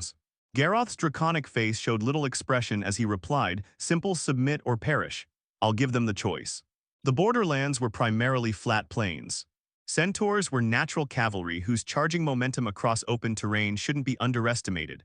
In large-scale frontal clashes, they could perform no worse than ogres, with even better overall capabilities. They were worth recruiting as vassals, but if they refused to recognize their situation, Garroth wouldn't force it. Instead, he would thoroughly exterminate the offending clan, leaving no roots behind. The Red Iron Dragon's simple yet dangerous words made all the centaurs simultaneously lower their postures further. At that moment, the two centaur leaders Garroth had severely wounded struggled to stand. Garroth hadn't delivered killing blows earlier, sparing their lives. The Iron Dragon looked coldly at the two centaurs who had ambushed him and left numerous wounds on his body. He stepped forward unhurriedly, baring his teeth as he asked, stupid, lowly creatures, does this outcome meet your expectations? Are you satisfied? Ironhoof and Silvermane looked pale, their auras weak. Only after being effortlessly crushed by Garroth did they realize their grave mistake. The Iron Dragon wasn't alone. Behind him stood dragons so powerful they couldn't possibly resist. Had they known, they would never have dared offend. But who could imagine evil dragons forming groups? In centaur knowledge and experience, evil dragons like the Iron Dragon were always solitary. There were no records of them coexisting. Warriors of the White Mane clan rise. Ironhoof stood up as if with a final burst of energy, roaring. The glory of centaurs lies in battle, life through death. With a great shout, he lifted a broken spear and charged at the Iron Dragon, leading the way. The kneeling centaurs showed some unrest, wanting to follow the charge. Thud. Unexpectedly, before the dragons could act, Silvermane hurled his greatsword, piercing Ironhoof's chest and halting his charge, making the restless centaurs fall silent again. Are you?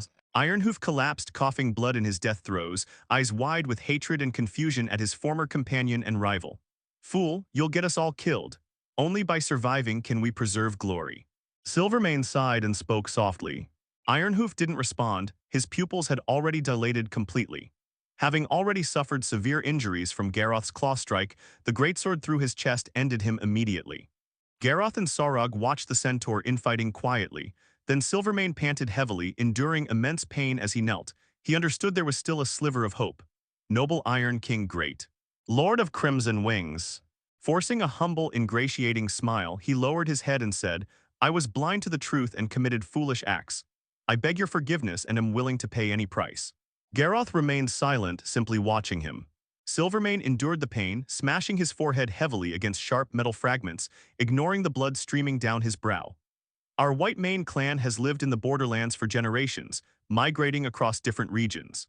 We know every water source, every mineral vein, and how to survive in these lands. His voice trembled with pain as he maintained the most respectful tone. You see, our powerful forelegs can crush giant wolf skulls, our charges are unstoppable. Our eyes are sharp as eagles, our archers can hit birds hundreds, even thousands of meters away. If you would show mercy. With difficulty, Silvermane raised his mangled, spike-pierced arm to point at the kneeling warriors. These elite warriors will become your sharpest spears. After a pause, he finally said reverently, I wish to offer. The Iron Dragon interrupted, loyalty. Foolish centaur, in my eyes, you've lost all credibility. Silvermane fell silent, then gritted his teeth and said, I made the wrong choice. I'll atone with my life, only spare the other warriors. The Iron Dragon first looked at Garroth.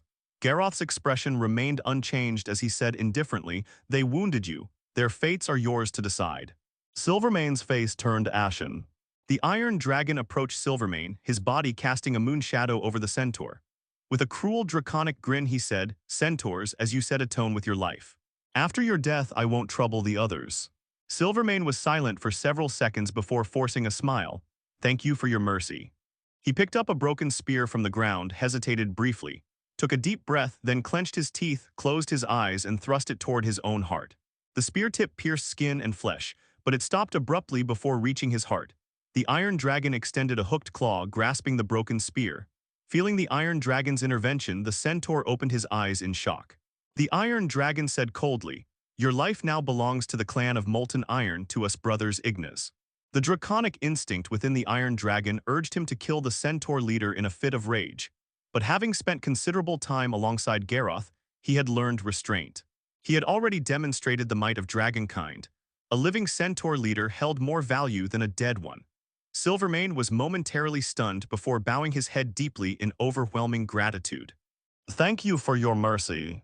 The Iron Dragon glanced at Garroth, lifting his chin slightly in silent pride over his growth and wisdom. Garroth smiled warmly, offering generous praise. My dear brother, I expected you might execute him in anger. Your progress is undeniable, truly surpassed my expectations. The Iron Dragon replied, we share similar blood flowing through our veins. This is hardly worth mentioning. He feigned composure, attempting to mask his emotions, though the unconscious twitching of his raised tail betrayed his delight. Under the velvet night sky, the brothers Ignas interrogated Silvermane about the White Mane clan's current situation. Silvermane withheld nothing. He provided a thorough account of the clan's status. Nearly all elite centaurs from both the vanguard and hunting teams were present here. Only those temporarily unfit for combat due to illness or other reasons remained at the clan's base, though aside from these two teams, the main stronghold still had a defensive guard unit. Silvermane believed that even if the White Mane clan avoided becoming Dragonkin vassals, losing both elite teams would leave them too weakened to survive in the borderlands. Given this reality, committing fully to serving Dragonkind seemed the only viable path. The Iron Dragon's final act of mercy allowed Silvermane to recognize that these young dragons prioritized practical benefits over emotional impulses, unlike the savage worms of legend driven solely by bloodlust. This also meant the White Mane clan wouldn't face indiscriminate slaughter upon submission. Additionally, during his initial deception of the Iron Dragon, Silvermane had spoken partial truths. The chaos spreading from the Northern Ice Plains War had destabilized the borderlands, making allegiance to a powerful dragon a sensible choice amidst the turmoil. Lead the way, Garroth commanded succinctly. He disliked delays. Having encountered this situation with the White Mane clan, he intended to resolve it immediately. The captured ogres and werewolves, vassals of molten iron, remained behind to guard the disarmed centaur warriors stripped of their armor and weapons, supervised by both the Iron Dragon and other vassals. These warriors couldn't yet be fully trusted. While temporarily subdued by Garroth's overwhelming power, resentment still simmered beneath their compliance. Only by conquering their clan and incorporating their blood-bound families, wives, and children into the Molten Iron clan could they become reliable. Garroth prepared to depart for the Centaur settlement with only the severely wounded Silvermane. No tyrant, he would attempt peaceful negotiation before resorting to violence. Though should talks fail, he wouldn't hesitate to demonstrate a battle dragon's combat mastery. However, just as Garroth moved to lift Silvermane for flight, his gaze suddenly shifted skyward. At the horizon's edge, a snow-white figure pierced through the clouds. A winged female centaur descended, moonlight gilding her feathers with radiant brilliance that made each plume gleam distinctively. Is this your Elvi? Garroth asked the centaur leader. Yes, that's her, Silvermane whispered. She's the strongest warrior of our younger generation. A rare elf hybrid with Pegasus ancestry. Those wings mark celestial lineage almost as uncommon as half-dragon blood. The red Iron Dragon's eyes narrowed as he observed the approaching hybrid. Elvi wore light armor, her frame more slender than typical centaurs. An oversized longbow crossed her back while she gripped a massive silver greatsword. With graceful wingbeats and mid-air hoof steps, she descended toward them. Unlike Silvermane and Ironhoof, Elvi had never intended direct confrontation with the young Iron Dragon. Sensing something unnatural about his appearance, she'd planned to track him first, determining his origins before acting. But Ironhoof and Silvermane's impatience for leadership had forced premature action, unveiling the terrifying presence behind the Iron Dragon. Arriving just in time to witness Garroth's devastating defeat of the Centaurs and Silvermane's surrender, Elvi initially considered retreating to warn the clan. Yet fearing detection, she'd hidden within the clouds, motionless. Only when seeing the red Iron Dragon preparing to immediately drag Silvermane to their settlement, realizing she couldn't outpace him, did she emerge. Should Garroth reach the clan first? Elvi knew her people's defensive nature would inevitably spark bloodshed. Noble dragonkind, the centaur landed before Garroth, bowing deeply. As captain of the White Mane Guards, I pledge loyalty and will accompany you to ensure my clan's proper reverence. Pausing, she maintained her humble posture. But in centaur tradition, surrender without battle brings great shame. I beg the honor of a challenge. Silvermane bit back commentary, wisely avoiding presumption under the Iron Dragon's gaze. Garroth studied the hybrid's Elven and Pegasus traits, particularly the latter. Pegasi were celestial beings rarely seen in the material plane, typically companioning powerful entities like Empyreans. This ancestral awakening interested him more than her elven blood. Seconds stretched silently. Finally, he declared, "Very well, Challenger." Opposite him, Elvi raised her head, revealing exquisite features. "Please be warned, I begins." Her wings suddenly blazed with cyan-white radiance as all four hooves left the ground. Rather than charging directly, her left hand traced intricate sigils midair before sweeping them across her blade. Wind Edge Enchantment. The sword erupted with emerald gusts humming like plucked strings with each motion. Elvi was a spellblade. This rare hybrid class, mastering both magic and martial arts, demanded exceptional talent, making its practitioners rarer and more formidable than conventional warriors. Spellblades wielded one-handed weapons, casting spells through intricate gestures rather than incantations. An uncommon profession, this hybrid may prove interesting, Garroth mused internally, yielding first strike. In an instant, the centaur dove forward, still weaving spells with her free hand. Her greatsword flashed toward Garroth's eyes with blinding speed. The dragon's massive claw swung to intercept with crushing force. Crack! The hybrid's form shattered instantly, not into flesh but dispersing as wind. Her true self materialized behind Garroth's right flank, vibrating blade aimed at his hind leg joint, but before contact. Shadows pooled beneath Elvi as wind pressure screamed from above. Garroth raised his dragon wings and brought them crashing down like a collapsing sky. The half-breed centaur's nerves tensed as her hooves struck the air before even touching the ground, creating sonic booms that allowed her to dodge with phantom-like speed, evading the wing strike. Tiny cyan wings of condensed air formed around her ankles. Flapping these ethereal wings, she ran across the sky, each step exploding with compressed air as she unleashed her full speed. Her massive silver greatsword slashed repeatedly at the red iron dragon, only to be intercepted every time by his clawed hands. Clang, clang, clang, the wind-enchanted weapon clashed against dragon claws, sending sparks flying in all directions. Elvi's swordplay became a blur of afterimages, displaying a fluid combat rhythm. Yet what astonished her was how this massive, rugged red iron dragon possessed nearly absurd reaction speed. His claw strikes also left countless afterimages, each collision sending violent tremors through the half-breed's arms, making resistance impossible. After another clash, Elvi suddenly spread her wings wide. With a powerful flap that stirred a gale, she shot skyward. Hovering at the apex, she raised her greatsword overhead as intense white light erupted from her body, transforming her into a miniature white sun that illuminated the night sky. A sacred, pure aura radiated from her being. The blazing white light compressed along her blade, forming a 10-meter-long solidified sword beam of brilliant radiance. Her left hand formed seals, conjuring cyan hurricanes that attached to her wings. Gripping the hilt with both hands, she beat her wings and dove like a meteor, trailing a blue-white tail as she crashed toward Garroth. Interesting. Garroth blinked, then stood upright on his powerful hind legs. At the precise moment the unstoppable sword beam descended, his right claw shot out and grasped it firmly. The red iron dragon's terrifying physical strength allowed him to physically catch the magical blade. The collision of magic and raw power exploded in a circular shockwave that cratered the ground beneath them. Crack snap. The sword beam shattered into countless white fragments like falling snow. Elvi was sent flying by the point-blank explosion, crashing hard to the ground. When she struggled back up, her glow had dimmed considerably, her face noticeably paler. "Great Redwing Lord, your might leaves me in awe. I wish to follow beneath your wings." The half-breed centaur knelt, speaking with reverence. She had exhausted all her skills. Throughout the entire battle, Garroth had mostly defended without launching fierce attacks, yet she'd still been utterly defeated. "You show promise," Garroth remarked. This Elvi was young, her life level lower than previous centaur leaders, yet in actual combat she surpassed them all. Her Pegasus blood granted resilience, explosive power, and speed, while elven heritage made her adept at magic. In this hybrid, Garroth saw the makings of a legend. Among his subordinates, only the dragon-blooded gluttonous ogre Karu had previously shown potential to reach legendary status and serve long-term. Now this half-breed centaur joined those ranks. Meanwhile, Silvermane's eyes flickered with complex emotions.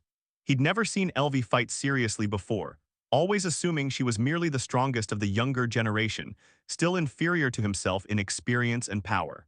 Never had he imagined this outcast hybrid had been concealing her true strength all along. Simultaneously, Sorog felt renewed urgency to advance his class. Had all three centaur leaders attacked together with this hybrid among them, he might have died here. Though having a powerful brother as backup was reassuring, Sorog was still a dragon with his own pride. He couldn't keep relying on Garroth to solve every problem. I can't slack off anymore. All spare time must go to meditation, he resolved. As night gradually faded, the distant horizon turned gradient shades of gray-blue. Mist flowed across the grasslands like melting ice, dampening the centaur guard's leg fur. Dawn hadn't yet broken, but the White Mane clan's camp already bustled with activity, campfires lit, cooking smoke rising. Most centaurs had awakened and begun their daily tasks, tanning hides, forging weapons, preparing food. Thus when the red iron dragon circled overhead, his jagged wings blotting out the sky over the centaur camp, the reaction was immediate and intense. Guards assumed battle positions, drawing powerful bows and raising war spears, eyes locked on the intruder with arrows nocked and ready to fire. Stand down, lower your weapons. Elvi and Silvermane's voices rang out. Only then did the centaurs notice their two leaders. Garroth's appearance was simply too terrifying. His densely packed spikes, steel-like scales, and impossibly muscular frame created an oppressive presence that made the centaurs tense, unable to look away. Even the white dragons they'd encountered before seemed gentle and friendly by comparison. Skywing leader, Silvermane leader, the centaur warriors whispered as their leaders landed, "What's happening?" At that moment, the elderly centaur shaman emerged from a tent, his raven feather cloak swaying as his gaze swept between dragon and centaurs. "On behalf of the White Mane clan, we have sworn fealty to the great Red-Wing Lord," Elvi and Silvermane declared solemnly in unison. Centaurs who hadn't witnessed Garroth's power reacted with shock, and the camp erupted into chaos. "Silence," Elvi barked sharply, her authority among the guards quickly restored order. "Where is Luca?" the elder suddenly asked. "Luca Ironhoof's true name." "He died by his own stupidity and stubbornness," Silvermane replied. Both leaders had made their choice, and that choice now determined the White Mane clan's future. There was no other path left. Recalling his earlier premonitions, the elder remained silent for a long moment before rasping, "All warriors, lay down your arms." The centaurs exchanged uncertain looks, but under their leaders' and shaman's authority, they slowly lowered their weapons. "Great Red-Wing Lord," the elder was first to kneel, "the White Mane clan pledges to crush all obstacles in your path and offer our unwavering loyalty." The two leaders followed suit, and soon every centaur of the White Mane clan bent their knees. "From this day forth you belong to me," Garroth's thunderous voice declared. "You serve me, and I shall lead you to glory." Thus the sizable centaur clan became part of the molten Iron clan. Garroth's influence in the borderlands grew stronger, and this was only the beginning. Meanwhile, north of the borderlands, a towering mountain stood adjacent to the icy plains, its frozen soil and rocks hard as steel, nearly devoid of vegetation save for jagged boulders. Within an ice crystal-adorned cave serving as a dragon's nest, the white dragon Trixie slowly opened her eyes after nearly 20 years of dragon sleep. Measuring 16 meters long with a slender build that couldn't be called robust, her hornless head and snow-white scales emitted waves of chill air. Though freshly awakened, her gaze remained piercingly cold. Trixie had entered her slumber filled with rage. That fury remained unabated, her icy physiology unable to extinguish it. "Centaurs. I'll find you, chew your bones, and make you die screaming in agony." The white dragon bared her fangs as she uncoiled from her resting position. Having awakened, her life level had increased by a full rank, now level 13, more than sufficient to exterminate the centaurs. She crawled from the cave and immediately took to the skies.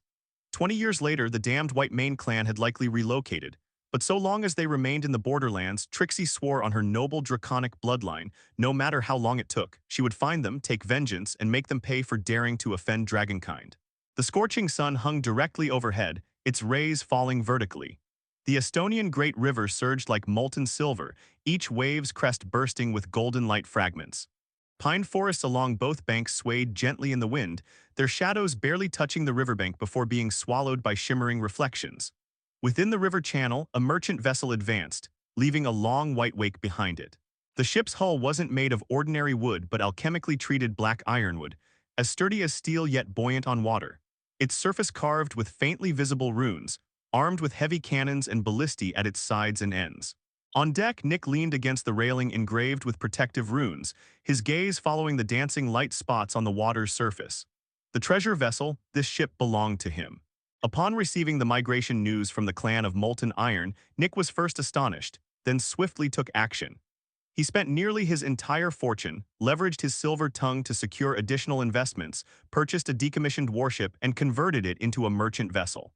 After recruiting sailors and crew, and through some strategic networking, he obtained trade permits for the Estonian Great River. Shifting from the Thousand Serpent Traces land route to the Estonian Great River was undoubtedly a gamble, but also a fresh start. The treasure vessel's cargo capacity far exceeded his previous caravans. Each successful voyage could yield several times his former profits. It wouldn't take long to recoup his investments, and this single vessel held potential to expand into an entire fleet. Lost in thought, Margie's voice came from behind, carrying the tiefling's characteristic coolness. She handed him a chilled mint julep. Nick accepted it, savoring the refreshing taste before replying, "The future." Our future. By now he understood exactly who his true benefactor was. Dragons, and not just one. The young dragons had slain nobles of the Raymond Duchy, stormed gemstone mines. These events had caused enough stir to reach Nick's ears. Yet instead of panic, he felt exhilaration. Building a merchant empire rivaling the Emerald Trade Consortium had been Nick's youthful dream. Even at his peak, that goal seemed impossibly distant. But now his aging heart pulsed with youthful excitement at the possibility. Though he'd never met the master of the clan of Molten Iron, Nick deduced from their maneuvers that this was an exceptionally intelligent and cautious dragon, one with limitless potential, already making waves in Raymond Duchy. Aligning with such a being could elevate him to previously unimaginable heights. Of course, opportunity walked hand in hand with danger. This path wouldn't be smooth. But Nick's shrewd calculations showed the potential rewards far outweighed the risks. The treasure vessel continued its journey under the blazing sun. A brief attack by aquatic magical beasts was swiftly handled by the ship's guards and armaments, passing without incident. As time passed, the vessel turned into a northern tributary. About an hour later, as dusk settled, the treasure vessel dropped anchor by the riverbank, bathed in twilight's glow. Cole directed the troll slaves, unloading cargo from the holds while cross-checking items against the manifest. Night fell completely when the rhythmic clatter of hooves on hard earth announced the arrival of towering figures emerging from the darkness. A group of centaurs over 3 meters tall approaching with steady, powerful strides. Having communicated via message stones beforehand, Nick wasn't surprised by their appearance. In fact, he inwardly applauded the young dragon's prudence. The clan of Molten Iron and young dragons were currently wanted. Their monstrous followers, especially ogres and werewolves, were under particular scrutiny. Though north of the Estonian Great River lay beyond wilderness garrison jurisdiction, caution never hurt. Centaurs weren't evil-aligned monsters. Their humanoid upper halves housed intelligence matching humans, and their temperament lacked the bloodlust of other species, making them more acceptable to Lothrian Federation's civilized nations. Moreover, that the dragons had not only regrouped after months in new territory, but recruited centaurs as vassals spoke volumes. Creatures like centaurs would rather die than submit to brute force. Their allegiance proved the young dragon's power and wisdom. Signaling his guards to stand down, Nick stepped forward with a warm smile, performing a standard merchant's bow toward the lead silver-maned centaur. The moonlight sculpted the centaur's muscular form, his silver mane rippling like liquid metal in the night breeze. "A humble gift, hardly worthy of your stature," Nick said, presenting a bottle of gin whose amber contents caught the light like liquid honey. 30-year aged, crafted by Blackrock Duchy dwarves, a favorite among nobility. He paused meaningfully before adding with sincere admiration, "Might I know how to address such a magnificent centaur lord?" The silver-maned centaur chuckled deeply as he accepted the bottle. "Call me Zachary," he said, deftly securing it to his ivory-decorated belt before producing a bone dagger from his robes. "Reciprocity," his rich baritone resonated. "Carved from mammoth tusk with cloud patterns embodying our blessings for travelers, it brings good fortune." Nick's eyes flickered with surprise before his smile broadened. Accepting the dagger, he traced its intricate patterns with his fingertips before tucking it away. Unlike the cold werewolf sorcerer from before, this centaur possessed far more social grace. In truth, Zachary, as the White Mane clan's hunting chief, was no stranger to Estonian Great River merchants, skilled in fostering mutually beneficial exchanges. That he'd both angered the Iron Dragon, yet earned forgiveness spoke volumes about his wisdom. After initial pleasantries, business commenced. The ship's crew efficiently unloaded cargo, barrels of viscous black oil carefully stacked, crates of fine desserts and spirits releasing mingled scents of caramel and alcohol into the night breeze, precious alchemical tools gleaming under moonlight. The centaurs presented borderland specialties. Heavy gray magnetite ore in woven baskets displaying natural spiral patterns, tan beast pelts soft and thick, claws and fangs bundled by type still bearing traces of bloodshed. Most striking was a chest revealing sky-blue gems refracting torchlight into breathtaking azure fragments. "These magic gems must be from the Raymond Duchy mine raids," Nick noted silently. Though ill-gotten, he had channels to move them. While subordinates tallied goods, Nick and Zachary conversed. The centaur expressed curiosity about southern cultures, which Nick patiently described. Both being articulate and tactful, their rapport grew. By the time the moon dipped westward, all transactions were complete. Lowering his voice with mingled anticipation and nervousness, Nick asked, Zachary, beyond official business, does your lord have other instructions? The silver-maned centaur grinned slightly and nodded. Have your men remain here, you come with me. Nick's smile deepened as he instructed his crew to wait before awkwardly climbing onto a centaur warrior's back at Zachary's direction, heading north into the borderlands. The centaurs moved with astonishing speed despite their heavy loads, their powerful hooves leaving uneven impressions in the earth as they raced through the night, all strength and velocity with zero comfort. Unaccustomed to horseback riding, Nick turned pale as his organs seemed to churn within him, the landscape blurring into color smears. With no reins to grip, he shamelessly clung to the male centaur's muscular torso to avoid tumbling off. An unknown amount of time later, just as Nick felt he was about to faint from exhaustion, the centaurs finally came to a stop, bringing him to a grassland area, their camp. Stumbling dazedly off the centaur's back, Nick's mind remained foggy until a deep, resonant voice like that of a colossal creature echoed in his ears. I heard you wanted to see me. The words jolted Nick like a bucket of ice water, instantly clearing his mind. He jerked his head up to behold a beast beyond normal comprehension. Moonlight shattered into countless silver shards across its scales, while the spikes along its spine resembled a rebellious forest of spears, rising and falling with each breath. Most terrifying was the oppressive aura, even motionless, explosive power visibly coursed beneath those corded muscles, the impossibly powerful body like tempered steel with each scale a forged shield. They stood mere paces apart. Nick could practically see his own reflection distorted into an ant-like speck within those pupils. Compelled by instinct, he dropped to his knees, pressing his forehead against the earth as he recalled the monikers circulating about this young dragon in Raymond Duchy. The great wings of the Skyrend, the baleful star heralding death. Your loyal and humble servant is finally blessed to behold your true visage. Within the centaur camp, Garroth observed the prostrate merchant. After several seconds of scrutiny, the red iron dragon's lips curled slightly. Wings of the Skyrend, Death's Harbinger, is this how humans name me? Nick answered, these titles spread from Raymond Duchy, where bounties have been placed upon you. Hearing that Raymond Duchy viewed him as an enemy, an entirely expected development, Garroth felt no anger. Instead, he nodded approvingly. The names had a decent ring to them. Among the Molten Iron clan, vassals most commonly praised Garroth with the title Redwing Lord, but such honorifics originating from subordinate clans carried little weight. For Dragonkind, only titles circulating among enemy factions held true recognition, spreading more widely through such channels. Yet such epithets remained unpredictable. They could just as easily become laughingstocks. For instance, when Garroth first slaughtered intelligent creatures by exterminating an entire goblin clan, had that spread, he might have been saddled with Goblin Slayer. Being associated with inferior creatures would feel like swallowing feces to a true dragon.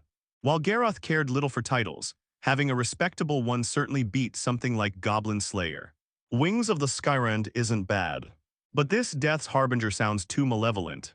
After this internal assessment, he inquired further, any other names? Nick hesitated briefly before murmuring, there's also Vain Plunderer, Golem Shredder, and similar titles. These sounded rather mediocre. Finding no more impressive names, Garroth ceased his inquiry, fixing his gaze upon the merchant. Humans typically regard me with either hostility or abject terror, yet you sought audience with me. Why? Don't claim it's merely to demonstrate loyalty and reverence. As he spoke, the red iron dragon's colossal form leaned slightly forward. Overpowering shadows engulfed the human. Feeling the crushing weight of that presence, Nick drew a deep breath before lifting his head, his face still wearing a smile. Fools fear your flames, but I see the future in you. With almost theatrical admiration, he declared, never have I seen nor heard of a young dragon like you. You understand trade's importance over mindless plunder. Know when to sheath your claws rather than flaunt them recklessly. Recognize the right moments to bare fangs instead of constant retreat. Garroth listened silently. While molten iron vassals often flattered him, most praised only his strength and power. Nick's appeal to his intellect felt refreshingly novel. Of course, unlike Sorog or Samantha, such honeyed words brought pleasure but couldn't sway his judgment. I am a merchant. I recognize immeasurable value in you. I'm certain that following you presents the rarest opportunity of my lifetime. I dream of establishing my own grand trading house, elevating my family's status for generations to come. To achieve this, I need powerful patronage to cling firmly to your mighty leg. Not even death could shake this resolve. Producing a mithril-inlaid ring, he continued. Commissioned from a dwarven alchemist, this spatial artifact can resize and store numerous items. A gift for your consideration. Garroth accepted the ring, stowing it without immediate wear. His penetrating gaze seemed to pierce Nick's soul as he remarked evenly, just for family and descendants. Tonight held monumental importance for Nick. Because Garroth sought an agent among southern nations, someone to gather intelligence, relay messages, and establish influence beyond mere trade. Currently, Nick showed promise. Should he pass Garroth's evaluation, greater support would follow. Pure familial motives made unreliable servants. If deemed unsuitable, knowing what Nick now did, the human would never leave this place alive. Under that placid draconic stare, Nick's heart skipped. After several seconds of contemplation, he exhaled slowly, primarily for myself. Raising his wrinkled face, he sighed. As you know, compared to long-lived beings like yourself, human lives flicker briefly as fireflies. I crave longevity. Pausing, he pressed his forehead to ground, pleading earnestly. When my body withers with age, I beg your mercy, the chance for dragon vein transformation. Garroth studied the human. You'd likely perish during transformation. He stated bluntly. Gritting his teeth, Nick responded, however slim the chance, I'll seek means to improve success. I don't seek immediate transformation. Even should I fail, my unborn child and growing family would remain loyal. As the human finished, the red iron dragon suddenly raised his head, eyes narrowing skyward. A chill permeated the air like glacial winds. More critically, he detected draconic presence, polar ice given sentience, frigid and savage. Then white wings sliced through night skies, wreathed in arctic mist, drawing closer as centaurs erupted into chaos. Pale Wing returns. Silvermane's expression darkened. Pale Wing, the white dragon repelled by White Mane clan 2 decades prior. Through feigned submission followed by ambush, centaurs had nearly slain her, though not without cost. Their previous chieftain succumbed to wounds from that battle, weakening gradually until death. Younger centaur warriors knew only tales of hunting white dragons, ignorant of the true price paid. The white dragon driven off by White Mane clans. Garroth knew of this creature. The 16-meter white dragon circled above, frosty gaze scanning below until noticing the red iron dragon amidst centaurs, her eyes sharpening. White scales, what brings you? Garroth instinctively addressed the airborne dragon. His red and iron dragon heritage prompted this automatic naming. Hearing this, the white dragon Trixie, who'd initially come to assess the situation, immediately darkened with rage, her frigid aura intensifying visibly as she glared murderously downward. Her original revenge motive against centaurs was instantly overshadowed. Damnable, arrogant half-blood, a mere young dragon daring to insult the mighty Pale Wing, Trixie seethed with fury. Meanwhile, realizing his unconscious bias, Garroth politely amended. Ah no, white dragon, my apologies, that was a slip of the tongue. Trixie felt discriminated against. As a white dragon, most creatures would feel fear or reverence when facing her. But when encountering her own kind, the gazes from fellow dragons were always filled with contempt and unbearable scorn. She had originally come seeking revenge against the centaurs. When she saw the red iron dragon at the centaur camp, the powerful Trixie didn't immediately attack. The red iron dragon's strong and majestic body, densely packed vicious spikes, uniquely domineering wings, and lineage as leader of 2 great dragon bloodlines made the white dragon's eyes light up, even stirring thoughts of courtship. She had never seen a dragon like Garroth before. His posture, appearance, and majestic aura somewhat fascinated her. As for the age difference, that wasn't an issue. Dragons begin gradually reaching sexual maturity during their young adult stage. For exceptionally gifted dragons with outstanding qualities, it's common to attract mates from older age groups. Due to their admiration for strength, dragons often prefer more powerful, older mates from their own species. However, what the white dragon never expected was this red iron dragon who had captured her interest and whom she even wanted to pursue immediately spoke disrespectfully to her, calling her white scales right to her face. In dragon culture, this was practically the most discriminatory and insulting term one could use against a white dragon. Trixie wasn't an ordinary white dragon. She considered herself quite talented, having reached level 12 by adulthood. After her adult dragon sleep, but before officially entering her prime, she had already reached level 13. This wasn't something ordinary white dragons could achieve. Thus, the white dragon Trixie had her own pride and dignity. Now that dignity had been trampled, filling her heart with humiliation and rage. The red iron dragon's subsequent words sounded to her more like sarcastic mockery. A mere young dragon. How dare he arrogantly humiliate me like this? Trixie's wings suddenly spread wide, their nearly 30-meter span casting deep shadows on the ground. A slip of the tongue. Her voice icy, she glared at Garroth and roared, "Hybrid dragon. All I see in you is damned arrogance and conceit. Did no dragon teach you to respect your elders and betters?" Hearing the white dragon's words, Garroth felt somewhat wronged. He hadn't meant to insult her intentionally.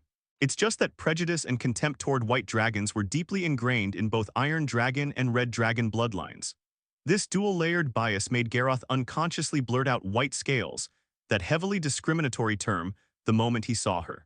Judging by her size, she must already be an adult, nearing her prime.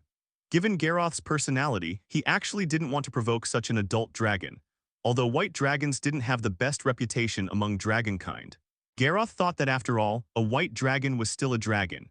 Any dragon over 100 years old, approaching 200, likely had some special tricks or trump cards better left undisturbed.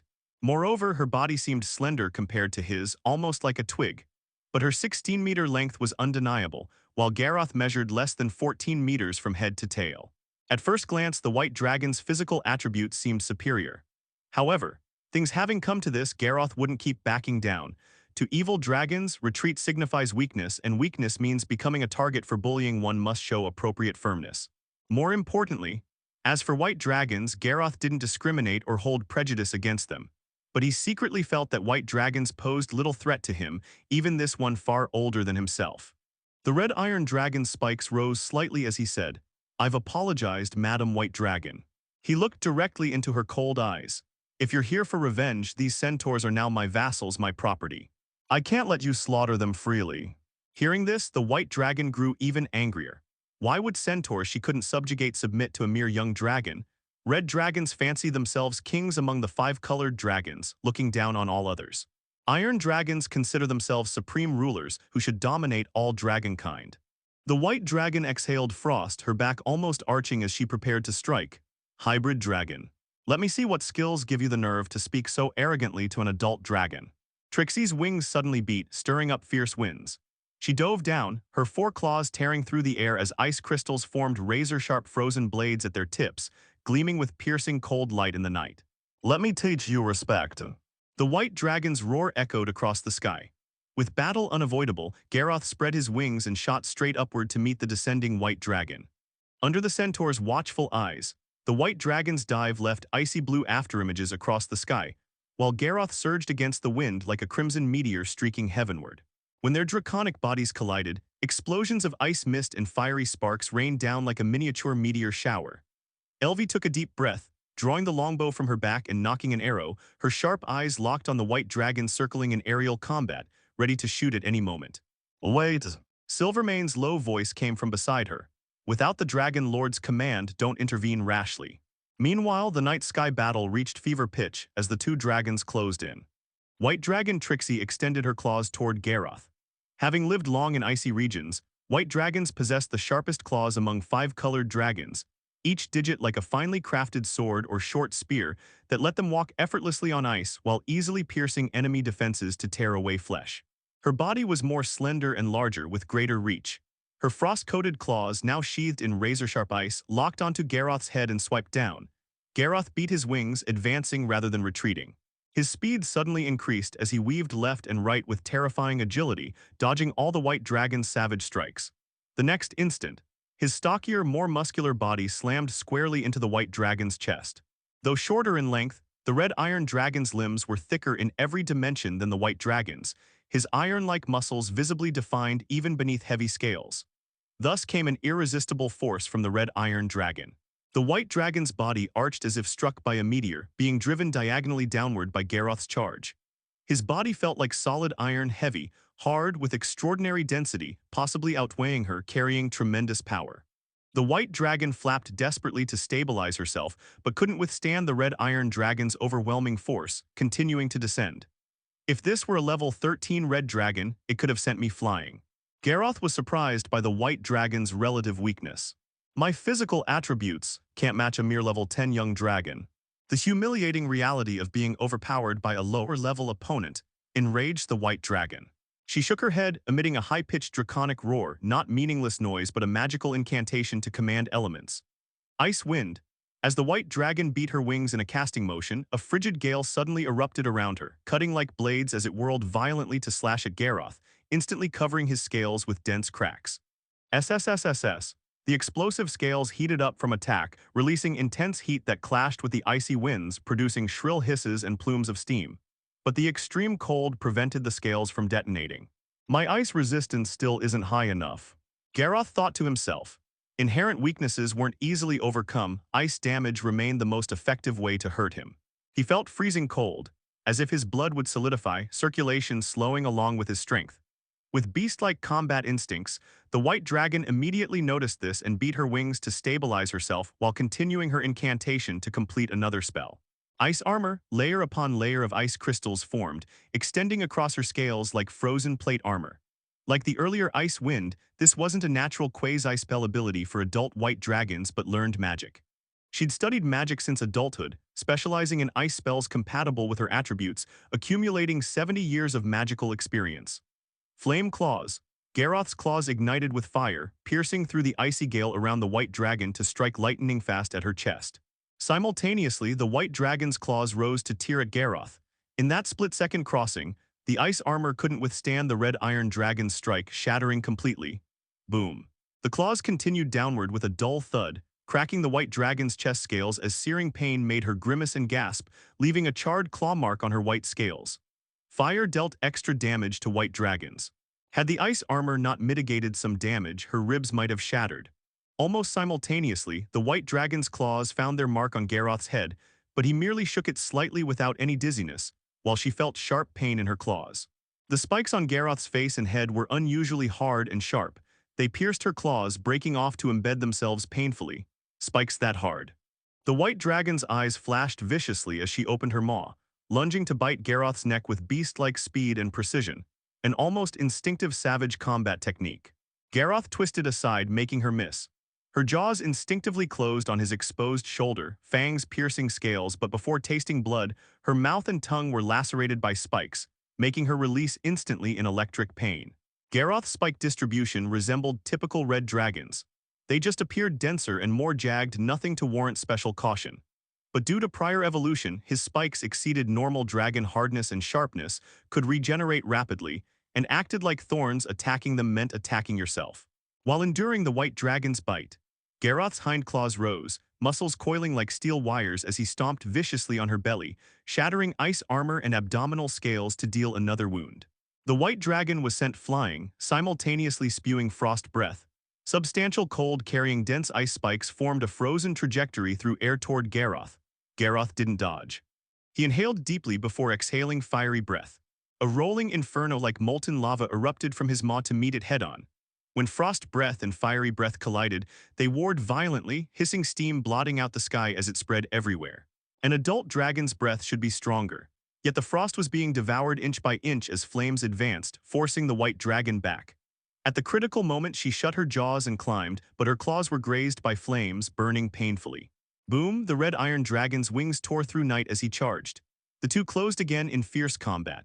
The white dragon had greater reach and sharper claws, but less strength. Her attacks barely affected Garroth while his shattered her ice armor, keeping her uncomfortable. Yet the white dragon never stopped chanting. After a dozen seconds, she uttered the spell's final syllable, wings beating to stir thick ice fog denser than steam, filled with frozen particles. Ice fog. The thick mist instantly engulfed them both. Surrounded by white fog with cold seeping in from all sides, Garroth felt increasingly chilled while his vision and senses were impaired. This white dragon knows magic. Her talent must exceed average for white dragons, otherwise with their intelligence. Garroth nearly disparaged white dragons again but caught himself. Underestimating enemies was dangerous. Garroth didn't want to, but contempt for white dragons was instinctive, sometimes uncontrollable. The living fog churned as Trixie's form flickered within. She seized Garroth's turning moment to slash his back with frost claws, leaving a steaming fissure in double-layered scales without reaching flesh. When Garroth countered, she'd already melted into mist, leaving only drifting ice crystals. Her voice echoed multiply from all directions. Hybrid dragon, I admit you have extraordinary bloodlines. But nearly 2 centuries have granted me wisdom and skill beyond your youthful reach. She said cruelly and gleefully. I'll defeat you, trample you, humiliate you repeatedly, torment you slowly, make you pay for white scales. Hearing this, Garroth could almost see her gloating smile. He silently thought that fighting this higher-level white dragon using only base form was indeed troublesome. Adult dragons were extraordinarily resilient, and this white dragon's ice magic wasn't weak. Garroth had wounded her multiple times, but all were minor. Continuing like this, they might fight till dawn without resolution. Having assessed her capabilities, Garroth saw no need to prolong this. He decided to end it quickly. Meanwhile, Trixie eyed the young dragon's powerful body, stealthily approaching to attack his hind leg joints under fog cover. But as she raised her claws, ZZZZT golden lightning suddenly crackled over the young dragon's body, dancing between spikes and scales like electrified fur as muscles swelled with blood, his already burly frame expanding further into greater bulk. Her claws had barely touched his glowing hind leg. Before she could wound him, Trixie saw the red iron dragon turn impossibly fast to grin at her. Shocked, she beat wings to retreat into fog when suddenly her neck was seized and her whole body slammed down. The world blurred into streaks of color. Crack! The earth split web-like beneath them as Trixie was driven deep into frozen soil by Garroth's charge. Her icy scales shattered with each thunderous blow as Garroth's clawstorm wreathed in black-red energy and golden lightning rained down. Boom, boom, boom, ice armor shattered amidst the white dragon's pained grunts. Trixie's struggles weakened. Her proud ice magic kept forming only to be smashed, her long tail attempting counterattacks but pinned under Garroth's claw, immobilized. Under his relentless assault, her feeble resistance collapsed completely. The proud white dragon now resembled a lone boat in a storm, near capsizing, feeling suffocated near death, as if facing an invincible dragon-skinned monster. Survival instinct finally overcame pride. As Garroth prepared another strike, the white dragon rolled over. "I am a foolish white scales." Her voice sounded like crushed ice, all four claws raised to expose her vulnerable belly. "Noble red iron hybrid, I was wrong." Whoosh, wind pressure nearly blew her eyes shut. Garroth's claws stopped an inch away, golden lightning fading. "No." Claw-tip breezes brushed ice from her eyelids as Garroth corrected. "White dragon," slowly retracting his still crackling claws, he added, "a foolish white dragon." Under the deep night sky, the twin moons silently observed the events below like watchful eyes. The battle between an 18-year-old hybrid dragon and a 180-year-old adult dragon concluded with Garroth forcing the white dragon to surrender by rolling onto her back. Must we white dragons forever bear the shame of being the disgrace among dragons, enduring endless humiliation from other dragonkin? Is there truly no chance for a white dragon to defeat red dragons with fists and kick gold dragons with feet? Every dragon looks down on me, and I'm indeed the weakest. The white dragon Trixie seemed to have her brain rattled, clutching her head with both claws while muttering incoherently. Hearing her words, Garroth tilted his head slightly. He privately considered that with his adaptive evolution talent, had he been born a white dragon, he might have staged a dramatic comeback, achieving exactly what this white dragon dreamed of. For ordinary white dragons, matching red dragons, let alone gold dragons, was virtually impossible. My red iron hybrid bloodline made me naturally comparable to gold dragons from birth. My evolution talent and personal training should allow me to rival even those exceptionally powerful dimensional dragons. At my young dragon age, defeating an adult white dragon isn't particularly remarkable. Garroth reflected calmly, feeling no particular pride in this victory. Unlike before, when defeating formidable opponents would trigger draconic instincts that made him somewhat giddy, he didn't regard white dragons as true kin in his inherited instincts. Against an adult red dragon or even a young adult red dragon, the current Garroth would likely need to reveal all his trump cards, the gap between them being as vast as between a cat and a tiger. "White dragon, what's your name?" Suppressing his instinct to call her White Scales, Garroth inquired. The white dragon beneath him snapped back to awareness, finding the red iron dragon's gaze strangely contradictory, wavering between contempt and restrained calmness, making his true intentions unreadable. Still, not being called White Scales offered some comfort. "Trixie," the white dragon answered softly. "Now let's discuss compensation," Garroth said, lifting his claw from her body. He pointed at his shattered scales. "You started this fight and damaged my precious scales. This won't end with mere surrender, you must pay the price." There was no blood feud between them. Garroth had no intention to kill. Among dragonkind, lethal outcomes were rare without deep hatred, with victors typically demanding compensation through wealth or servitude instead. Wincing from pervasive pain, the white dragon's chest heaved violently as she struggled upright. Her expression was ashen, eyes dull. True to Garroth's words, her claws had left some marks on him, but compared to her own condition, the white dragon was a pitiful sight. Large patches of her scales were shattered, covered in wounds from Garroth's attacks, several bones fractured, claws broken, a truly miserable state. Worse still, the more severely injured white dragon had to compensate the virtually unharmed red iron dragon. But the true devastation was psychological. As a dragon nearing prime adulthood, she'd been utterly crushed by a young dragon who seemed to hold back power throughout the fight. Confronted with this monstrous red iron hybrid who defied all efforts to defeat, the white dragon surrendered to fate. Shedding her former pride, she adopted the cowering posture of a defeated underdog. "I'll surrender half my wealth as apology." Garroth shook his head silently. "Insufficient, I want everything." His tone brooked no argument. "Remember, you started this. The loser forfeits all." The white dragon bared her teeth, every scale trembling in protest as if her heart bled. "Impossible, my wealth is my life, you might as well kill me." Observing her dramatic reaction, Garroth mused. An adult dragon so emotionally unrestrained, incapable of controlling instincts. He recalled how the Iron Dragon Mother, though covetous, exercised some restraint. With age and experience, dragons typically matured, gaining control over primal urges. Yet this white dragon Trixie, nearing prime age, displayed shocking immaturity. Perhaps racial differences, Garroth considered. Beyond strength, white dragons have the lowest intellect among chromatic dragons, more slave to instincts, juvenile white dragons being practically beasts. This Trixie seems rather dim despite her age. This being his first white dragon encounter, Garroth sought deeper understanding. Inherited memories contained too much ancestral bias. He treated them as reference rather than absolute truth. Still, current observations suggested those stereotypes held some validity. After contemplation, Garroth narrowed his eyes menacingly. "If wealth means more than life, I'll gladly send you to Tiamat clinging to your treasures." His claw extended toward her throat. The white dragon stiffened, tail rigid. "Shouldn't bargaining come first? No negotiation, straight to execution." This red iron hybrid was terrifyingly ruthless. "Wait," Trixie pleaded desperately. "I can't part with wealth, but I can satisfy you otherwise." Garroth paused, and this was precisely his goal. Though incomparable to himself, she surpassed Samantha, Sorog, and all his followers in strength. After all, he'd needed frenzied state to truly overpower this adult dragon. Recruiting her would bolster Dragon Valley's forces, and crucially, she could help train his frost resistance. The frost silver ring from the brass dragon required recharging and couldn't match an adult white dragon's power. While Trixie assumed he wanted treasure, Garroth coveted the dragon herself. "Explain what besides wealth could possibly interest me." Garroth maintained dominance. The white dragon rose, eyes glinting as her sinuous tail attempted to coil around his neck only to be slapped away. "What are you doing?" Garroth demanded warily.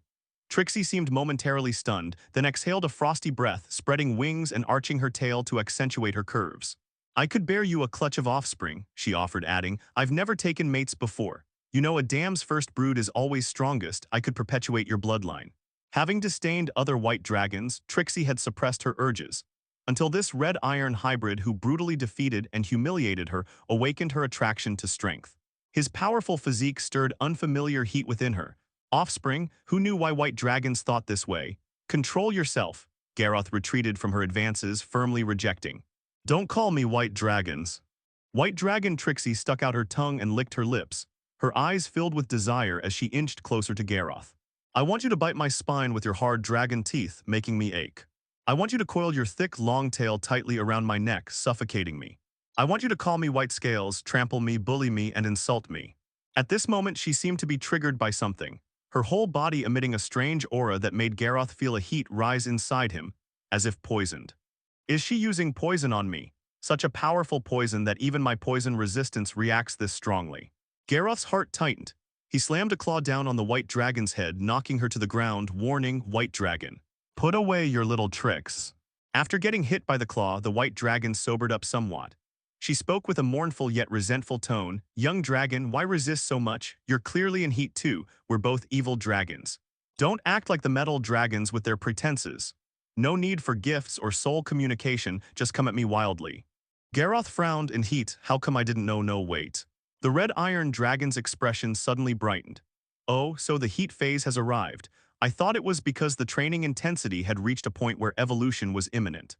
He suddenly recalled that for the past few days, he had inexplicably felt his little dragon burning with heat. Because he hadn't thought about it from this angle, he had mistaken it for an upcoming evolution, so he trained even more frequently, breaking a few iron stones in the process. Now that the truth was clear, Garroth was stunned and fell silent again. Normally, dragons don't enter their heat phase until after the young adult stage, at least after 25 years of age, so Garroth had never considered this reason. But thinking carefully, it wasn't too surprising. His body grew faster than normal dragons, so entering the heat phase earlier was only natural. No wonder Tasha's gaze at me was strange a few days ago. No wonder Vera hasn't come near me recently. Garroth shook his head, finally understanding the reason, then knocked the white dragon, who was trying to cling to him again, to the ground. The white dragon was covered in scars and sticky blood, her broken scales everywhere. There was simply no way to arouse Garroth's interest. She had overestimated her own looks and allure and underestimated Garroth's resistance to desire. On the other side, the white dragon, once again knocked to the ground, finally fully sobered up.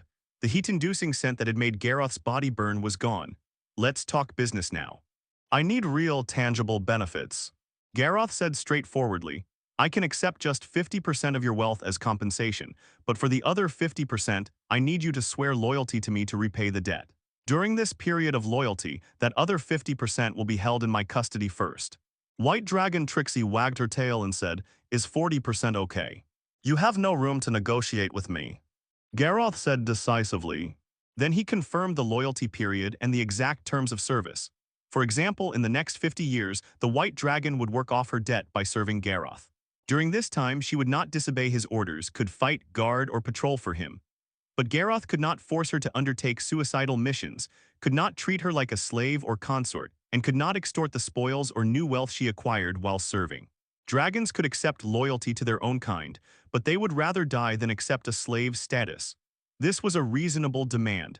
Because many similar precedents set the standard, Garroth and the White Dragon quickly finalized the agreement. Of course, neither had contract magic or contract items, and swearing to the gods didn't carry strong binding power. The main leverage was Garroth holding the wealth as collateral to ensure Trixie's loyalty.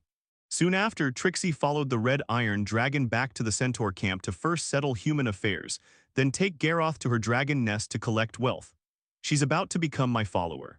Garroth said, easing the tense centaurs a bit. I want to praise you, but right now I can't think of any fitting words. A young dragon making an adult dragon submit is legendary, an incredible feat. Nick, stationed in the Centaur camp, offered his compliments. Since the white dragon appeared and they began fighting, the merchant had been nervously watching, afraid his all-in bet on the young dragon would fall under the adult white dragon's claws. But the outcome proved he had worried too much.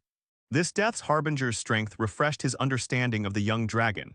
To defeat an adult dragon so easily, once he grew up, he would surely be a dominant force.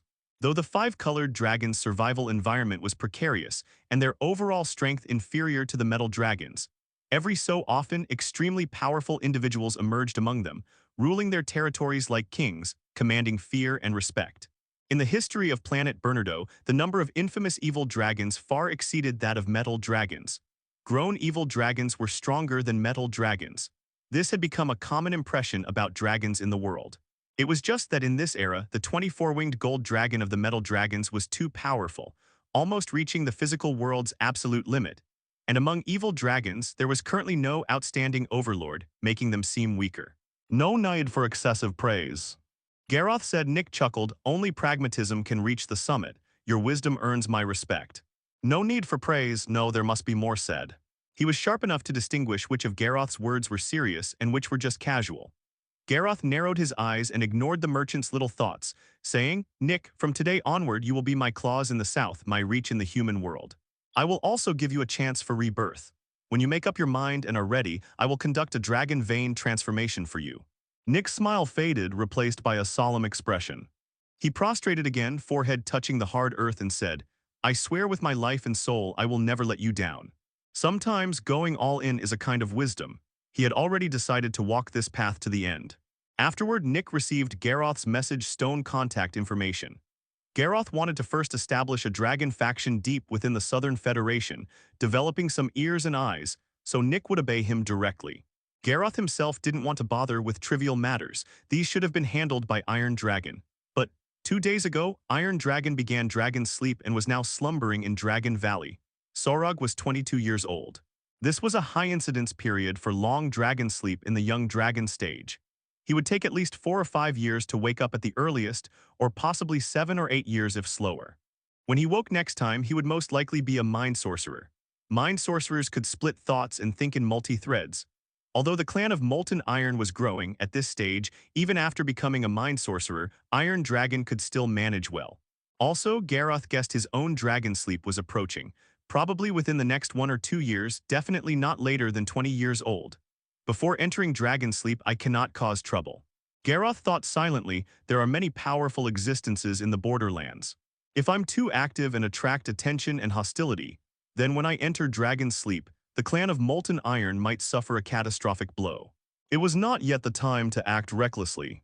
The young dragons still needed to endure and hold back their claws, like fierce tigers lying in wait in the forest, only revealing their sharpness when the time was right. The sky gradually brightened into a grayish-blue hue. Garroth and the white dragon Trixie flew one after another toward the northern borderlands, approaching the icy plains known as the permafrost tundra. Looking into the distance, their powerful draconic vision could faintly discern the undulating outlines of glaciers resembling giant serpents, appearing and disappearing intermittently. Garroth was currently accompanying the white dragon to her lair. Reluctant to part with her accumulated wealth of many years, the white dragon deliberately slowed her flight, delaying the inevitable. Garroth showed no urgency either, calmly surveying the land below with meticulous scrutiny, personally assessing the borderland's condition. Whenever Trixie flew too sluggishly, he'd unceremoniously prod her with his tail or give her a wing buffet as a speed reminder. As time passed, the temperature dropped sharply, already below 10 degrees before reaching the tundra, and even colder at high altitudes where frost particles danced among the clouds. Entering this environment visibly invigorated the white dragon. Trixie, you've lived here long enough. Besides us, how many other dragons inhabit this region? Garroth inquired. The white dragon pondered briefly before shaking her head. Unless hunting for food, I rarely leave my lair. My knowledge of the surroundings is limited. After a pause, she added, though I've spotted metal dragon territory from afar. Garroth, silver dragons. Silver dragons favored cold climates, making them the most likely metallic dragons in these borderlands or tundra.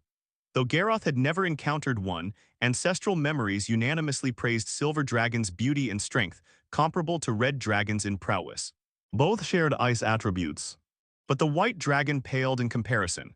If it's an adult silver dragon at least life level 15, I probably couldn't win, but escaping would be effortless with my speed and burst capability. Garroth mentally calculated. Yes, but not just silver dragons. Trixie explained, a male silver dragon and female brass dragon, along with their offspring, share a red maple valley. Garroth considered this. Do you know their approximate age range or life levels? The white dragon shook her head earnestly. There's a saying, kings avoid crossing paths. We've never directly confronted each other. Garroth nearly burst out laughing despite his usual emotional control. Composing himself, he suddenly noticed a noteworthy detail. Silver dragon and brass dragon. They might be Deborah's parents. Garroth recalled the brass dragon, who delivered 2 batches of alchemical tools. Her artifacts bore distinct draconic craftsmanship, likely made by a dragon alchemist, especially when she'd angrily used that life-saving spell-inscribed scale against the Worm King, unleashing frost damage. This had long made Garroth suspect Deborah had a silver dragon elder. While silver dragons most commonly inhabited tundras, settling in these moderately cold borderlands would be reasonable for a brass dragon mate's comfort. I must be cautious not to encounter Deborah's parents. Metal dragons value kinship fiercely. They might well bully a younger dragon to avenge their daughter. Garroth tensed internally. He wasn't ready to face at least an adult-stage silver dragon yet. Trixie, where exactly is their territory? That direction, roughly 500 kilometers away. The white dragon pointed northeast, indicating the general location. As the saying goes, kings avoid crossing paths. Best steer clear for now, the young dragon resolved. After further flight, Garroth arrived at the tundra's very edge, halting above a frost-covered mountain of frozen earth. Temperatures here had dropped below zero. Sunlight provided no warmth. Visible white breath accompanied each exhalation as chill permeated Garroth's scales, causing discomfort. Here we are. Don't you have any minions? Garroth noticed no creatures gathered here. Had a few. Ate some when hungry, the rest fled during my dragon's sleep. The white dragon admitted. A quintessential white dragon, she lacked management skills, treating minions as emergency rations until her cruel oppression drove them all away. With obvious reluctance, Trixie landed and pretended to search before finally leading Garroth into her lair, a crude cavern structure. Thick, hardened ice crystals coated every surface, making Garroth's steps slightly clumsy while the white dragon moved with feline grace, utterly unaffected. An adult dragon's aura profoundly influenced its long-term dwelling. These weren't ordinary ice crystals, but manifestations shaped by Trixie's presence. An ancient dragon's habitat could alter not just terrain but elemental composition, like how an ancient red dragon's domain might spawn fire elemental portals to recruit flame creatures. Stepping unevenly, Garroth followed to the lair's deepest chamber. The white dragon's pained expression preceded her shattering a seemingly terminal wall, revealing a hidden treasure vault. Unlike its distressed owner, Garroth's eyes gleamed upon the glittering hoard, who he took a steadying breath, suppressing innate greed. Trixie, I'm impressed. This substantial accumulation changes my opinion of you. The white dragon offered a strained, unnatural grin.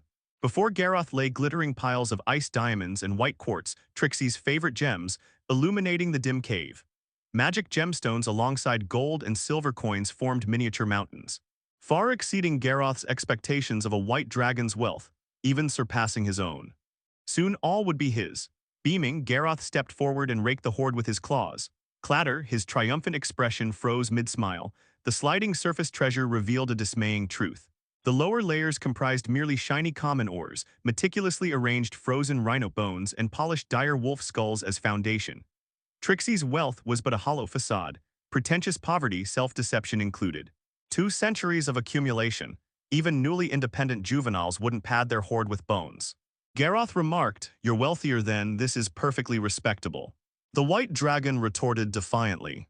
She refused to believe Garroth surpassed her until an azure radiance nearly blinded her, wordlessly responding to her challenge.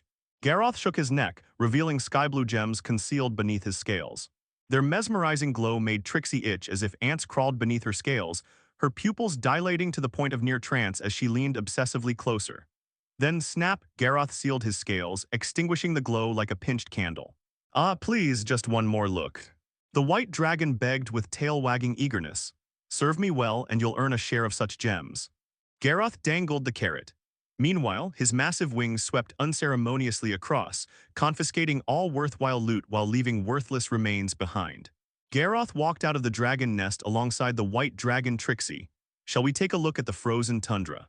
Gazing northward at the frost and snow-covered landscape, Garroth suddenly felt the urge to investigate.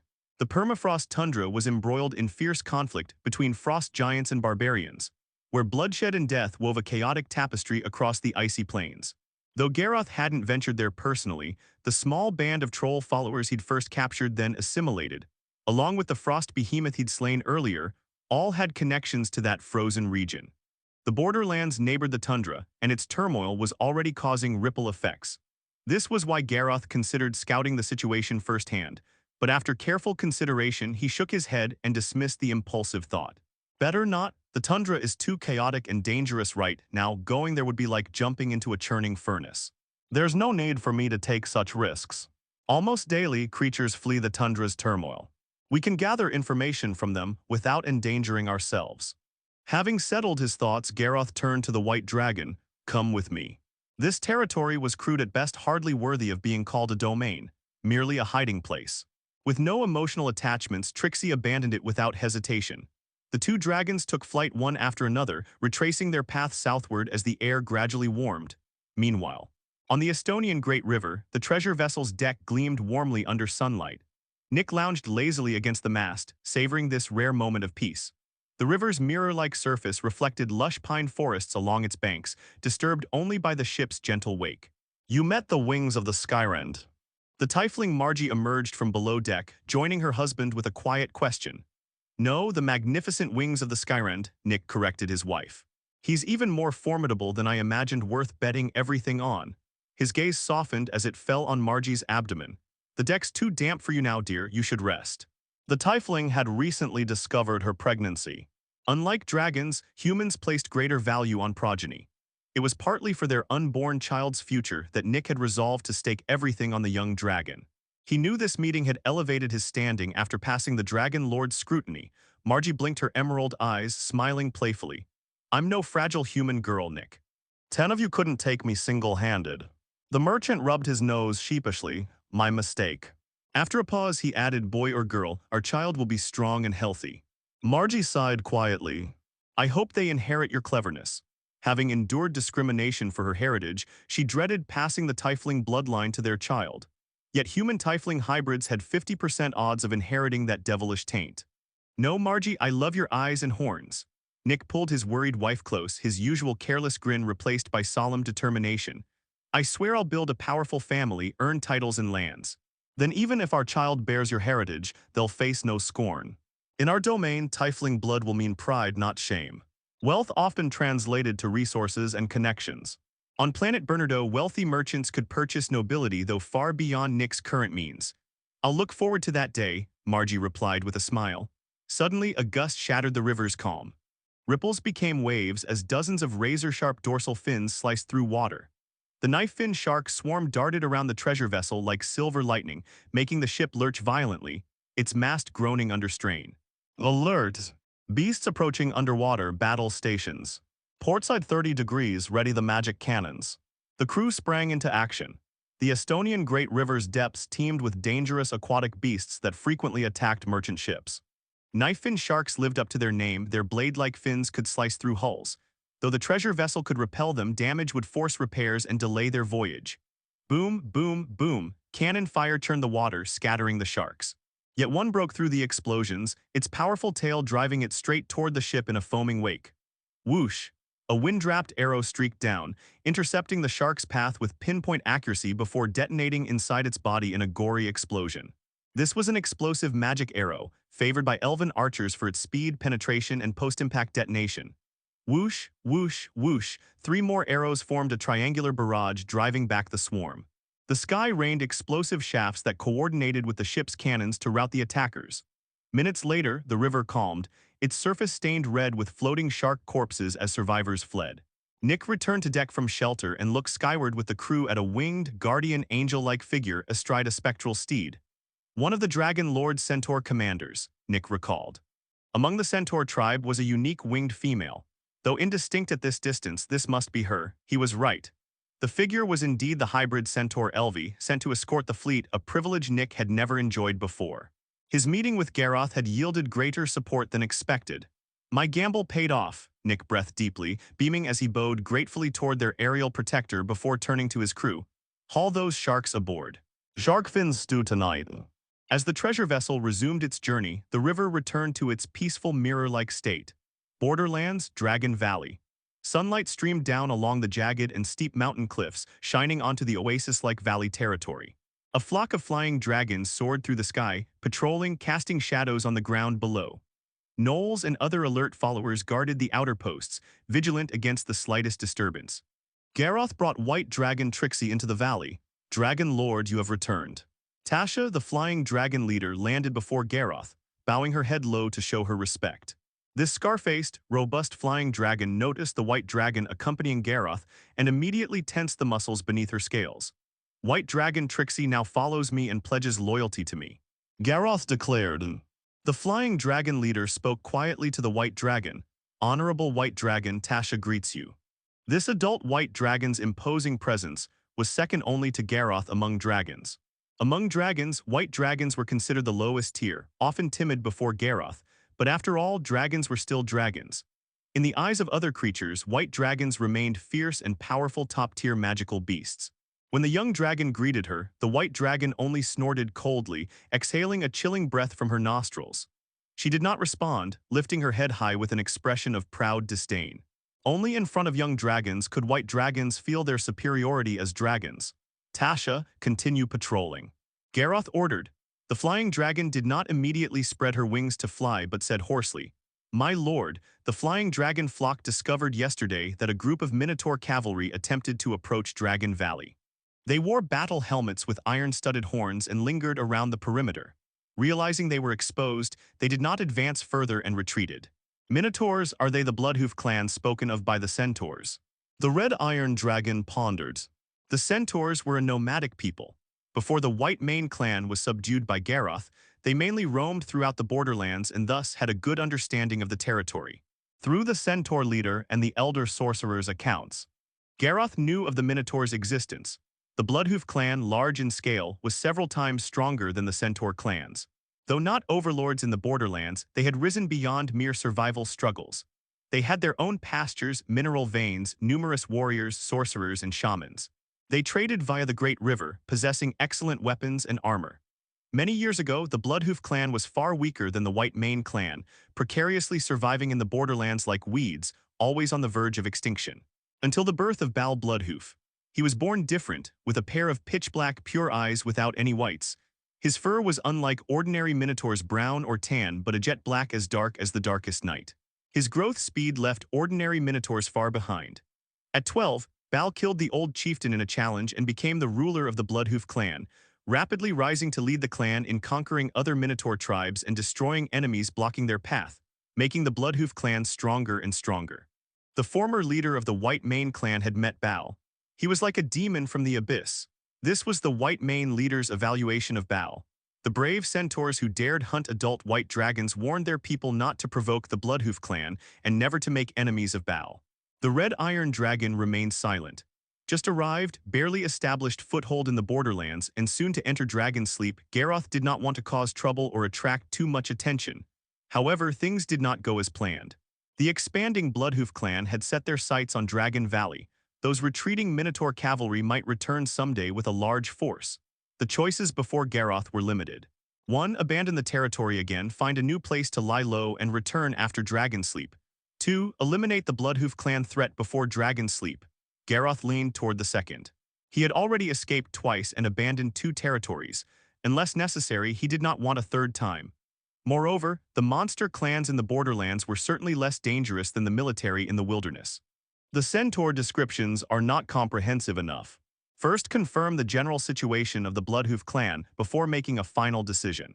Garroth pondered, his gaze flickering. The real question is whether our presence has been exposed. This was crucial. If not exposed, the young dragon hidden in the shadows would hold the initiative and could use stratagems. But if exposed, the situation would become complicated or simpler because both sides would be out in the open where power speaks. The Bloodhoof clan had many sorcerers and shamans. Minotaur shamans were famously powerful. Their race and profession were highly compatible. Plus, the Bloodhoof chieftain at the helm had a prestigious reputation and was not to be underestimated. This meant it would be unwise for a single dragon to take down the entire Bloodhoof clan alone. A war might be necessary to resolve the Bloodhoof clan threat more securely. Garroth already had many followers. He did not need to risk everything personally or storm the Bloodhoof clan alone. Tasha, take the adult flying dragons and gather intelligence on the Bloodhoof clan.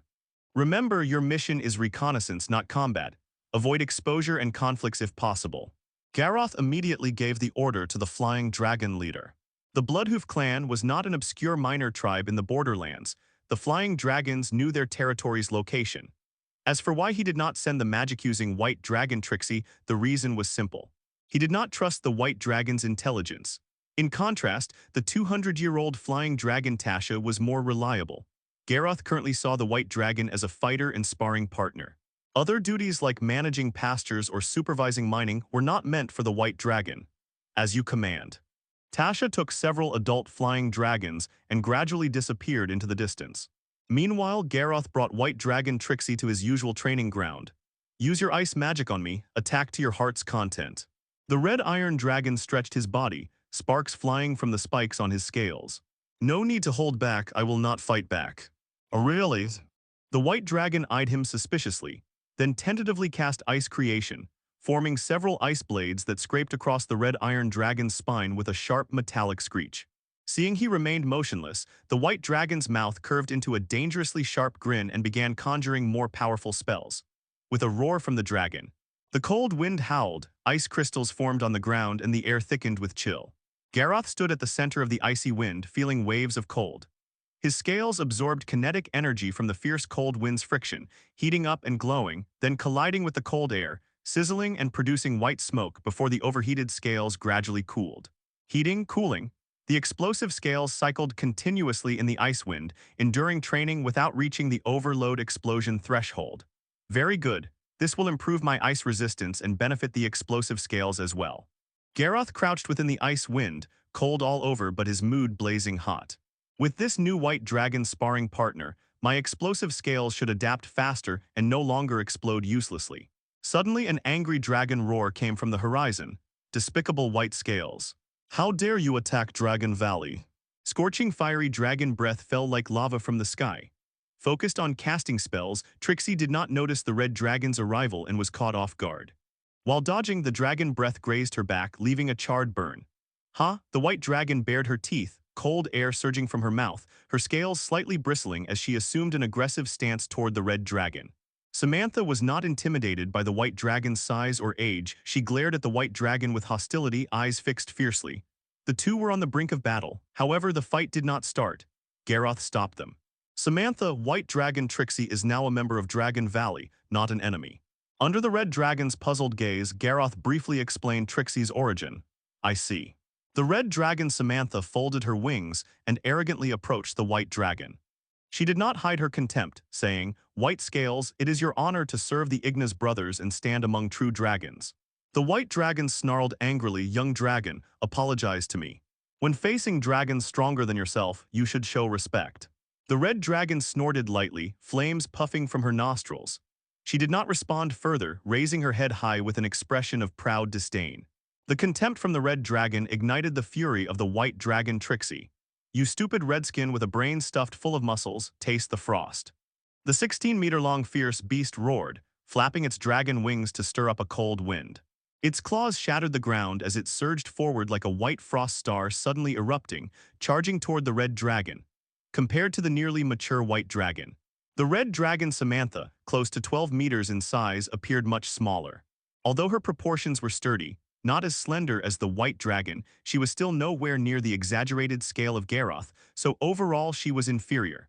However, the pride of the young red dragon surpassed her strength. She looked down on the white dragon from her heart, feeling the other was nothing but a beast with empty form, so she showed no fear, did not call for Garroth's aid, but instead lowered her head, flicked her tail, flapped her wings, and sprinted forward with her body brimming with power, thundering toward the white dragon for a head-on clash. Garroth watched quietly and did not intervene as the large and small mother dragons fought. Under his gaze, the red and white dragon shadows collided wildly. The ground cracked, shockwaves rippled outward. The white dragon shadow trembled violently, stopping in place, while the red dragon shadow was blasted away like a burst sack, tumbling hundreds of meters along the ground, plowing a long scorched trench before finally coming to a halt. Spitting out dirt from her mouth, red dragon Samantha staggered to her feet, baring her teeth with a grimace, her face showing a dense, solidified anger. Being knocked away in a direct confrontation by a white dragon she despised was a tremendous humiliation in her eyes. Opposite of her, the white dragon Trixie, who held the advantage, felt refreshed as if doused with ice water on a scorching day. Foolish redskin, I am Pale Wing, already halfway to maturity. You should show a weakling's respect to the strong before me. Trixie raised her head and declared. At the same time, she wanted to press the attack, but a sidelong glance at the silent red iron dragon made her hesitate. From the red dragon and the hybrid dragon, Trixie sensed a similar aura, meaning they were blood-bound evil dragons, perhaps exiled and growing up struggling together. Their relationship was undoubtedly good. Despicable white scales, I will break your bones. Provoked by the white dragon, the red dragon's anger surged. Her bright crimson scales lit up one by one, visible alchemical runes flickering on her body, amplifying her defense and strength. Fine runes on her claws glowed, granting armor-piercing and reinforcement properties. Her dragon wings flapped, the membranes also glowing with runes. Her speed surged violently as she charged at the white dragon again. On the other side, the white dragon glanced at Garroth. Garroth remained indifferent and gave a slight nod, signaling her not to pay attention to him. Trixie smiled grimly and turned to meet the red dragon head-on. The two dragons clashed once more, not just with wild ramming but using their skills. Ice armor. A thick layer of ice crystal armor coated the white dragon, sharply weakening the power of Garroth's claw strikes. The red dragon's alchemically forged claws could only cause minor cracks, unable to break the armor, while her claws felt a numb coldness. I'll teach you the etiquette of the dragon race. Trixie's right claw struck down, carrying the chill of a thousand-year glacier. Samantha barely dodged sideways, only to be hit by the following dragon tail sweep. Bang! The red dragon's proud scales shattered like glass, the defensive runes collapsing one by one, scales cracking and flying off. She staggered backward. Pain only fueled the red dragon's rage. Her eyes bloodshot, she roared and lunged at the white dragon. However, fury did not increase Samantha's power. Instead, it clouded her mind, diminishing her control over the alchemical runes, making her weaker and exposing countless flaws. The white dragon Trixie was a great dragon capable of forcing Garroth into his frenzied state. Her combat experience far exceeded that of Red Dragon Samantha. When Samantha raged, Trixie became even more skillful, not rushing to defeat her but humiliating her playfully like a game. Garroth watched their fight, still not intervening. After being exiled and experiencing the dangers of the wilderness, Samantha's personality had become restrained. Reason suppressed her anger. But over time, her pride gradually grew, morphing into the typical red dragon arrogance, arrogant and overconfident but without matching strength. Under Garroth's watchful eye, this battle was controllable. For Samantha, being beaten by the white dragon she despised was actually beneficial. Garroth had never felt noble or proud because of his bloodline. He always believed that the strong should not rely on bloodline for respect. Rather, the bloodline should be proud to have strong individuals. Those who indulge in bloodline superiority without real strength will eventually bring disaster upon themselves. Several minutes later, the red dragon's fiery breath was forcefully suppressed by the white dragon's frost breath. In danger, the red dragon hastily dodged but was still grazed by the icy breath, forming a thick frost on her body and making her sluggish. Immediately after, the 16-meter adult white dragon fully spread her wings, her shadow completely enveloping the young red dragon. Trixie dove down and pinned the unprepared red dragon beneath her. The red dragon struggled but lacked strength. Covered in cold frost, her limbs frozen, the white dragon stepped on her chest, until completely defeated. The freezing red dragon finally came to her senses. She turned her head toward Garroth, hoping he would intervene, but Garroth remained indifferent. "Now, what should you call me?" The white dragon's claw gently grazed Samantha's faceplate as she spoke. "White scales." "Despicable." Before she could finish, Trixie's long tail curled around the red dragon's neck and suddenly tightened, causing choking pain. After a few seconds, the white dragon loosened her tail and repeated, "What should you call me?" "White scales." The words barely left her mouth before the tail tightened again, choking her. 10 seconds later, the tail relaxed once more. The red dragon coughed violently as the white dragon repeated, "What should you call me?" Samantha was silent. The white dragon's body pressed down like a mountain, making it hard for her to get up and resist. The biting cold almost froze her blood. Before this, she had never imagined the white dragon could be so strong. "White dragon, Lady Trixie." The red dragon squeezed the words through her teeth. Not using honorifics was her last stubborn defiance. The white dragon Trixie snorted coldly, her expression relaxing. She released her hold and said, "Young dragon, show me more respect from now on. You have no right to call me White Scales." The red dragon's chest heaved violently, her scales dulled considerably. Being defeated by the white scales was a shame and frustration. At that moment, Garroth walked over slowly, his claws crushing the ice crystals on the ground with faint, crisp sounds. "Samantha." The red iron dragon's voice was low and steady. He said, "Failure is nothing but a scratch on your dragon scales." His tail tip gently tapped the broken scales on the red dragon. "What matters is whether you can forge that scratch into harder scales. You wanted to mean Trixie as white scales, call her despicable. Fine, that's not the problem. But you need to be stronger than her to have that right." The fact was right in front of her, and Samantha could hear Garroth's words. She pondered deeply.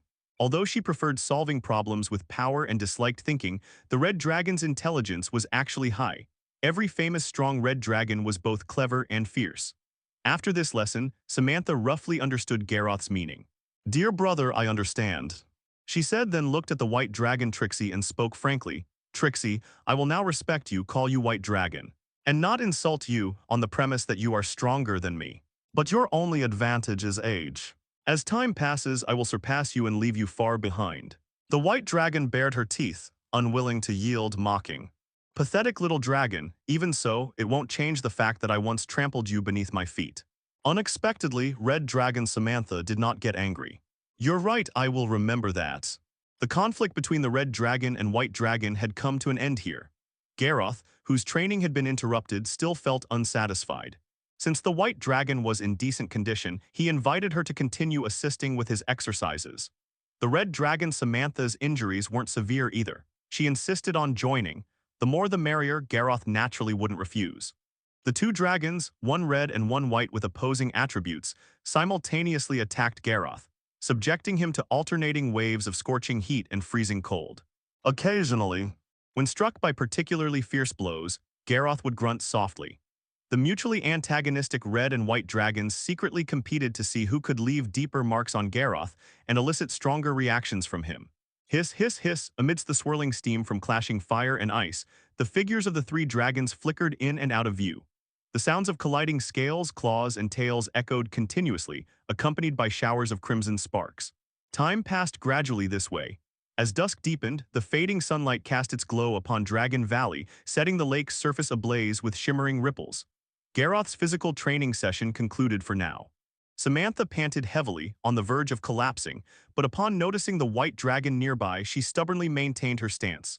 Adult dragons possessed greater stamina and magical energy reserves, remaining in better condition. Garroth stretched his body, producing a series of crisp cracking sounds. His explosive scales, now covered in intricate cracks from the dual assault, resembled fragile porcelain at first glance. Yet unlike before, they hadn't shattered explosively during the intense battle. This was thanks to Garroth's improved control and the cooling effect of the white dragon's frost. However, while effective, the frost presented another issue. If this cold continues affecting me, what form will my explosive scales' next adaptive evolution take? Garroth pondered silently, realizing the next evolutionary step might deviate from his desired path of energy storage feedback or single massive discharge. Evolution branches endlessly. I can't precisely control its direction, only influence it broadly. The young dragon shook his head imperceptibly, thinking, no matter, all evolution occurring within me is beneficial. Even if it doesn't follow my exact expectations, any advancement is good.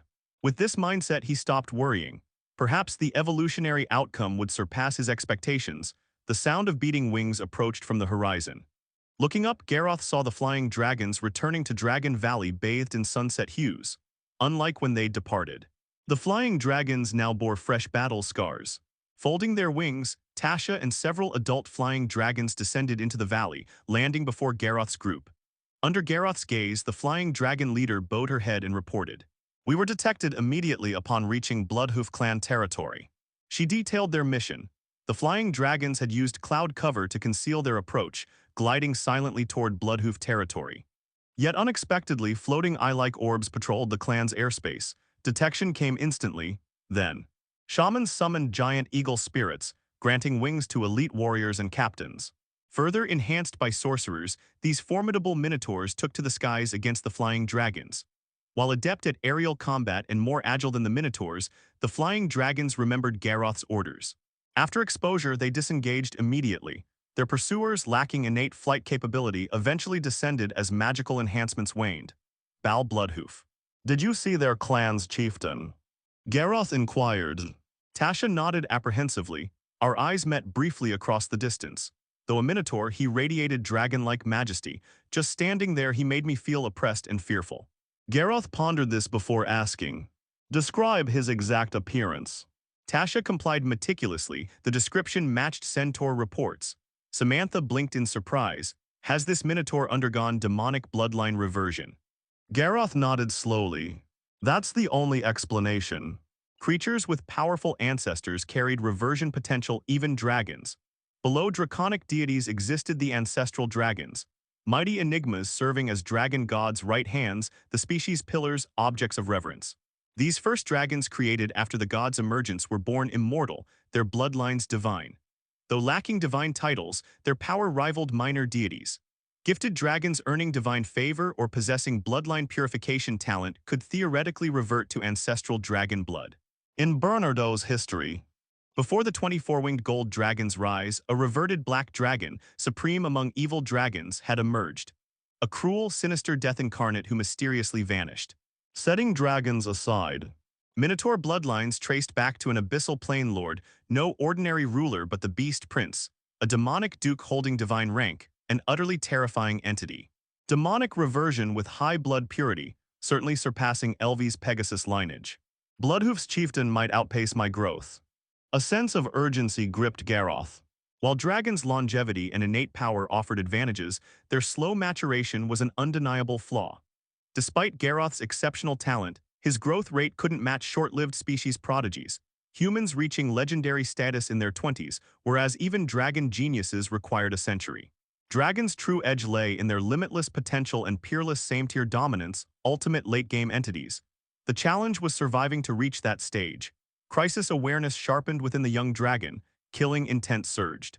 Instantly, Dragon Valley fell silent, even insects ceased chirping. The red dragon, white dragon, and surrounding flying dragons all tensed, instinctively retreating half a step. Before them, Garroth seemed to shed all pretense, transforming into a bloodthirsty primordial beast exuding lethal menace from every scale. Garroth inhaled deeply, regaining composure. He wouldn't let bloodlust cloud judgment.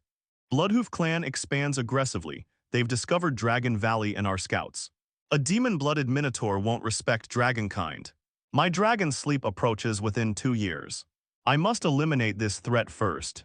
But recklessly charging in alone would be foolish. Bloodhoof has numerous shamans and sorcerers of considerable strength, plus multiple powerful captains beneath their chieftain. Therefore, we prepare for war. My vassal army shall prove its worth.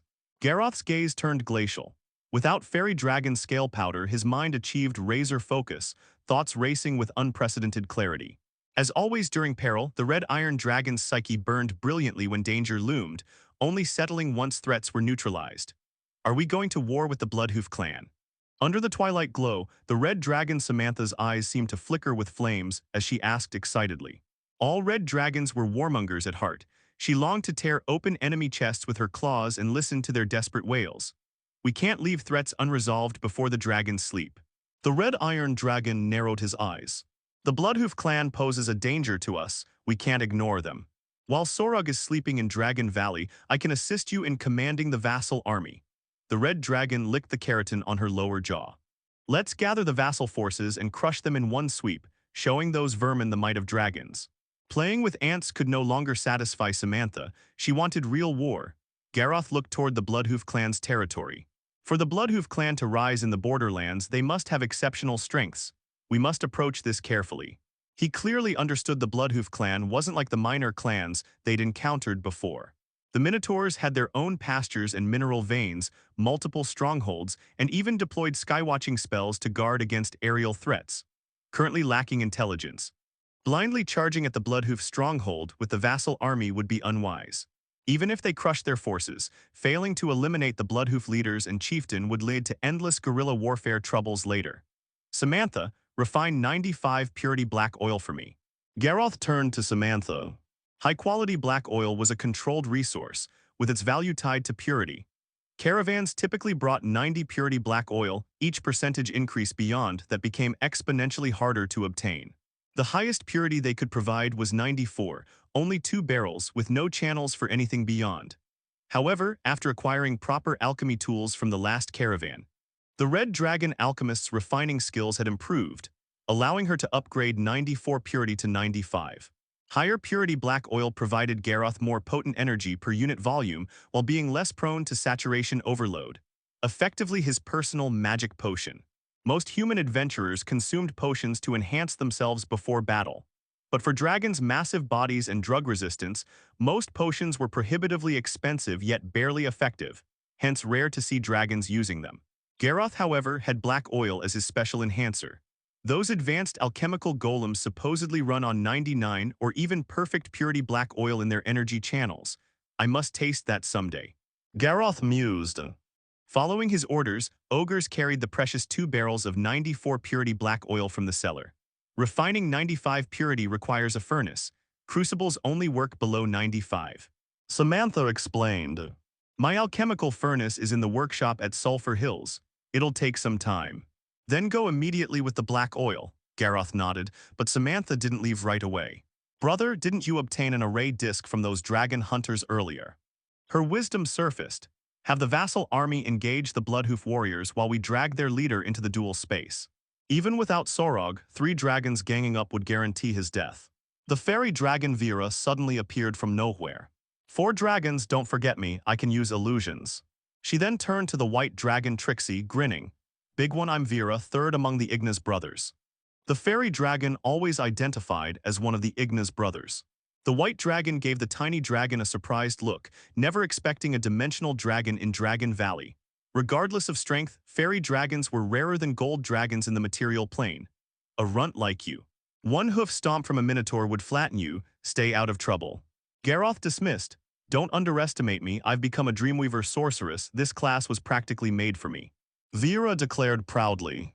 To keep up with her Igna's brothers, she'd chosen the Dreamweaver sorceress path, succeeding easily thanks to her innate talents. As she spoke, the fairy dragon shook her body, using her scale powder as medium to suddenly expand into a massive dragon over 20 meters long. even larger than Trixie. She snarled menacingly with earth-shaking roars, an imposing sight indeed. Until Garroth's tail poked her, deflating the giant form like a burst balloon back to kitten-sized miniature. Though illusions shatter upon touch the lifelike quality, had I not seen the transformation I might have been fooled, you could indeed be useful. Garroth considered. The fairy dragon's illusions wouldn't fare well in direct combat, but used unexpectedly at the right moment, they could achieve remarkable effects. What was that for? The reverted fairy dragon spun around angrily.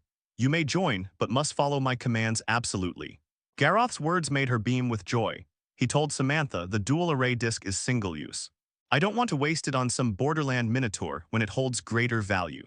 After his juvenile dragon sleep, Garroth's power would surge again. Enemies like the Bloodhoof clan would become insignificant then, but they weren't the borderland's true rulers, and the permafrost tundra's chaos warranted caution. The array disc should be saved for more critical moments. Its spatial barrier wasn't indestructible, but if opponents couldn't breach it in one strike, they'd be trapped in dilemma. Garroth could still use it post-sleep. True, not worth wasting on minotaurs. Samantha agreed. She then lifted the 2 barrels of 94 purity oil and flew toward Sulphur Hills. Rustle. Garroth summoned the dragon-veined werewolf. My lord. The powerfully built werewolf covered in iron-like dragon scales knelt on the ground. Take the cavalry, scouts, and elite centaurs to investigate. Map out the Bloodhoof clan's resource points and sentry distribution. The red iron dragon then turned to the flying dragon leader and said, Tasha, lead the flying dragons to harass the Bloodhoof clan's stronghold. Draw their attention to cover for Russell. Smelling the scent of war, the gluttonous ogre Karu gnawed on a leg bone as he approached. In his rough voice, he asked eagerly, Dragon Lord, what about me? I want to taste some bull horns. Garroth replied, gather the Starbreaker Maul warhost and prepare them for mobilization ahead of the coming battle. As time passed, orders continued to be issued either directly from his mouth or through message stones. After a while, Garroth finally let out a long sigh. Such trivial matters should have been handled by the Iron Dragon, organizing the general situation before reporting directly to Garroth. But with Iron Dragon Sorog in hibernation, Garroth had no choice but to handle it himself. The Red Dragon was too reckless, the White Dragon's intellect was mediocre, and the Fairy Dragon was even less capable.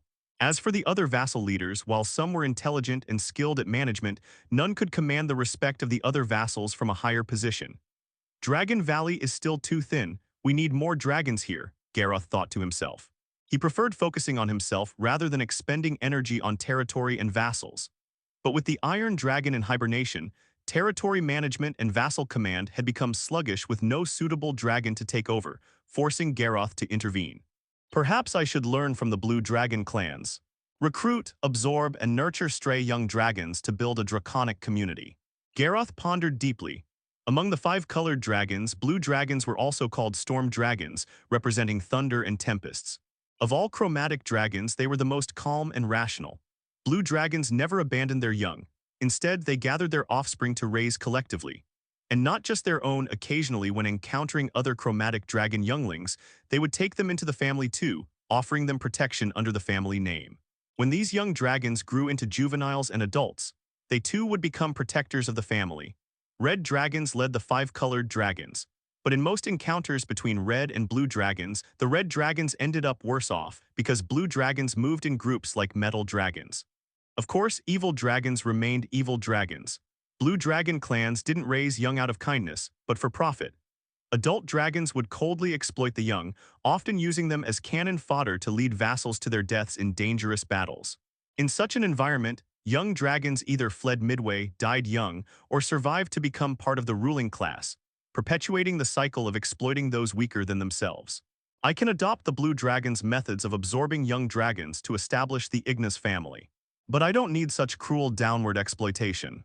The future of the Ignis family, the future of Dragon Valley, should be a nation ruled by dragons, not a narrow clan like the Blue Dragons. With iron dragon blood flowing through his veins, it was in Garroth's nature to want to build a draconic empire. He believed having such an empire as his logistical support would greatly aid his development and longevity. What should I do now? Asked White Dragon Trixie. Garroth replied, like me, conserve your strength and prepare for battle. He ceased further training and began eating and resting to gradually restore his body to peak condition. Meanwhile, at the Bloodhoof clan's stronghold, Towering stone walls like city ramparts encircled the compound, patrolled by strong, hulking Minotaur guards. All internal structures were also built from stone, with few crude wooden houses or tents to be seen. Minotaur shamans excelled at harnessing the earth and manipulating stone. They were skilled builders, though all their constructions were rough-hewn with no aesthetic appeal. A stone hall permeated with savage, primal energy. Bal Bloodhoof's pitch-black eyes shimmered with abyssal light as they swept across the other Minotaurs. His thick horns curled skyward as he sat silent on the highest throne, his iron tower-like body motionless. Other Minotaur leaders debated recent events. "We've been discovered," they reacted quickly. The Flying Dragon scouting was just the first step. The dragons inhabiting Flying Dragon Valley will take more actions. "We can't wait passively. We must prepare." Oh, the Minotaur's rough voices rose and fell. They knew Dragon Valley housed more than just flying dragons. Long before the young dragon targeted the White Mane clan, the Bloodhoof Minotaurs had set their sights on the Centaurs, eager to expand further and attack the White Mane clan when the time was ripe. Yet, before they could officially declare war on the White Mane clan, their scouts originally meant to monitor the Centaurs had inadvertently discovered the young dragon's presence, and that the young dragon had already subjugated the White Mane Centaurs before them. Afterwards, through scout reconnaissance and shaman divination, the Bloodhoof clan gradually located Dragon Valley. But when their scouts were spotted by patrolling flying dragons, they realized they'd been exposed to the dragon's gaze. Soon after, the Bloodhoof clan's head shaman opened his pair of dim white eyes and spoke slowly in grave tones. "I see war and flames. I see death and blood. Conflict with dragons will bring danger to our clan." After a pause, the shaman's tone shifted. "But danger and opportunity walk hand in hand. If we survive this trial and offer dragon souls in sacrifice to great Baphomet, our chieftain will grow mightier, and the Bloodhoof clan shall receive greater boons." Minotaurs were stubborn and obstinate by nature. Now filled with ambition, they dreamed only of expansion, of dominating the borderlands. They would crush any obstacle, trampling enemies into bloody pulp. Minotaurs are unstoppable. "Our horns are indestructible. All who stand in our way shall be trampled beneath our hooves." Hearing the shaman's words, all Minotaur leaders roared excitedly. Seconds later, they gradually quieted, turning unified gazes toward the iron tower-like figure. Their opinions mattered little, only the chieftain's decision held weight. Others had challenged the chieftain's authority before. Without exception, they had been reduced to scattered bones. Bal Bloodhoof's black mane flowed over skin stretched taut over steel cable muscles that coiled like ancient tree roots across his towering frame. His jet-black eyes held no other color, bottomless as the abyss. Bal slowly rose, his massive body blocking the hall's light and casting deep shadows. The chamber fell deathly silent, other Minotaurs feeling suffocating pressure until Bal spoke, allowing air to flow once more. "Prepare for war." His voice was low and gravelly. Minotaur bellows rose in waves. Most proposed immediately gathering clan warriors to launch a full assault on Dragon Valley, but the chieftain overruled them. "Victory will be ours, but don't underestimate the enemy." Bal ruled the Bloodhoof clan with an iron fist, yet possessed considerable wisdom. He said slowly, "Dragons excel at flight. If they feel outmatched and choose to flee, we'll be powerless to stop them. I don't fear dragon vengeance, but merely driving them off would be no better than defeat." Bal's voice rumbled like thunder. "I will forge the Bloodhoof clan's rise with dragon lives and souls." Under his leader's gazes, he issued commands. In summary, appear weak, let the dragons grow arrogant and overconfident. When they lowered their guard, strike with thunderous force to exterminate them. Just then, shrill shrieks pierced the sky. The flying dragons had returned. "Still just flying dragons. These two-legged lizards are merely probing, pay them no mind." Bal spoke impassively. Accordingly, the Bloodhoof clan didn't respond seriously to the flying dragon's harassment. They possessed anti-air measures but held them back, offering only token resistance like before. The flying dragons didn't risk themselves either, merely dropping stones from high altitude onto Bloodhoof territory as harassment. But such attacks caused little real damage, all intercepted by shaman defensive spells. Previously there, she dug pits to ignite sulfur with dragonfire, creating sustained flames for her alchemical furnace. With the furnace and some blueprints, she could attempt larger alchemical creations. But having acquired them recently, time constraints prevented any completed projects yet. This Dragon Valley visit was partly to personally share the furnace's successful setup with Garroth. Russell. Garroth summoned the dragon-veined werewolf, "My lord." The powerfully built werewolf, covered in iron-like dragon scales, knelt on the ground. Take the cavalry, scouts, and elite centaurs to investigate. Map out the Bloodhoof clan's resource points and sentry distribution. The Red Iron Dragon then turned to the Flying Dragon leader and said, Tasha, lead the Flying Dragons to harass the Bloodhoof clan's stronghold. Draw their attention to cover for Russell. Smelling the scent of war, the gluttonous ogre Karu gnawed on a leg bone as he approached. In his rough voice, he asked eagerly, Dragon Lord, what about me? I want to taste some bull horns. Garroth replied, gather the Starbreaker Maul warhost and prepare them for mobilization ahead of the coming battle. As time passed, orders continued to be issued either directly from his mouth or through message stones. After a while, Garroth finally let out a long sigh. Such trivial matters should have been handled by the Iron Dragon, organizing the general situation before reporting directly to Garroth. But with Iron Dragon Sorog in hibernation, Garroth had no choice but to handle it himself. The Red Dragon was too reckless, the White Dragon's intellect was mediocre, and the Fairy Dragon was even less capable. As for the other vassal leaders, while some were intelligent and skilled at management, none could command the respect of the other vassals from a higher position. Dragon Valley is still too thin, we need more dragons here, Garroth thought to himself. He preferred focusing on himself rather than expending energy on territory and vassals. But with the Iron Dragon in hibernation, territory management and vassal command had become sluggish with no suitable dragon to take over, forcing Garroth to intervene. Perhaps I should learn from the Blue Dragon clans. Recruit, absorb, and nurture stray young dragons to build a draconic community. Garroth pondered deeply. Among the 5-colored dragons, blue dragons were also called storm dragons, representing thunder and tempests. Of all chromatic dragons, they were the most calm and rational. Blue dragons never abandoned their young. Instead, they gathered their offspring to raise collectively. And not just their own. Occasionally, when encountering other chromatic dragon younglings, they would take them into the family too, offering them protection under the family name. When these young dragons grew into juveniles and adults, they too would become protectors of the family. Red dragons led the 5-colored dragons. But in most encounters between red and blue dragons, the red dragons ended up worse off because blue dragons moved in groups like metal dragons. Of course, evil dragons remained evil dragons. Blue dragon clans didn't raise young out of kindness, but for profit. Adult dragons would coldly exploit the young, often using them as cannon fodder to lead vassals to their deaths in dangerous battles. In such an environment, young dragons either fled midway, died young, or survived to become part of the ruling class, perpetuating the cycle of exploiting those weaker than themselves. I can adopt the blue dragon's methods of absorbing young dragons to establish the Ignis family.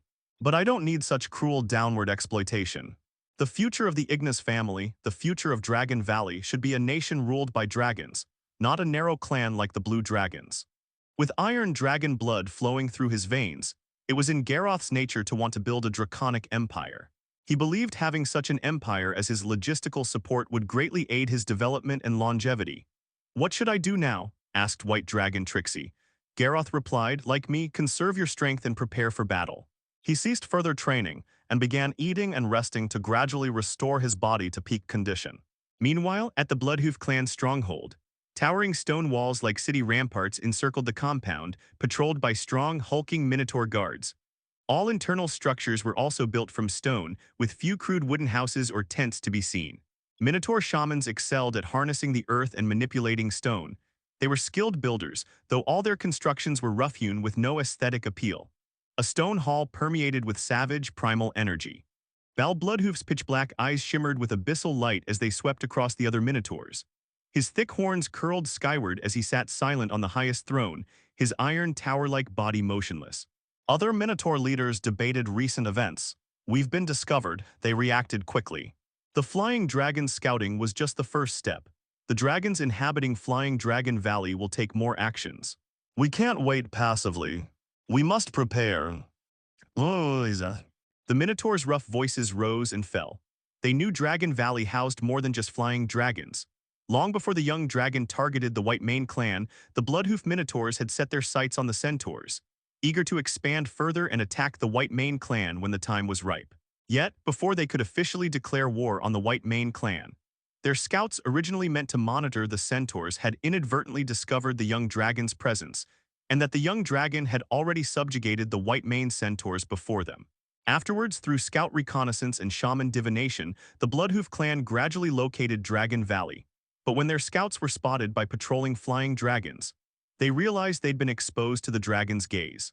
Soon after, the Bloodhoof clan's head shaman opened his pair of dim white eyes and spoke slowly in grave tones. I see war and flames. I see death and blood. Conflict with dragons will bring danger to our clan. After a pause, the shaman's tone shifted. But danger and opportunity walk hand in hand. If we survive this trial and offer dragon souls in sacrifice to great Baphomet, our chieftain will grow mightier, and the Bloodhoof clan shall receive greater boons. Minotaurs were stubborn and obstinate by nature. Now filled with ambition, they dreamed only of expansion, of dominating the borderlands. They would crush any obstacle, trampling enemies into bloody pulp. Minotaurs are unstoppable. Our horns are indestructible. All who stand in our way shall be trampled beneath our hooves. Hearing the shaman's words, all Minotaur leaders roared excitedly. Seconds later, they gradually quieted, turning unified gazes toward the iron tower-like figure. Their opinions mattered little, only the chieftain's decision held weight. Others had challenged the chieftain's authority before. Without exception, they had been reduced to scattered bones. Bal Bloodhoof's black mane flowed over skin stretched taut over steel cable muscles that coiled like ancient tree roots across his towering frame. His jet-black eyes held no other color, bottomless as the abyss. Bal slowly rose, his massive body blocking the hall's light and casting deep shadows. The chamber fell deathly silent, other minotaurs feeling suffocating pressure until Bal spoke, allowing air to flow once more. Prepare for war. His voice was low and gravelly. Minotaur bellows rose in waves. Most proposed immediately gathering clan warriors to launch a full assault on Dragon Valley, but the chieftain overruled them. Victory will be ours, but don't underestimate the enemy. Bal ruled the Bloodhoof clan with an iron fist, yet possessed considerable wisdom. He said slowly, dragons excel at flight. If they feel outmatched and choose to flee, we'll be powerless to stop them. I don't fear dragon vengeance, but merely driving them off would be no better than defeat. Bal's voice rumbled like thunder. I will forge the Bloodhoof clan's rise with dragon lives and souls. Under his leader's gazes, he issued commands. In summary, appear weak, let the dragons grow arrogant and overconfident. When they lowered their guard, strike with thunderous force to exterminate them. Just then, shrill shrieks pierced the sky. The flying dragons had returned. Still just flying dragons. These two-legged lizards are merely probing, pay them no mind. Bal spoke impassively. Accordingly, the Bloodhoof clan didn't respond seriously to the flying dragon's harassment. They possessed anti-air measures but held them back, offering only token resistance like before. The flying dragons didn't risk themselves either, merely dropping stones from high altitude onto Bloodhoof territory as harassment. But such attacks caused little real damage, all intercepted by shaman defensive spells. Morning light pierced through the clouds, dyeing the entire sky a translucent blue that reflected upon Dragon Valley's lake like a massive sapphire, until ripples stirred the surface, shattering the sky's reflection into shimmering waves. Here's the number 95 black oil you requested. Samantha pushed a large barrel of black oil toward Garroth, her voice calm yet laced with subtle anticipation. The tip of her tail swayed unconsciously, her gaze lingering faintly on the red iron dragon. Garroth was well aware of the red dragon's thoughts, curling his lips into a fierce yet satisfied grin. Well done. The red dragon's tail wagged noticeably wider, sparks of joy leaking between her scales. But soon her tone carried a hint of regret. Pity my skills aren't refined enough. The heat control wasn't precise and the furnace quality limited purification efficiency, resulting in significant waste. Since her defeat by the white dragon, Samantha had matured considerably.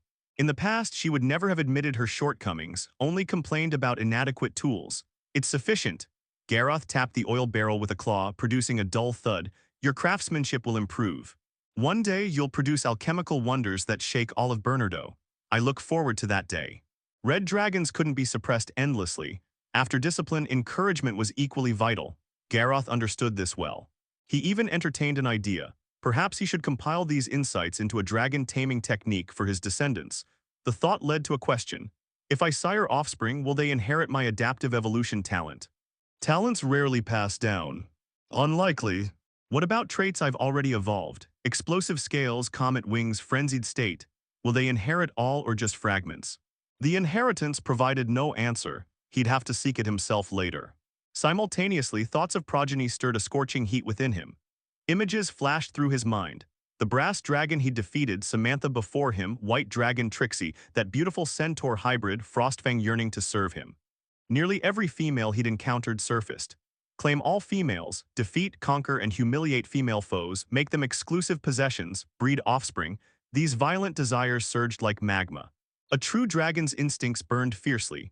Though his iron dragon bloodline offered restraint, the red dragon's lustful nature now overwhelmed Garroth. Ha! The red iron dragon exhaled deeply, hot breath condensing into mist in the dawn air. With steely resolve, he suppressed the heat, banishing those tantalizing thoughts one by one. Instincts must not rule me. Now isn't the time for indulgence. Garroth gradually cooled. The environment remained unstable, riddled with threats. Only when stability arrived with fewer dangers to face could he afford to unleash these impulses to breed. My lord. The Crimson Iron Rider's commander, the dragon-veined werewolf, approached to report. Notably, the hybrid centaur Elvi had contested the werewolf for leadership, but Garroth overruled her. Russell's proven loyalty and command skills, coupled with his status as a dragon-veined vassal, outmatched Elvi. In the clan of Molten Iron, strength determined vassal ranks, but more crucial was Garroth's will. If he desired, even the lowliest kobold could become a warhost lord. We've identified 5 Bloodhoof clan outposts. 3 are lightly guarded, while 2 are heavily fortified by minotaurs. Russell bowed his head and cut to the chase. Garroth eyed the werewolf, obsidian mines, armored rhino pastures. Werewolf Russell continued. The Bloodhoof clan's primary resource is obsidian mines, where they enslave other races to dig. They also breed armored rhinos, selecting superior specimens as cavalry mounts and culling the rest for meat. The pastures are their largest source of food and fodder. Minotaurs were omnivores. Their staples included grass, tender leaves, and fruits, but meat was essential. Prolonged deprivation weakened them, stunting growth. After a pause, the werewolf added, Minotaur sentries spotted us during reconnaissance. Strangely, their patrols only chased us half a mile before retreating. Flying dragon leader Tasha landed before Garroth. The Bloodhoof clan has no countermeasures against aerial harassment. They largely ignore us now, focusing on passive defense with occasional retaliation. Hearing this, Garroth narrowed his eyes pensively. Red Dragon Samantha snorted flames. The Bloodhoof clan fears Dragon Valley. Garroth, they're weaker than you think. Mobilizing our forces to crush their stronghold directly would be most efficient. White Dragon Trixie nodded, unusually agreeing with the Red Dragon. Minotaurs are stubborn creatures. Provocation easily enrages them. Their meekness now proves their weakness. Garroth shared their inclination. His red iron hybrid nature favored straightforward combat, like flying to the Bloodhoof clan now, demolishing their defenses, and deciding their fate based on their response. Yet his rationality, honed by a battled dragon's danger sense, detected anomalies. Garroth summoned Vera, sipping fresh scale powder from the fairy dragon. Since becoming a Dreamweaver sorceress, her powder's effects had intensified. His mind sharpened, the world brightening as thoughts raced. According to Centaur Intel, the Bloodhoof clan is extraordinary. Establishing multiple outposts in the borderlands and expanding continuously isn't ordinary. Yet they tolerate aerial harassment and cavalry scouts now. Garroth analyzed deeper. Either they're truly incapable of countering, preoccupied elsewhere, or they're feigning weakness. He dismissed the first option outright. Unlike the impulsive red and white dragons, he was meticulous. If the Bloodhoof clan were truly weak, the centaurs wouldn't fear them so. The White Mane clan had once hunted white dragons yet lacked courage against the minotaurs. Something else occupies them, or they're baiting us. Werewolves and flying dragons found no signs of external conflicts. If feigning weakness, why? Against scouts and flyers, they'd have no reason to feign. Unless they know of my or other dragons' presence. Garroth's thoughts halted. Exposure was the likeliest explanation. Moreover, Minotaur submission didn't equate to fearing dragons. True fear would drive them to flee or pledge allegiance. Feigning weakness revealed their hidden ambition. Garroth exhaled slowly, his mind settling, whether feigning or preoccupied. A test will reveal their response. His gaze burned, refusing to rush headlong into assaulting their stronghold. Other young or even adult dragons might, but Garroth's discipline demanded prudence. He chose the steadier path. Samantha, Trixie, do you crave battle? Garroth looked toward the red dragon and white dragon. No evil dragon disliked battle, and the two nodded without hesitation. I suspect the Bloodhoof clan is deliberately feigning weakness to deceive us, so let's not rush to attack their stronghold yet, Garroth said. Take your respective followers and raid the Bloodhoof clan's mines and pastures. Since the Minotaurs chose to retreat and appear weak, Garroth decided to press them step by step. He would see whether the Bloodhoof clan would continue their deception or retaliate when their resources were plundered. Samantha, take the flying dragons to attack the pastures. Trixie, lead the Crimson Iron Riders to raid the mines. Garroth gave more specific orders. Upon hearing his words, the red dragon raised her head and exhaled tendrils of flame. I'll make those horned reptiles wail in the flames. The white dragon spread her massive wings. I'll freeze them into ice blocks. The fairy dragon suddenly popped up from somewhere, declaring with exaggerated seriousness, I'll scare them to death. No, you have a more crucial task, guard Dragon Valley. Garroth's solemn expression made the fairy dragon feel valued, so she puffed up her tiny face and said, Vera promises to scare away all monsters trying to sneak into Dragon Valley. Soon after, the excited red dragon took off with the flying dragon swarm, disappearing into the horizon from Dragon Valley. The white dragon also led the swift Crimson Iron Riders toward the Bloodhoof clan's mines. Watching them depart, Garroth opened the black oil barrel, dipped his tail tip into it, then lightly licked it. Hiss, it felt like a line of fire slid down his throat into his belly. Flames snorted from Garroth's nostrils as he confirmed the 95 purity black oil was indeed superior. Faster absorption, stronger energy supply, and lighter burden. Resisting the urge to chug the entire barrel, Garroth placed the whole container in his mouth without biting down, yet it vanished instantly. At the root of one of the red iron dragon's fangs, what appeared to be a tooth ring actually wasn't. It was a size-shifting spatial ring gifted by Nick, now glowing faintly. It could be worn on his claws too. But during intense battles, his primary weapons, the claws were more prone to damage, so Garroth wore it on his fang instead. His stomach's chamber had limited space, and regurgitating items consumed time depending on their size, making the spatial ring far more efficient. After storing the black oil barrel, Garroth, already at peak physical condition, didn't rest further. He used the massive anvil crafted by Samantha to sharpen his wings and tail, honing their blade-like scales and wing bones to greater sharpness. He'd done this grinding many times before. His wings showed no evolutionary response. But his tail felt peculiar. The scales on both sides grew denser, overlapping and slightly protruding outward, as if evolving toward a bladed form, though just beginning incomplete. Screech, screech! The grating of dragon tail and wings against the anvil produced ear-piercing sounds and bursts of sparks. Meanwhile, at the Bloodhoof clan's armored rhino pastures, sunlight lazily bathed the grasslands. Minotaur guards stood watch around the perimeter, vigilant against threats. Nearly 100 armored rhinos grazed leisurely on cold-resistant grass, their massive bodies leaving deep footprints. Their thick black hides gleamed metallically under sunlight as their head-mounted ramming horns occasionally brushed through shrubs, knocking down ripe berries. Several calves playfully butted heads, producing dull thuds. One of the Bloodhoof clan's chieftains, Shaman Greeno, collected rhino dung. Some rhinos had grown unusually sluggish lately, even weak. Greeno could determine from their waste whether they were ill or afflicted otherwise. Greeno's thick fingers pinched undigested grass stems as his bushy brows furrowed. The mucus in this waste indicated digestive issues in 3 or 4 female rhinos. Fetch some wormhood. Greeno began instructing his assistant when terrified calf cries suddenly pierced his ears. The sky darkened abruptly. 12 figures tore through the clouds. Leading them, Red Dragon Samantha and Flying Dragon leader Tasha unfurled enormous wings, casting deep shadows that engulfed both rhinos and minotaurs. Enemy attack, light the beacons. The shaman's shout drowned in the rhino stampede. The hurricane-force downdraft from Samantha's dive flattened grass as she skimmed low, breathing fiery flames not at the guards, but directly at the rhino herd first. The black hides turned molten red under dragon fire. Following the red dragon's assault, flying dragons spewed corrosive acid.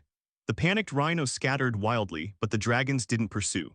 Their crushing momentum unstoppable, the stampeding rhinos trampled minotaur guards attempting interception. Focus on the dragons.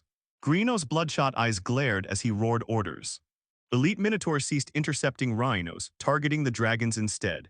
They hurled javelins at the flying dragons and red dragon. Tasha agilely dodged with wing flaps, swooping down to snatch an elite minotaur with her powerful hind claws. Her stinger pierced through armor gaps, injecting venom before flinging the victim into others. Most javelins targeted Samantha. She evaded most, deflecting the rest with tail swipes or claw strikes. But during her dive to bowl over several guards, one javelin shot silently like lightning, piercing her magically reinforced scales to embed in flesh. Bearing fangs, Samantha turned to see a fully armored, exceptionally tall female minotaur warrior. Javelins lined her waist as potent magical energy radiated from her formidable life level. The warrior stomped hard. Ground fracturing, she launched like a cannonball towards Samantha, magic-empowered spear aimed at the wing membrane. Whoosh, the red dragon beat wings to gain altitude while breathing fire downward, forcing the warrior to retreat. Under Garroth's influence, Samantha had learned to leverage her aerial advantage unlike other reckless young dragons who fought heedlessly on land. Worms, the skies aren't your domain. The red dragon growled through flame-laced teeth. Meanwhile, Shaman Greeno knelt, palms pressed to earth as the ground cracked. A massive totem pole erupted from the pasture's center. Ascend! Tasha's pupils contracted as she shrieked warning. Lightning chains erupted from the totem, lashing at flying dragons, but most escaped upward thanks to the alert, though a few struck grew sluggish. Minotaur javelin throwers concentrated fire, peppering the affected dragons with bloody holes before they too escaped the totem's range. That totem pole, this Bloodhoof clan is indeed extraordinary, just as Garroth suspected. Ordinary shamans couldn't create such artifacts. But I've got treasures too. Samantha grinned, claws brushing neck scales to produce 3 crimson orbs she hurled at the totem. Boom, boom, boom, lightning chains detonated 2 midair while the third exploded beside the totem, all unleashing deafening blasts and towering flames. The totem's engraved runes flickered, conjuring a magic shield as lightning attacks paused. Flying dragons attack. Samantha kept bombarding with high-explosive flame orbs. Their range exceeded dragonfire, and being disposable didn't drain her magical energy. Under this cover, the flying dragons assaulted anew. After sustained bombardment, the totem cracked, runes dimming. With her orbs exhausted, the red dragon dove again alongside her swarm. As time passed, the increasingly wounded dragon forces withdrew without overstaying, leaving behind devastation and numerous minotaur corpses. The white dragon stood on the rugged cliff, lifting her head to roar like a dragon. A piercing, bone-chilling icy wind swept across the land, freezing the minotaur guards into ice sculptures. Centaurs and werewolf knights, led by the dragon-vein werewolves, galloped through the battlefield, fiercely clashing with the minotaurs. Only after the white dragon's magical energy was heavily depleted did she lead the cavalry to retreat. At the cost of a few cavalry deaths, they caused serious chaos in the obsidian mine. The slaves' rout and counterattacks, along with the heavy casualties among the guards, left the remaining minotaurs overwhelmed and panicked.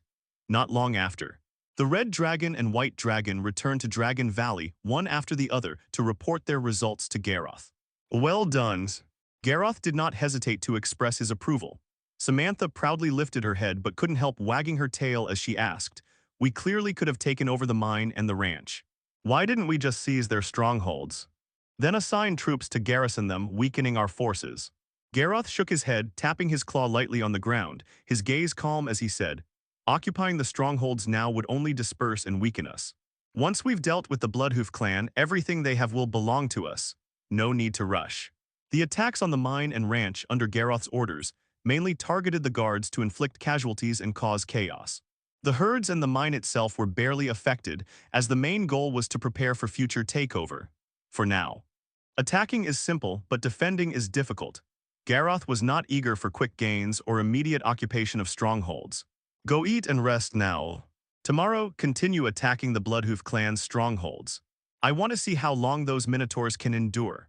The red iron dragon sneered coldly. If they like showing weakness, then we'll help them become true weaklings. The gnolls carried roasted mountain sheep up, the dripping fat sizzling in the fire. The followers had prepared food, and the dragons and cavalry began feasting heartily to replenish their energy. After eating their fill, they soon fell into deep sleep. In the following days, the red dragon and white dragon each led flying dragon groups and cavalry, continuously attacking 5 strongholds of the Bloodhoof clan, dealing considerable damage to the minotaurs. On the 3rd day, after the red dragon attacked the minotaur's cauliflower plantation stronghold, an accident occurred on the return trip. Samantha recalled the minotaur's frantic, shameful retreat when suddenly a hawk-like figure streaked across the sky, daring to fly above the red dragon's head. Whoosh, the red dragon spat a fireball at the hawk. She would not tolerate inferior creatures hanging over her. However, when the fireball struck the hawk, it suddenly transformed into a dragon nearly 15 meters long. Its body was adorned with silver scales, a young female brass dragon with both ice and fire attributes, blocking the dragon group's path. A silver dragon hybrid. Samantha's eyes revealed caution. The brass dragon before her bore silver dragon traits, and the chilling cold emanating from it felt dangerous. "You, naturally evil red dragon, why suddenly attack me?" The brass dragon spoke with righteous indignation. "Pay compensation with gold coins to earn my forgiveness, or I will make you pay the price." Red Dragon Samantha fell silent. Because the reputation of metal dragons was well known, few adventurers dared to covet them. Metal dragons, suffering from a lack of delivered wealth, resorted to extortion schemes to gain riches. For example, using transformation magic to disguise themselves, intentionally attracting attacks, then revealing their true form to demand compensation. This is a classic metal dragon tactic, recorded in the legacy of evil dragons, and evil dragons disdain such hypocritical behavior. When they could just rob directly, why bother finding an excuse? Samantha never expected to encounter extortion by a metal dragon, and it was right after attacking the Bloodhoof clan's stronghold when she wasn't at full strength. She had reason to suspect the brass dragon had been tailing her for a while, choosing this moment to appear and extort. The key was, the red dragon felt she was no match for the brass dragon before her. If it were an ordinary young brass dragon, there would still be a chance. But this one had silver dragon blood, and its size and aura made it difficult to defeat. Even with the flying dragon group, repelling it would be a tough fight, when brute force could not solve the problem.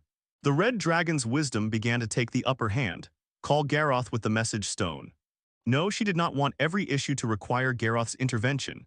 Recalling the legacy's notes about brass dragons, the red dragon thought briefly and said, "Brass dragon, let's play a riddle game." The brass dragon's eyes lit up. After sizing up the red dragon a few times, it openly showed disdain, saying, "I don't think a savage red dragon can answer my riddle. But I'll give you one chance. As long as you answer one of my riddles, I will let you leave." After a pause, the brass dragon murmured, "I was born in the earth's furnace, forged by desire.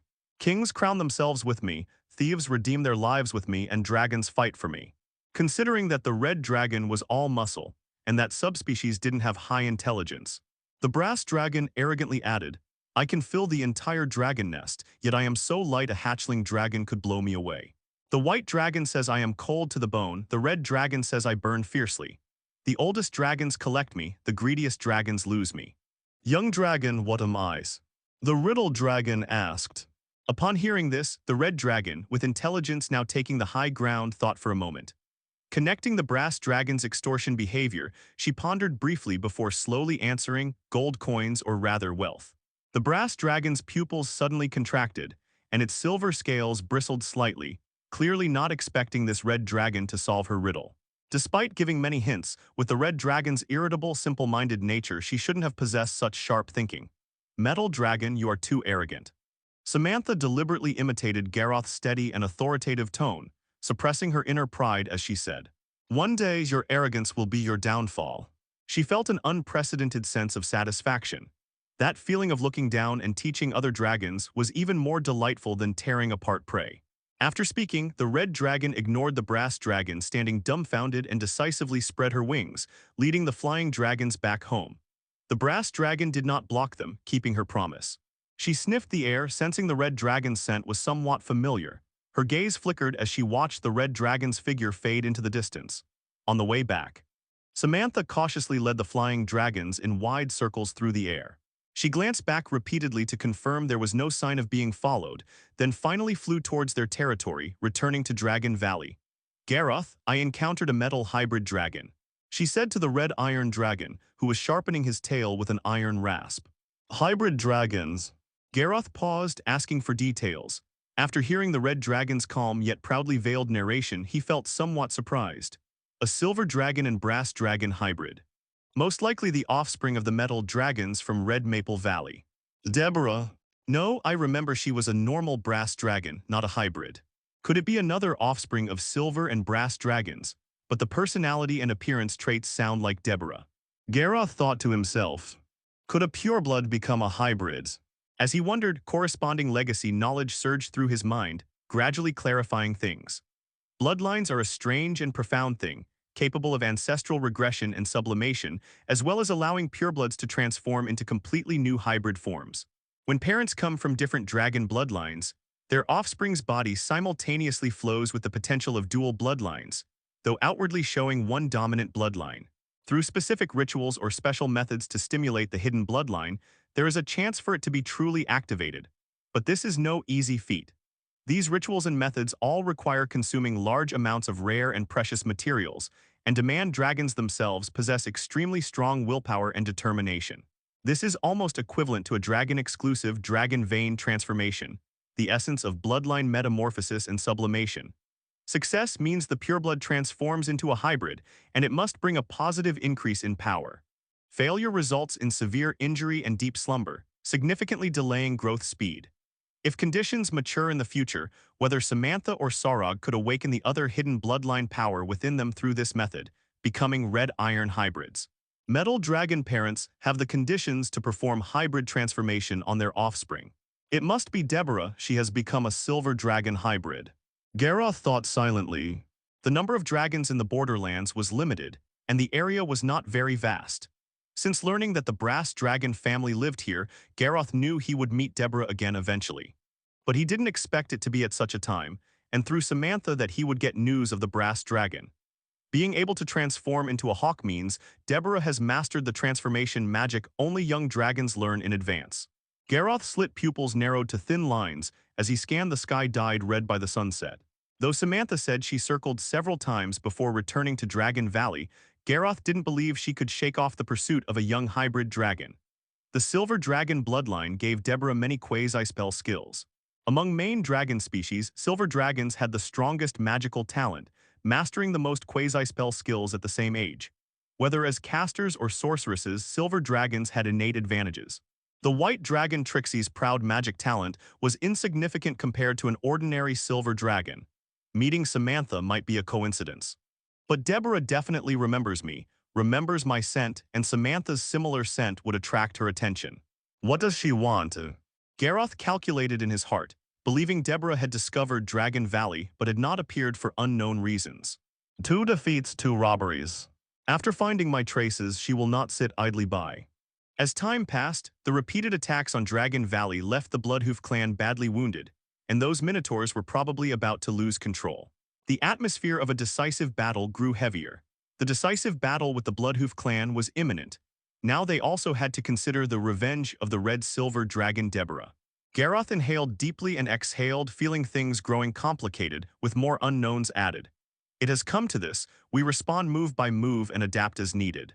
Scratch. The red iron dragon continued sharpening his wings and tail, sparks flying. Since he could not fully control the situation, he would let his own edge become sharper, until he could tear apart all uncertainties. White Dragon Trixie returned to Dragon Valley after Samantha. She encountered no unexpected incidents, but during the assault on the Bloodhoof clan's stronghold, she noticed some differences from before. The Bloodhoof clan's defense of the obsidian mine has weakened, the White Dragon reported to Garoth by the lakeside, folding her wings as she landed. This time they not only sent no reinforcements, but even withdrew the leaders and elites from the stronghold, leaving only incompetent guards behind. The grinding motion of his tail paused momentarily. Garoth stopped, extending his scalding draconic tail into the lake water. Sizzling sounds erupted as steam billowed up, dense bubbles rising from the water's surface. The red iron dragon crouched low, hind legs slightly bent, his tail swaying gently in the water while his eyes gleamed with contemplation.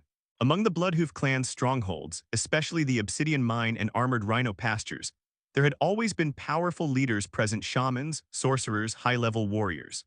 The repeated assaults by the white and red dragons had caused much chaos at these locations, killing many guards.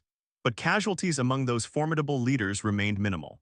In previous days, attacked strongholds would receive reinforcements from other guards who, under the leader's command, would defend against draconic assaults. But according to Trixie's report, the situation had changed. No more reinforcements came, the leaders had been withdrawn. The Bloodhoof clan intends to abandon their strongholds. They've grown fearful and want to retreat. The red dragons who had been eating lifted her head excitedly. Does this mean we can take over their strongholds? These are all sources of wealth and resources. Garoth glanced at her. After their encounter with the hybrid dragon Deborah, where Samantha had demonstrated wisdom in solving the puzzle, her intelligence seemed to have regressed to its usual low state. The siblings Sarog and Samantha each had their peculiar traits. The Iron Dragon typically displayed higher intelligence, though when circumstances favored him, he risked becoming irrational due to his nature. The Red Dragon usually appeared foolish, but in troublesome situations would actually engage her brain, showing quick wit. Samantha, if it were you retreating, would you leave behind anything you couldn't take? Garoth asked. I'd burn everything to the ground, destroy it rather than leave it for the enemy, Samantha answered instinctively, baring her fangs. Then she paused momentarily before realization dawned on her face. The Bloodhoof clan isn't preparing to retreat, Garroth stated. They're gathering their forces scattered across various strongholds, consolidating them into a fist, preparing to strike hard. After a brief pause, the red iron dragon's gaze turned icy, his voice deepening. The decisive battle approaches. The Bloodhoof clan has run out of patience. The Minotaurs, thinking themselves clever, had chosen to feign weakness. But the reckless, arrogant draconic attacks they'd anticipated never came. Instead, the dragons advanced steadily step by step, wearing them out as they scrambled between strongholds. These days of draconic assaults had genuinely weakened them, Trixie suggested. In that case, we should cease attacking their strongholds, gather our followers at Dragon Valley, and face the Bloodhoof clan head-on in open battle. Garroth shook his head, then looked toward Red Dragon Samantha. He grinned, saying, Samantha's idea is excellent. We should continue attacking and occupy the Bloodhoof clan's strongholds. The red dragon lifted her head, a half-gnawed bone still clamped between her teeth, tilting her head quizzically.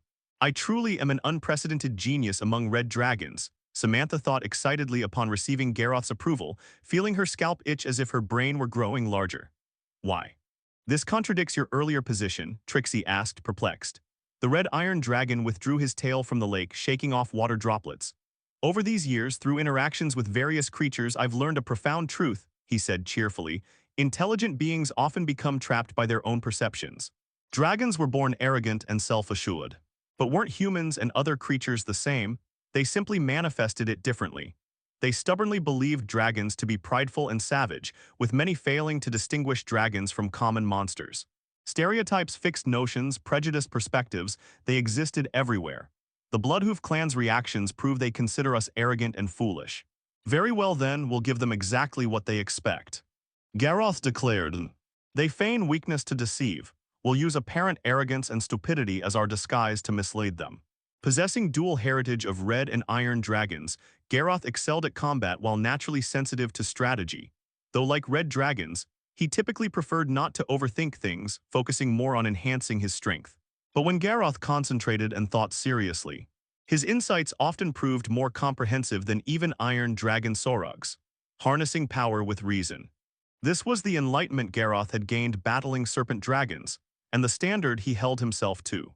No matter how much stronger he grew, no matter how his draconic desires expanded, he would never lose his calm rationality.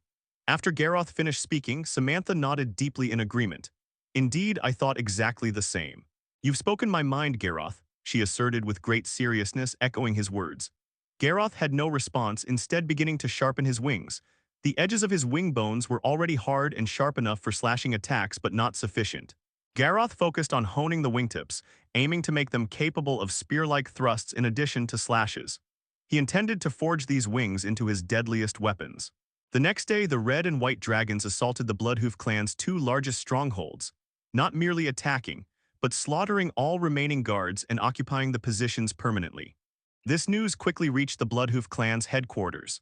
In the War Council chamber, the oppressive atmosphere that had lingered for days finally lightened somewhat, the Minotaurs breathing more easily. Their caution exceeded expectations, but ultimately they couldn't resist. They think we're retreating. Want our strongholds, let them have them. We'll soon reclaim everything we've lost, with interest, paid in dragon flesh and soul. The Minotaurs in the chamber grew excited, each fully armed and ready for battle. They confirmed the strongest red iron dragon remained at Dragon Valley. Their plan was to attack the valley in full force, while the weaker white and red dragons were dispersed, eliminating the strongest threat first before turning on the others. The obsidian mine and armored rhino pastures lay considerable distances from Dragon Valley. Even at dragon flight speeds, disregarding their followers, it would take substantial time to receive distress messages and return to assist. During that interval, the Bloodhoof clan would conquer Dragon Valley.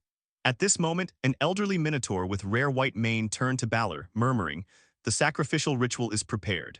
Now we only await the offerings." Among minotaurs, those born with white manes were considered symbols of wisdom. This held true. White-maned minotaurs typically served as shamans or sorcerers. The speaker was the Bloodhoof clan's highest-ranking shaman, second in prestige only to Balor himself. Under the gathered minotaur's watchful eyes, Balor rose, his deep, resonant voice booming like thunder. "All Bloodhoof clan leaders, march with me. As always, we'll crush all obstacles. Let enemy blood soak our hoofprints, their bones pave our glorious path. Deafening roars answered him as minotaurs beat their chests, battle cries surging like tidal waves across the territory, leaving some forces to guard their base. Under Chieftain Balor's leadership, the Bloodhoof clan's numerous leaders mobilized their combat units, elite forces like armored rhino cavalry and mammoth riders, advancing toward Dragon Valley in massive formation. With the shamans and sorcerers' concealment and enhancement magics, they moved with astonishing speed and minimal disturbance, gradually closing in on Dragon Valley. Time flowed steadily and silently. Thick night fog like viscous ink shrouded the borderlands. The valley ahead loomed faintly in the darkness, appearing and disappearing intermittently. The elite forces of the Bloodhoof clan advanced in silence. The mounts of the armored rhino knights trod upon damp moss, while spider-silk muffling cloth rendered the multi-ton beasts as silent as ghosts. The shamans atop the mammoths tightly gripped their silencing totems, their movements and sounds devoured by magic. The target valley lies ahead. The white-maned shaman frowned and lowered his voice. Something's wrong. We're already very close, yet there are no signs of any sentries. Dragon Valley was merely a few miles away from their troops. At this distance, the white-maned shaman had prepared to be discovered, his spells ready to unleash. Yet as time passed and the troops advanced step by step, the valley ahead remained like a slumbering beast crouched upon the earth, utterly unresponsive. No patrolling flying dragons or giant eagles filled the sky, nor were any hidden sentries detected. No howls of patrolling gnolls, no lights from kobold watchtowers. The Bloodhoof forces' approach proceeded with baffling smoothness. Are dragons truly so foolish and arrogant that they leave themselves completely undefended? A captain scratched his bull horns in puzzlement. No, if that were truly the case, it would surpass mere foolishness. The white-maned shaman flicked his tail anxiously. I sense unease, as if something terrible is about to happen. Upon a massive mammoth, Chieftain Balor of the Bloodhoof clan stood expressionless, gazing at Dragon Valley. He remained silent, merely gesturing to a minotaur captain. The main Bloodhoof forces halted as 5 agile scouts, led by a lean minotaur, shot forth like arrows toward the narrow, easily defended valley entrance. At first, they proceeded cautiously, especially when spotting the watchtowers perched along the valley cliffs, their nerves stretched to the limit, fearing a rain of arrows at any moment. Yet what unnerved them more was this: the watchtowers stood completely empty. Meeting no resistance, they charged straight into Dragon Valley. The scouts soon returned to the main force. Their expressions were tense, their breaths rapid as they reported to Balor, Chieftain. The valley is full of empty tents, all campfires have gone cold. No enemy warriors in sight, only the elderly, weak and infirm, lacking combat skills.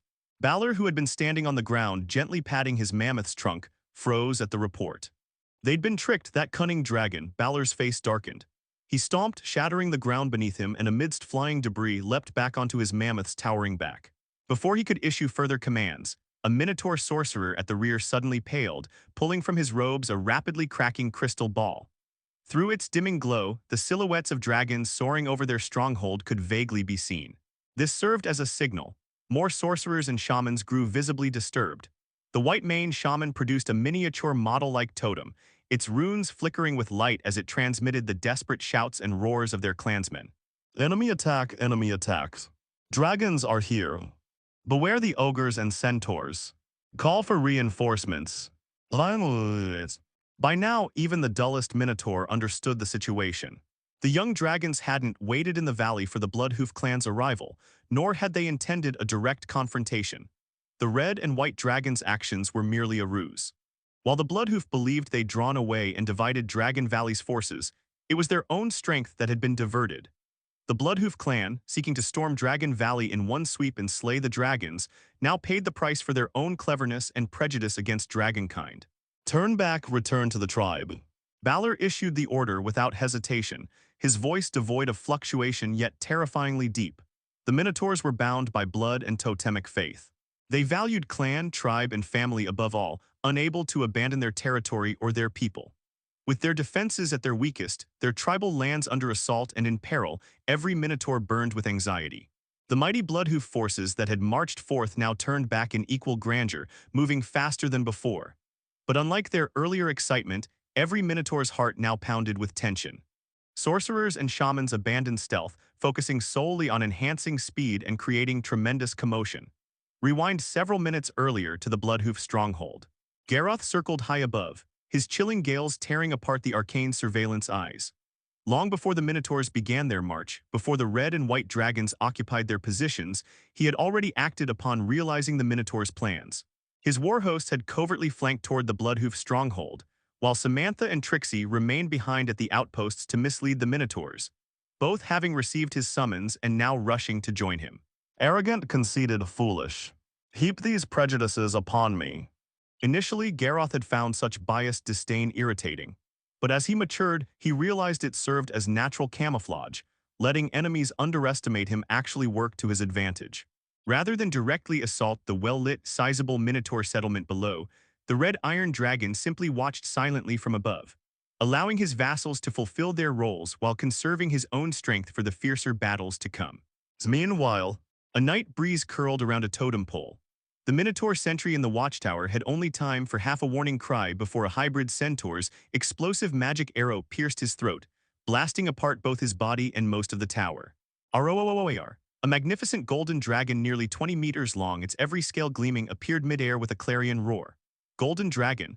Remembering the legendary might of golden dragons from ancient texts, several sentries' hearts stopped, literally frightened to death, while most Minotaurs nearly forgot to breathe, frozen in terror, minds blank. Fortunately, the terrifying golden dragon dissipated like a mirage, apparently not truly present. Almost simultaneously, 30 shadowy figures scaled the battlements along the wall's darkness.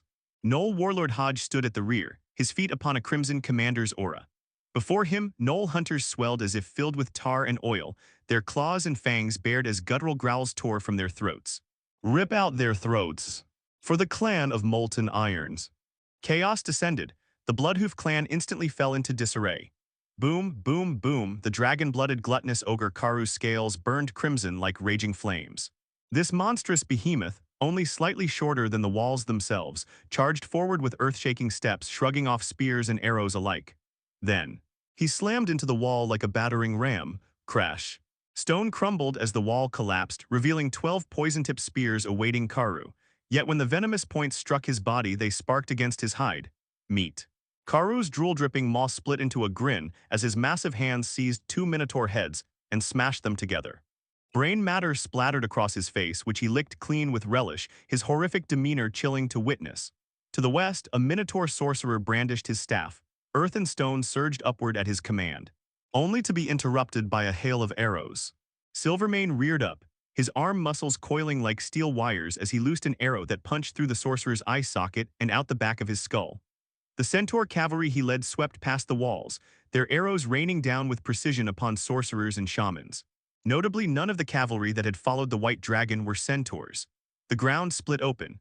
Bloodhoof totem poles rose across the battlefield, their runes igniting in sequence to unleash interwoven lightning chains, howling ice arrows, and exploding fireballs. Elemental magic rampaged across the battlefield. One moment a tsunami of destruction crashing upon enemies, the next a healing drizzle upon Minotaur warriors. Whoosh, whoosh. Elvie hovered midair, her wings spread as arrows streaked like meteors. The half-elf spellblade hybrid was peerless in archery. Her arms blurred as mana-infused explosive arrows sliced through the sky like precision-guided missiles, hammering the totem poles. The magical barriers trembled violently under the bombardment, their counterattacks visibly weakening. Nearby, the dragon-blooded gluttonous ogre Karu grinned savagely as he tore a Minotaur captain in half. He casually plucked a spear from his shoulder, smeared his bloody palm across the wound, and gnawed on an arm, his injuries healing visibly as he did. The dragon-strong monster stomped forward toward the nearest totem pole. Heavily armored ogres arrived simultaneously, alongside a few equally massive trolls. Skulls for hammers. Bones for songs. They bellowed their warhost's crude battle cries, voices rough and discordant as growls and roars, yet carrying unstoppable momentum. Clad in diamond-reinforced steel plate, they advanced like a moving fortress under the totem's assault, swinging great axes, warhammers, and wolf-tooth clubs. As the clan of Molten Iron's most elite Starbreaker Maul warhost, they enjoyed the finest equipment and provisions, and bore the heaviest frontal assault duties. Suddenly, the sky darkened. Amidst shrieking cries and volcanic roars, Red Dragon Samantha's flying dragon squadron plummeted into battle like meteors, their flames reducing all vegetation to ash. The White Dragon arrived slightly later, leading swift cavalry like giant wolf knights and hyena knights through the breaches in a tidal surge. With both dragons wreaking havoc above the Bloodhoof stronghold, the battle's outcome became inevitable. One by one, the totem poles toppled with thunderous crashes. The Minotaur defenses melted away like snow under scorching sun. The battlefield became a wasteland of corpses, blood flowing in streams between ruins. The clan of molten irons. This beast, led by the red iron dragon, now bared its lethal fangs upon the borderlands for the first time. The eastern sky had just begun to show a faint glimmer of dawn, though the gray-blue hues of night still dominated the heavens. By this point, the molten iron followers had destroyed the last totem pole, having slaughtered nearly all resistance. Only a few trembling captives who had surrendered remained as they finished mopping up operations. Suddenly, an earth-shaking cloud of dust rose from the horizon. The ground began to tremble violently. It was as if some ancient behemoth was awakening from slumber. Garroth's vertical pupils contracted slightly as he focused on the land below, spotting the vast bloodhoof forces sweeping across the plains like a sandstorm, kicking up debris in their wake. "Finally arrived," murmured the red iron dragon coldly, his gaze locking onto the most oppressive presence among the bloodhoof ranks. It was a minotaur whose massive frame dwarfed even the dragon-blooded gluttonous ogres by several times, making the mammoth he rode seem like a mere pony in comparison. His bulging muscles coiled like ancient pythons, while two enormous curved horns jutted skyward from his head as if seeking to pierce the heavens. His pitch-black eyes resembled unfathomable abysses, revealing no emotion, while his entire being radiated a terrifying aura of chaos and evil. His life level defied clear assessment. True demonic ancestry indeed, and with remarkably high demon blood concentration, Garroth observed as the stench of the abyss carried on the wind. He sensed genuine danger from Bloodhoof Balor. This was no opponent to underestimate. Any ordinary young dragon encountering him would do best to flee. Balor immediately detected the gaze upon him. Looking up, his dark eyes pierced through the distance and clouds to meet those of the red iron dragon circling high above. Of the three dragons in the sky, the white dragon was largest in size, yet Balor paid it no mind. His attention remained solely fixed on the red iron dragon, whose entire body seemed engineered for destruction. Instinctively, Balor understood this was the true mastermind behind everything. "I've been misled by common knowledge," Balor thought impassively. "Dragons aren't all arrogance and stupidity, some possess both wisdom and power." From birth, Balor's rise hadn't been smooth. His unusual appearance and aura compared to other minotaurs had earned him scorn and discrimination since childhood.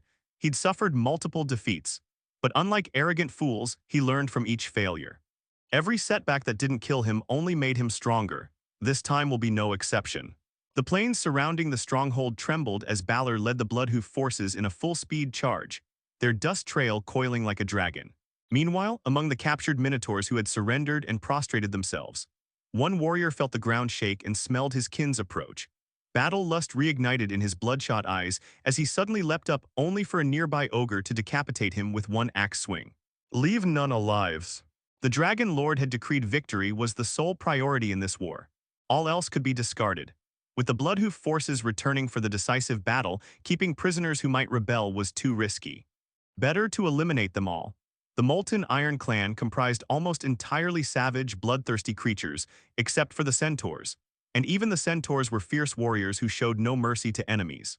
Monsters of all kinds raised blades to slaughter any resisting captives, turning the ground red with blood. On the opposite end, the Bloodhoof forces drew nearer.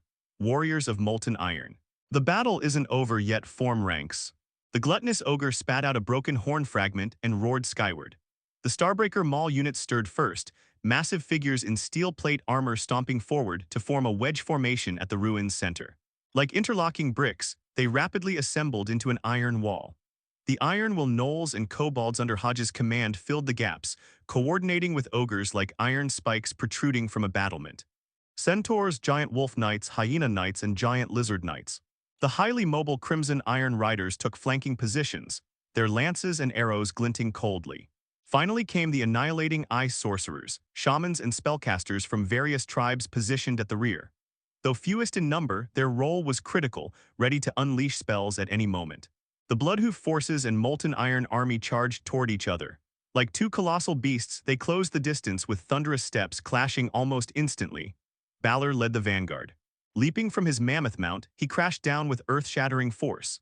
His hoofstrike sent out a visible shockwave that hit the ogre phalanx like a meteor strike. Three of the mightiest ogres went flying with caved-in armor, crushing rows of gnolls behind them.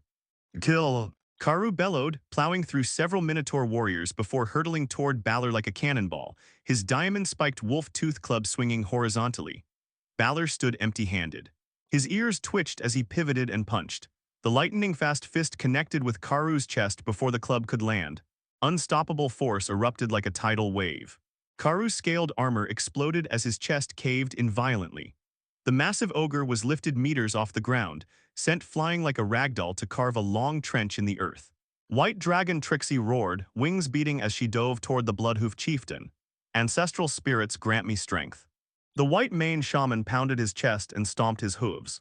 His formerly frail body ballooned like a filling sack, muscles bulging until he transformed into a 12-meter-tall monstrosity covered in intricate tattoos and totems.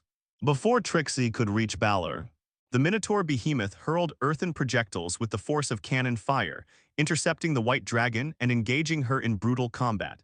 The two armies ground against each other like mills of flesh. Battle cries, roars, and the clang of weapons against armor rose and fell continuously beneath the sky. Elvi raced through the air, firing explosive magic arrows at the Minotaurs. But before reaching their targets, the projectiles were intercepted by earthen barriers erupting from the ground. The shattered debris sprayed like bullets, indiscriminately striking Minotaurs and molten iron followers alike. Several vividly lifelike giant eagle spirits summoned by Minotaur shamans took to the skies, their 10-meter wingspans carrying them swiftly to attack the hybrid centaurs.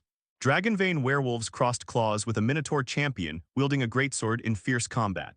Both sides' spellcaster groups continuously unleashed magic-strengthening allies while weakening or directly attacking enemies.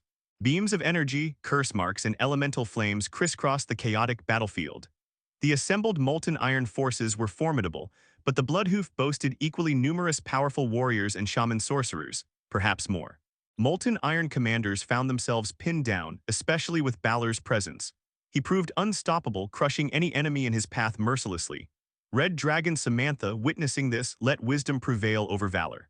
Rather than approaching Balor directly, she targeted other Minotaur leaders to relieve pressure on her forces. Balor wasn't invincible. Flying dragon claws had left several gashes across his body. Yet these wounds healed instantly as Balor drew deep breaths, absorbing some energy from the battlefield. His aura even seemed to grow slightly stronger. He grows through battle. Or perhaps harvests death energy. No wonder the Bloodhoof clan has been conquering relentlessly since he took power. Realizing his forces were only fueling Balor's strength rather than depleting it, Garroth knew the time had come to intervene personally. As Balor reduced a troll before him to bloody mist, he suddenly froze mid-motion and looked up sharply. The red iron dragon streaked downward like a crimson meteor, the shriek of his wingblades slicing air drowning out all other battle noises. Locked onto the Bloodhoof chieftain, he became a living weapon hurtling toward impact. Raising his head, Garroth gazed at the descending red iron dragon, its trailing flames billowing like clouds draping from the heavens. Balor's pupils constricted. Having remained vigilant against the red iron dragon throughout the battle while holding back his full strength, he reacted instantly. In terms of sheer size, Balor stood over 8 meters tall at the shoulder, his iron tower-like physique bursting with muscle that threatened to split his skin. His massive frame appeared no less imposing than the red iron dragon whose tail accounted for much of its length. If anything, he seemed even more colossal, resembling a Minotaur titan. Yet even so, facing the red iron dragon's terrifying charge accumulated with immense kinetic energy, taking it head-on would be sheer idiocy. At the critical moment, Balor raised his right hoof and stomped violently. As the ground fractured across a wide area, he propelled himself forward like a projectile. Boom! The earth trembled violently. A shockwave carrying waves of soil and shattered stones swept across the battlefield, sending combatants from both sides flying or burying them alive. The terrifying spectacle brought the entire battlefield to a momentary standstill. Suddenly, the dust clouds were torn apart. The red iron dragon's wings vibrated as it skimmed low across the ground, charging toward Balor, who had steadied himself at the opposite end. This time, Balor didn't retreat but instead stomped forward. 3 obsidian spires erupted from the ground like fangs of an abyssal beast, stabbing toward the red iron dragon. Garroth's body tilted slightly, his wing blades grazing past the stone spires and cleaving them at mid-height. Amid the flying debris, his draconic claws were already tearing toward Balor's throat. Clang. The Bloodhoof chieftain lowered his head, his horns clashing with the dragon claws. Sparks erupted like a torrential downpour as the rock layer beneath Balor's feet collapsed. Using the impact, he leaned backward while his left hoof ignited with dark flames, swinging upward like a battle axe toward the dragon's belly. Yet it failed to connect. The red iron dragon's wings surged with crimson flames as it disengaged immediately after the exchange, ascending rapidly. Cowardly lizard, do you only dare fight from the skies? The Bloodhoof chieftain's deep, resonant voice rolled out. Come down and face me. He beat his chest and roared. Garroth preferred action over words in battle. Ignoring the taunt, he coldly locked onto Balor while circling to build momentum before diving again in an unstoppable charge. Balor temporarily yielded, ready to evade rather than confront the dragon's aerial assault head-on. At the last moment before impact, Garroth didn't waste energy crashing into the ground. Instead, he expended most of his momentum to bank sharply, skimming barely above the surface with wings extended like guillotine blades. Several blood-crazed minotaurs charging toward him were bisected mid-stride. At close quarters, Garroth abruptly pivoted, his wings rotating like giant blades toward Balor. The chieftain retreated several steps, dodging consecutive wing strikes just as the thick draconic tail came whipping through the air. The red iron dragon had transformed into a terrifying war machine. His wings and tail became deadly weapons, his claw strikes lightning fast with vicious angles. The relentless assault battered Balor like a storm, leaving numerous bloody gashes across his body if not critical wounds. Balor was no weakling. Realizing continuous retreat would only mean enduring endless attacks. He decisively halted and switched to offense as defense. His iron-like fists hammered into the red iron dragon, carrying tremendous force and high-frequency vibrations that penetrated scales and flesh to damage internal organs. Even double-layered dragon scales couldn't fully negate it. Yet Garroth alternated between close-quarters combat and sudden aerial maneuvers, making his attacks unpredictable. His mobility surpassed the Minotaur chieftains, resulting in few solid hits, and those that landed were rarely on vital spots. Boom! Balor's heavy fist connected with Garroth's shoulder. The explosive scales shattered instantly, flames licking over Balor alongside scale fragments and sharp spikes, leaving charred marks and embedded debris in his flesh. Even when hit, the red iron dragon could retaliate. Moreover, Garroth's own attacks remained ferociously precise, claws, wings, tail. Balor bore multiple bone-deep wounds. Dodging sideways barely in time, Balor avoided a tail whip but still suffered a bloody gash across his chest from the tip. Eyes blazing with fury, he grabbed the dragon's tail, attempting to swing and slam him. Yet the moment he gripped it, excruciating pain tore through his palm. Garroth's tail scales were equally blade-like, shredding Balor's flesh and making it impossible to maintain hold. As the grapple failed, Garroth turned, crushing a Minotaur warrior rushing to aid his chieftain underwing. His claws struck left and right, battering Balor's iron tower frame backward until a final thrust with his horns launched the chieftain skyward. Followed by a fiery breath, Balor's body was hurled upward in a stream of magma-like flames before crashing down, his skin nearly charred to cinder, vitality significantly diminished. Did I overestimate him? The red iron dragon narrowed his eyes at the scorched Balor. Both excelled in melee combat. In such intense close-quarters battles without flashy techniques, superiority became obvious. Unless evenly matched, the stronger would swiftly dominate. Reviewing the fights, Balor's attacks, while threatening with their penetrating vibrations causing internal agony, never posed real danger. His counterattacks had shattered nearly 80% of Garroth's explosive scales and broken numerous spikes. But that was all. The scales were merely one defensive layer, the spikes renewable. Beyond some stamina and scale depletion, Garroth's actual injuries remained minor. Something's wrong, the other Bloodhoof leaders show no concern for their chieftain's condition. Garroth noted the Minotaurs still fighting fiercely with undiminished morale. Highly abnormal when a leader's severe injury should break most warriors' will. Regardless, finish him first. Garroth inhaled deeply, readying another fiery breath to reduce Balor to ashes. Suddenly, the charred figure moved with startling speed, evading the attack. Crack, crack. Balor's blackened form split like pottery, countless crimson tendrils squirming beneath the scorched skin, intertwining like mating vipers before weaving new obsidian flesh. Whoosh, whoosh. Molten blood oozed from his fissured skin, instantly igniting into billowing dark flames.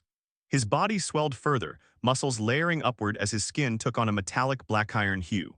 Finally, a 10-meter-tall monstrosity resembling something from the abyss stood before Garroth, radiating palpable danger, an entirely different presence from before. Demon bloodline awakened. This is his true power. But ordinary demonic reversion shouldn't be this strong. He's abnormal. Garroth ascended higher, peering down at the abyssal horror that was Balor. Standing firm, the chieftain's pitch-black eyes locked onto the red iron dragon. His voice rumbled like boulders tumbling down mountains, forcing me into this demonic blood bowl state. I acknowledge your strength. He declared, now let us truly begin. I'll snap your neck and use your life as stepping stones to greater power. Entering his second phase, Balor reveled in the surging might within, brimming with confidence. With a distorted roar of pain, he hunched slightly as his shoulder blades ruptured through his back. Bone spurs rapidly extended, forming 20-meter bat-like demon wings. Immediately, Balor beat these wings, generating gale force winds as he launched skyward to engage the red iron dragon in aerial combat. Below, the molten Iron Legion and Bloodhoof forces continued their bloody clash, while above, their leaders waged war amidst the clouds. As the Bloodhoof chieftain flapped his demon-like wings and ascended into the sky, the red iron dragon's wings trailed comet-like tail flames as it shot towards the clouds at an even faster speed. Then it abruptly changed direction, crashing straight down like a falling meteor toward the Bloodhoof chieftain. The chieftain, in his second stage, did not dodge but roared in defiance, ready to meet the attack. The scales on the wing membranes rattled sharply, sending out scorching sparks. The leftover explosive scales looked like red-hot iron. In an instant, the mighty and astonishing young dragon collided head-on with the abyssal monster. Accompanied by deafening thunder and shockwave gusts, flames exploded across the sky, radiating blinding light and intense heat, like a second sun rising anew. The red iron dragon flew backward dozens of meters but quickly stabilized. At this moment, all of its explosive scales were consumed, revealing a body of obsidian-like tough scales. These scales shimmered with molten lava patterns glowing with a dark red light. Combined with its rugged and powerful physique, covered in deadly weapon-like parts, its ferocity surpassed even that of the abyssal monster. At the same time, a pitch-black figure burned with flames, plummeting straight down. Balor fell faster than when he ascended, his body riddled with more cracks, molten blood flowing within. Whoosh! Balor's demon wings suddenly flapped fiercely. The fierce wind pressed down on the grass and trees, and boulders flew in the gust. His falling speed slowed as he adjusted his body, and just before hitting the ground, he dashed straight back into the sky, charging toward the red iron dragon. The outer layer of my power-absorbing scales is gone. Now that we're in close combat again, the advantage is mine. Balor stared at the red iron dragon with burning battle intent.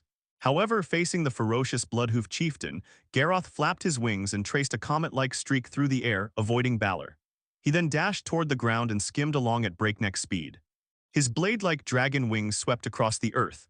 One by one, Minotaur warriors were cleaved in half. Bathing in the swirling rain of blood, Garroth spun around and locked his dragon pupils onto an elite commander. The Minotaur commander's giant axe cleaved through the ogre's armor, the blade sinking deep into his chest cavity. Then a hoof slammed the heavily injured ogre flying. Just as the commander prepared to roar and vent his killing intent, he suddenly felt a chill down his spine, as if targeted by an overwhelming predator. A gust of evil wind came from behind. The commander's pupils constricted sharply as he turned around and saw the red iron dragon's unstoppable dragon might surging forward like a tidal wave. The commander growled low, his eyes blood-red, muscles bulging. In this moment of crisis, his focus sharpened to the utmost, gathering all his lifetime skills into the tightly gripped battle axe, swinging it straight at the red iron dragon. However, the claws came down faster than the axe. Garroth casually swiped horizontally with a claw. With a burst of flying blood mist, the commander died on the spot. The battle had dragged on this long, but the molten Iron Legion already held a massive advantage. Since the battle began between Balor and Garroth, the scales of victory gradually tipped toward the molten Iron clan. The Bloodhoof troops ran at full speed without rest, exhausting a huge amount of stamina. Meanwhile, the molten Iron clan's attacks on the Bloodhoof clan's main camp faced almost no difficulty, effectively waiting at ease. At first, the gap between sides wasn't obvious. But as time passed, in this brutal meat-grinder battle, the Bloodhoof troops' stamina was severely overdrawn and began to decline, followed by dullness, weakness, and other negative states, causing them to be quickly defeated. "Don't run!" Balor roared, flapping his demon wings in pursuit of Garroth, but his speed and agility couldn't match Garroth's. Garroth aimed to win the war at the lowest cost, kiting the Minotaur monsters and ignoring them contemptuously while targeting the standout Bloodhoof commanders on the battlefield. In an instant, he secured a huge advantage for the molten Iron Legion. Realizing he couldn't catch Garroth even at full speed, Balor forced down his surging anger and brutal rage. His second stage wasn't without cost. The boiling demonic blood made him more irritable and prone to losing reason. He stopped the pointless chase of the red iron dragon. The Minotaur monster folded its wings and crashed like a cannonball to the ground, finally landing heavily on its thick hooves. War stomp, the ground didn't crack, not even a fissure appeared, but invisible force radiated from Balor's landing spot, shattering the surrounding molten iron forces into blood mist. Whoosh! Balor raised his head and took a deep breath. Threads of blood-colored energy peeled off the creatures he had killed, flowing like living strands converging onto him. This boosted his aura slightly, and the wounds from his previous clash with Garroth started healing. Since he wouldn't fight head-on, he would see who could kill faster. His dark eyes full of violent bloodlust, Balor scanned the surroundings and locked onto the Molten Iron Legion's followers, focusing on the gluttonous ogre Karu. The gluttonous ogre had thick skin and tough flesh. Balor had injured him initially, but Karu was still capable of fighting. Noticing the dragon traits on Karu's body, Balor was certain this ogre was a dragon-blooded creature and a core follower. Killing him would surely attract the dragon's hatred. The demon wings spread and flapped. The Minotaur monster shot straight into the sky, charging toward Karu. At this moment, a crimson dragon shadow moved faster than him and slammed into the Minotaur monster from the side, pushing it skyward. When Balor wanted to fight head-on, Garroth pulled him back, resuming the kite strategy. But whenever Balor tried to slaughter the followers, Garroth appeared again. This suited Balor's purpose perfectly. He could grow through war, but what he desired most was to kill the red iron dragon before him. You finally stopped running. His massive bat wings fully spread, and mountain-shaking, sea-roaring power surged inside Balor's body, allowing him to withstand Garroth's impact and halt midair. The giant hand gripping the dragon neck scales suddenly exerted power. The red iron dragon's heavy body was lifted into the air as Balor raised his thigh, his knee wrapped in a bloody wind, crashing into the dragon's abdomen. If this hit solidly, even steel would shatter. Suddenly, Garroth's dragon tail spun rapidly, entangling Balor's left leg and forcibly diverting the knee strike's trajectory. The dragon-scaled abdomen scraped across the knee, scattering sparks mixed with scale fragments like a torrential downpour. Balor followed with a downward elbow strike, his elbow bone like a heavy hammer smashing toward the dragon's spine. Garroth's right wing suddenly rose like a sharp blade, slashing toward Balor's legs. Balor's eyelid twitched as he hurriedly dodged sideways, interrupting the attack. When he looked again, the red iron dragon had already spread its wings and withdrawn. Scholar is running all you can do. Stop face me. Balor's demon wings blotted out the sky, black flames surging over his body, hovering above the battlefield like a dark god. His imposing posture inspired fierce confidence in the Minotaurs, enabling them to resist bravely even in disadvantage, preventing the Molten Iron Legion from expanding their lead quickly. Just then, the red iron dragon stopped and slowly raised its head. The warm-up was over. Blood surged wildly inside. In this state, activating the frenzied state amplifies power to the maximum. Then as you wish. Staring coldly at the monster with his dark eyes, the red iron dragon's voice was as calm as ever but carried a hint of danger. Now let us truly begin. Hearing this somewhat familiar phrase he had said before, Balor's heart jolted with a bad feeling. Sizzle, sizzle. Countless golden lightning snakes burst forth from between the dragon scales, dazzling and dense, crackling loudly with the sound of thunderous electricity on the red iron dragon's body. Garroth's scales trembled slightly, muscles bulging inch by inch in the lightning. His already incredibly strong body swelled again, his fierce and imposing posture almost absurd. Balor's pupils constricted sharply. He saw Garroth's figure blur and vanish on the spot, his retina only catching a golden afterimage. The next moment, dragon claws were right before his eyes, each hooked claw like a blade. Besides the golden lightning, strands of black-red aura wrapped around Garroth's dragon arms, his dragon might. Where the dragon might flowed, Garroth's frenzied state body was further strengthened. Enhanced by the dragon might's rotation, his claw strike was lightning fast. Crash, Balor's arms hadn't even raised in time. His chest and abdomen were hit by the dragon claws. His black iron-like tough skin instantly tore apart, his sternum and ribs cracking. He didn't even have time to cry out in pain. Garroth's spinning wing slash, the dragon wing blades swept toward Balor's neck. Faced with a lethal threat, Balor instinctively lowered his head. Clang! With dazzling sparks flying, the wing blade took a notch as the price, chopping off half of Balor's left horn. My horns! The horns were both weapons and crucial aesthetic features for Minotaurs, extremely important. The demon bull raged in a berserk counterattack, smashing a heavy fist toward the dragon's head, but Garroth collided at an even faster speed with a lowered head. Bang! The dragon horn pierced Balor's abdomen, blood pouring out. In Balor's pitch-black eyes appeared a streak of scarlet. He roared wildly, The blood flowing from his body did not spill onto the ground but instead ignited, and the lava-like cracks on his body glowed a brighter red. If previously his demonic blood was just boiling, now it was fully ignited. At this moment, Balor had entered a desperate three-stage battle mode, fighting with no mercy. Black demonic flames clashed fiercely with golden lightning. The demon bull's palms clasped into a hammer, smashing toward the red iron dragon's widely exposed rear head, carrying terrifying shockwaves. Before the strike landed, the red iron dragon withdrew its horn and countered with a powerful strike of its right claw. Level 1 Dragon Might Rotation, Enhanced Claw Strike, Boom Crack, a ring-shaped shockwave swept the sky, tearing apart the clouds. Balor's finger bones shattered inch by inch and Garroth's claw scales were ground to powder. Two streams of blood spilled from high above, steaming into red mist amid the clash of golden thunder and demonic flames. The real battle had just begun. Balor's shattered finger bones were wrapped by demonic flames, growing sharp bone spikes. He grabbed Garroth's right claw with his other hand, and his burning knee rammed toward the dragon's reproductive area. There were dragon scales there, but much weaker than other scales, one of the dragon's major weak points. Yet the red iron dragon did not dodge, instead raising its hind leg and fiercely crashing into the demon bull's legs. Both were ruthless fighters. Their eyes shot electric sparks as they stared fiercely at each other, neither yielding, their expressions resolute. With two dull thuds, Balor's testicles were instantly crushed into mush, and his thigh bones cracked.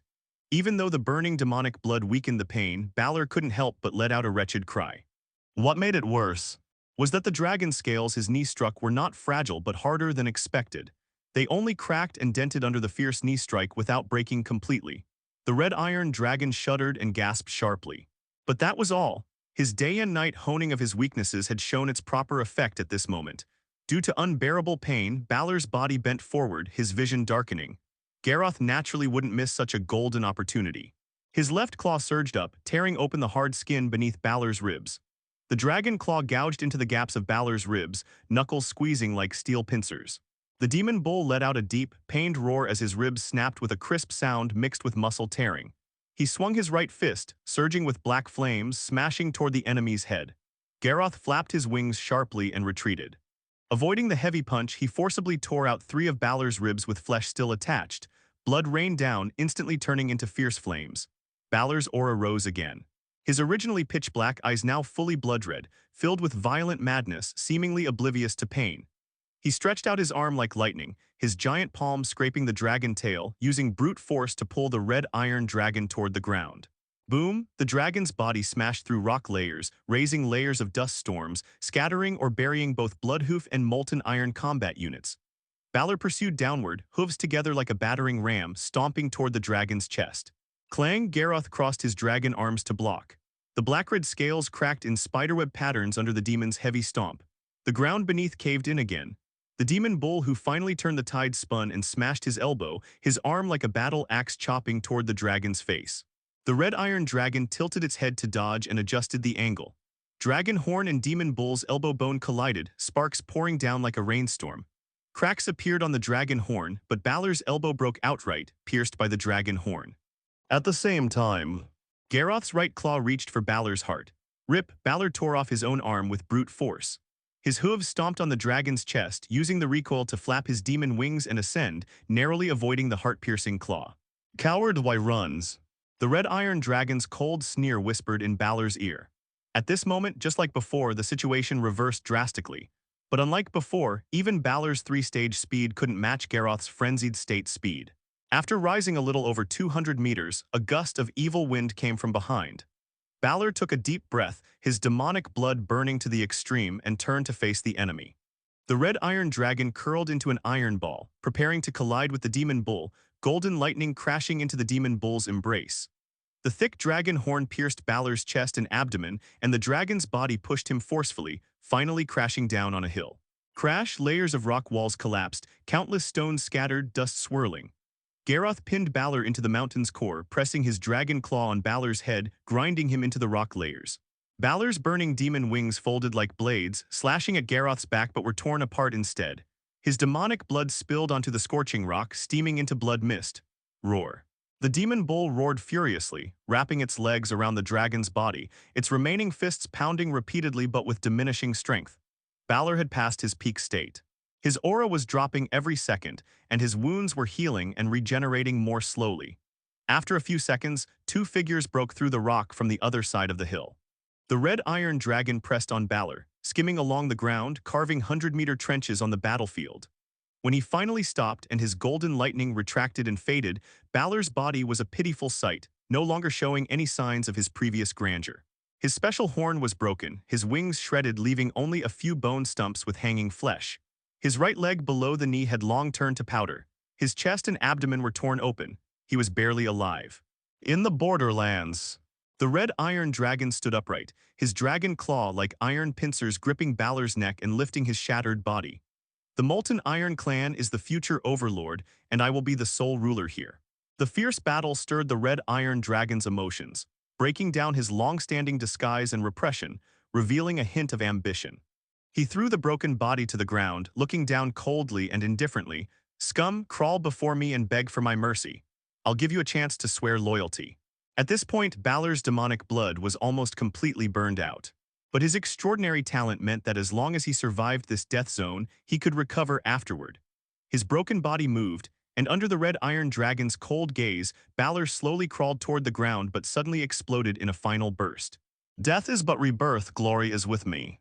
Balor let out a hoarse roar, gathering his last strength in his remaining arm, punching toward the red iron dragon's jaw. Boom. The dragon tail wrapped in front of him rose up and slammed down heavily, smashing Balor into the earth. Boom, boom. After several consecutive slams with the ground trembling, the barely breathing broken body was completely smashed into radiating chunks of flesh, mixed with rubble and dirt, lifeless. Sunlight fell upon the scorched black earth. With the death of the Bloodhoof chieftain, the morale of the remaining Minotaurs collapsed like an avalanche, as if drained of their last strength. However, Minotaurs were inherently stubborn and obstinate by nature. The vast majority continued to resist, swearing to fight to the death rather than surrender. The Bloodhoof clan had more than one or two powerful leaders. Units like Warlord Bloodfang Hodge and two-headed ogres were numerous, and there were even mighty shamans capable of battling the White Dragon. If he could secure the allegiance of the Bloodhoof clan and absorb the Minotaur race, the clan of Molten Iron would directly double in size. But Garroth knew well that unchecked expansion wasn't always beneficial. The Iron Dragon Sorog was currently in dragon sleep, and he himself would enter dormancy within a year or two. Under such circumstances, without strong suppression, an overly large Minotaur population would remain a latent threat even if subdued, requiring constant vigilance against betrayal. Moreover, Garroth had little desire to subdue creatures who stubbornly resisted and defied his will. He held no special regard for the unruly. Those who opposed him could simply be killed. Rather than wasting time taming them, it was better spent on self-improvement. Garroth, bearing the bloodline of red dragons, had always possessed a decisive and ruthless heart. For Chieftain Balor. Blood for blood. A one-eyed warlord roared, waving the banner of the Bloodhoof tribe. A crimson shadow descended from the sky. Samantha's draconic claws smashed the warlord's head into the ground. When she lifted them, the horns and skull remained in her grasp, the headless corpse swaying before collapsing. Whoosh! She swept a contemptuous gaze around and breathed dragonfire. The war banner ignited, burning into scattered fiery butterflies. Gluttonous ogre Karu tore off a chieftain's arm and stuffed it into his mouth, chewing while crushing another minotaur's skull with his other hand. The claws of the dragon-blooded ogre shredded leather armor like paper, intestines dangling from his fangs as he shook them off. A minotaur centurion tried to rally the remnants, but as he raised his horn, a massive icy shadow blotted out the sunlight. She had already slain the giant minotaur transformed by the 100 sacrifice shaman. Frost breath engulfed the centurion, freezing him into a lifelike ice sculpture before a centaur cavalryman shattered it into glittering shards. Elvi's arrows fell like rain, precisely picking off sorcerers and shamans. The clan of Molten Iron began their harvest. Only those who discarded their weapons and prostrated themselves in surrender were spared. After taking over the Bloodhoof clan's resource points, the clan of Molten Iron would need slaves for mining and the most grueling labor. Minotaurs, while slightly less robust than ogres, possessed greater endurance and would make excellent slaves. Garroth did not participate in the harvest. Such matters could be left to his minions. Now that the Bloodhoof clan's defeat was irreversible, Garroth's intervention was unnecessary. It was better to let the monsters of the Molten Iron Legion vent their bloodlust through slaughter. It was worth noting that the rampaging monsters did not include rampage bears. Following Garroth's orders, they remained hidden in a cave within Dragon Valley, guarding the slumbering iron dragon Sorog as a precaution. At the same time, Garroth remained vigilant. He stood on the ground, his pupils narrowing to slits as he meticulously scanned the sky. The brass dragon Deborah. No, she should now be called the brass-silver dragon Deborah. Garroth hadn't forgotten this detail. Prudent by nature, he always prepared for the worst. Since learning of the encounter between the brass-silver dragon and Samantha, Garroth had realized Deborah might be stalking him again. The little female dragon seemed to have an obsession with him, and damnable luck favored the metallic dragons, allowing her to stumble upon him twice. This third time, though not a direct encounter, she had crossed paths with Samantha. Where is she hiding? Garroth found no unusual traces in the sky and pondered. Though there was no evidence, he felt the brass-silver dragon was almost certainly present on the battlefield. He had suspected she might ambush him during his fight with Balor. He certainly would have done so, yet she hadn't. This made Garroth somewhat doubtful, but he still believed the brass-silver dragon was here. He had simply underestimated the moral standards of metallic dragons. Perhaps she found ambush tactics dishonorable. At that moment, a minotaur with bloodshot eyes, seemingly driven to madness, charged toward the red iron dragon. Blood debt, blood repayments. The minotaur growled, seething with rage. Garroth, preoccupied with thoughts of the brass-silver dragon Deborah, flicked his tail impatiently as the minotaur approached, just before the tail struck. The ordinary, unremarkable-looking minotaur suddenly shimmered with a flowing light, intricate runes swirling within. In an instant, it transformed into a draconic form over 15 meters long from head to tail. It was the brass-silver dragon Deborah. She had changed significantly since their last meeting. Her scales were now predominantly a rosy crimson, but thousands of silver rhomboid scales traced precise lines along her spine, wing bones, and tail. New silver horns spiraled upward, etched with gilded patterns resembling snow lotuses. Her tail and wings now occupied a greater proportion of her body, lending her a sleek, elegant silhouette.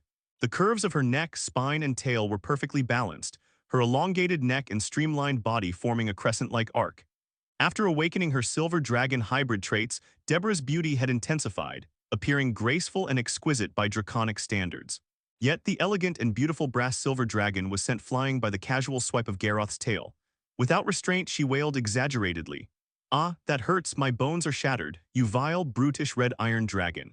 You must compensate me for my scale damage, emotional distress, and flight stability impairment." Garroth was speechless. He watched the beautiful brass-silver dragon tumbling through the air as if mortally wounded, the residual battle fury dissipating slightly at her familiar theatrics. Deborah, drop the act. Have you come to relive our last two encounters and be beaten until you flee weeping to your silver dragon elders again? I'd be happy to claim another fortune from you, he said. Did she think him weakened after battle, presenting a perfect chance for revenge? He was somewhat fatigued, but far from vulnerable. Garroth's gaze swept over the brass-silver dragon's nearly 100-meter frame, showing no fear. Meanwhile, the brass-silver dragon gracefully flapped her wings, hovering in the smoke-laden dawnlight, her crimson and silver scaled armor shimmering gloriously in the sun. Facing Garroth's challenge, she didn't bristle but instead flashed a cunning smile. "Answer my riddle and I'll waive your compensation." Then, lifting her slender neck like a poet about to recite on a ruined stage, she adopted an artificially lofty, cadenced tone, blending the silver dragon's innate rhythm with the brass dragon's boastful flourish, and proclaimed clearly, "It takes unquenched destruction as its spark, the throne untrodden as its nest. You wake its heartbeat tearing earth apart, I chase its glory through the battle's test.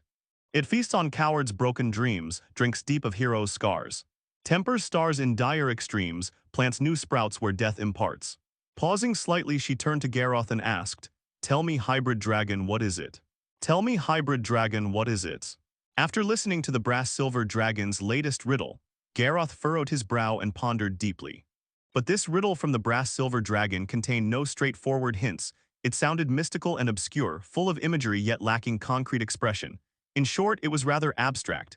Ambition, hope, chain. Each answer seemed close yet not quite right.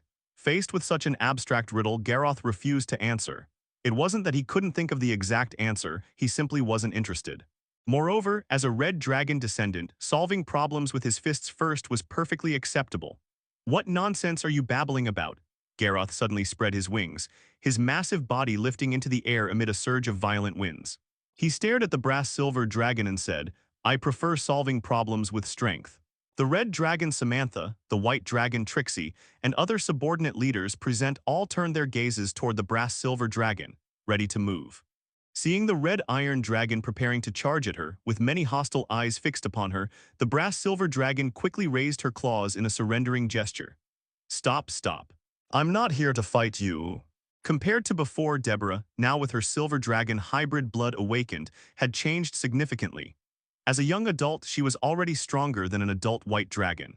When the brass-silver dragon witnessed Garroth's fierce battle with the demon bull, she had thought, if the demon bull proved stronger, she would intervene midway, descending like righteous justice to make Garroth owe her a favor. If Garroth ultimately won, she also considered taking advantage of his post-battle exhaustion to defeat and humiliate him, avenging her previous loss.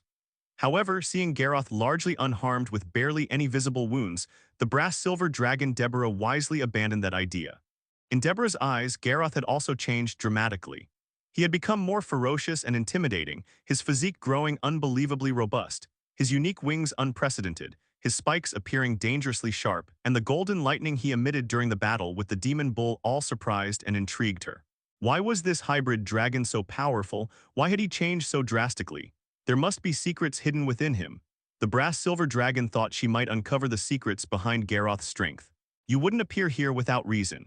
Hearing the brass-silver dragon's words, Garroth suppressed his immediate urge to attack. After all, he was an iron dragon descendant. When unsure, observing first was perfectly reasonable. What do you want? Garroth asked. Opposite him, under Garroth's gaze, the brass-silver dragon grinned slyly. The answer lies within the riddle, hybrid dragon. Think carefully. Garroth, I'm not interested in your riddles. The brass-silver dragon tilted her head, her gaze clear and sharp. You played my riddle games the last 2 times. I don't believe you're suddenly uninterested now. After a brief pause, the brass-silver dragon adopted a knowing tone, as if realizing something. You must be unable to solve it, so you're pretending not to care. Ah, don't rush. Riddles are most fun when pondered slowly, aren't they? Garroth fell silent. Tiny golden currents like snakes flickered beneath his scales, and a faint burning scent filled the air. The brass-silver dragon's smile stiffened slightly. She pursed her lips, thinking how evil red iron dragons were getting angry just for being exposed. Adventure, it's adventure, the brass-silver dragon revealed her answer. She continued, your words last time made me realize something. I want to experience real adventure, not playful games. And you, red iron dragon, you're easily antagonized and targeted for extermination. Finally, the brass-silver dragon stated her true request. Please let me join your adventures. During this time, I'll obey your commands as long as they don't violate my moral principles. Garroth's eyes gleamed as he calculated. Having another metal dragon in Dragon Valley would undoubtedly be beneficial. Back in the serpentine earth rift of the Sur Wilderness, if he'd had a metal dragon to serve as a public front, subsequent troubles could have been avoided. No one wants to see evil dragons gathering. An evil dragon group without cover or sufficient strength would face countless problems during growth, but most could be avoided with a metal dragon's presence. As for the brass-silver dragon's moral principles, metal dragons were good dragons, but good came in different types. Brass and yellow dragons were standard chaotic good. These intelligent creatures acted mainly according to their own ideas, kind-hearted, believing in justice, yet not bound by secular laws, following their own moral codes. However, while these codes were good-natured, they might not align with mainstream concepts of goodness. Their version of justice might also differ from conventional understanding. Gold, silver, and bronze dragons were standard lawful good. They fought evil, acted honorably, never lied, helped those in need, upheld justice, spoke against unfairness, and could be relied upon to complete tasks faithfully. A lawful good dragon would likely disapprove of Garroth's actions. However, the brass-silver dragon before him, perhaps because her silver dragon hybrid blood was awakened later, still retained her brass dragon personality traits. Her use of shapeshifting for extortion proved she remained in the chaotic good alignment. Her moral baseline might not be higher than his own. Garroth considered that the brass-silver dragon could be quite useful. But taming a chaotic good brass dragon's personality wouldn't be easy. After careful thought, Garroth realized the key was not refusing her riddle games, even proactively proposing riddles himself. Different dragons required different approaches. To make a brass dragon obsessed with you, you needed to master riddles. Another entry was added to Garroth's dragon taming techniques. You can join my adventures, Garroth said after consideration, but I won't take you in for free. You must provide wealth as payment. The brass-silver dragon's expression darkened with inner struggle. She couldn't easily part with treasure. Though Garroth had robbed her more than once, having wealth taken versus handing it over voluntarily were entirely different matters. Greed for treasure wasn't just an evil dragon's nature, it was an inherent trait even metal dragons struggled to resist. Garroth suddenly changed tack. If you can answer my riddle, I'll let you join for free. The brass-silver dragon froze momentarily before her face blossomed into a radiant, overjoyed smile. Every reaction matched Garroth's predictions exactly. Simple, handled. Now what riddle should he pose? Garroth's peripheral vision caught the ravaged, scarred land, sparking inspiration. Clearing his throat, he imitated the brass-silver dragon's tone and cadence. It uses blood as kindling, wails as wind. I light its fuse when scepters swung, you brave sword forest for its crown. It drinks heroes' final crimson draught, choose cowards' first deceit. Tempers metals on broken spears, buries embers neath scorched earth sheet. Pausing slightly, he turned to the brass dragon. Tell me, metal dragon, what is it? Blood as kindling, wails as wind. Ugh. The brass-silver dragon Deborah blinked her eyes, her slender neck slightly tilting forward as her crimson-scaled body, adorned with silver patterns, shimmered brilliantly under the sunlight. Garroth's riddle contained many concrete symbols. Blood, whales, broken spears, scorched earth. They were all tangible representations, making them easy to interpret. As a natural-born master of puzzles, after just a few seconds of thought, the brass-silver dragon declared decisively, "War, it's war." Under her expectant gaze, Garroth slowly nodded, not stinting on praise as he said, "Correct. You're the best riddle solver among metal dragons I've ever met." Hearing this, the tip of Deborah's tail lifted slightly in barely contained joy. She possessed the nature of brass dragons. The two most beautiful moments in her life were, first, revealing answers to puzzle solvers scratching their heads in frustration, and second, cracking carefully designed riddles from others. Any more? Give me another ones. She said, I can solve another, granting you an extra opportunity to command me. The brass-silver dragon looked at Garroth with eager anticipation. Among metal dragons, brass and yellow dragons, one obsessed with riddles, the other with chatter, were the two least popular dragon types. Few dragons, or indeed any intelligent creatures, were willing to accompany them in solving puzzles or conversing. But sharing common interests. Hello, everyone. As we wrap up this video, I want to share a quick note. I have a Patreon account. If you'd like to support me and enjoy on-demand audiobooks, you can become a Patreon member. Alternatively, you can check out my Google Drive link, which has 500+ novel audiobooks available through my Ko-fi or Patreon shop. I appreciate your support.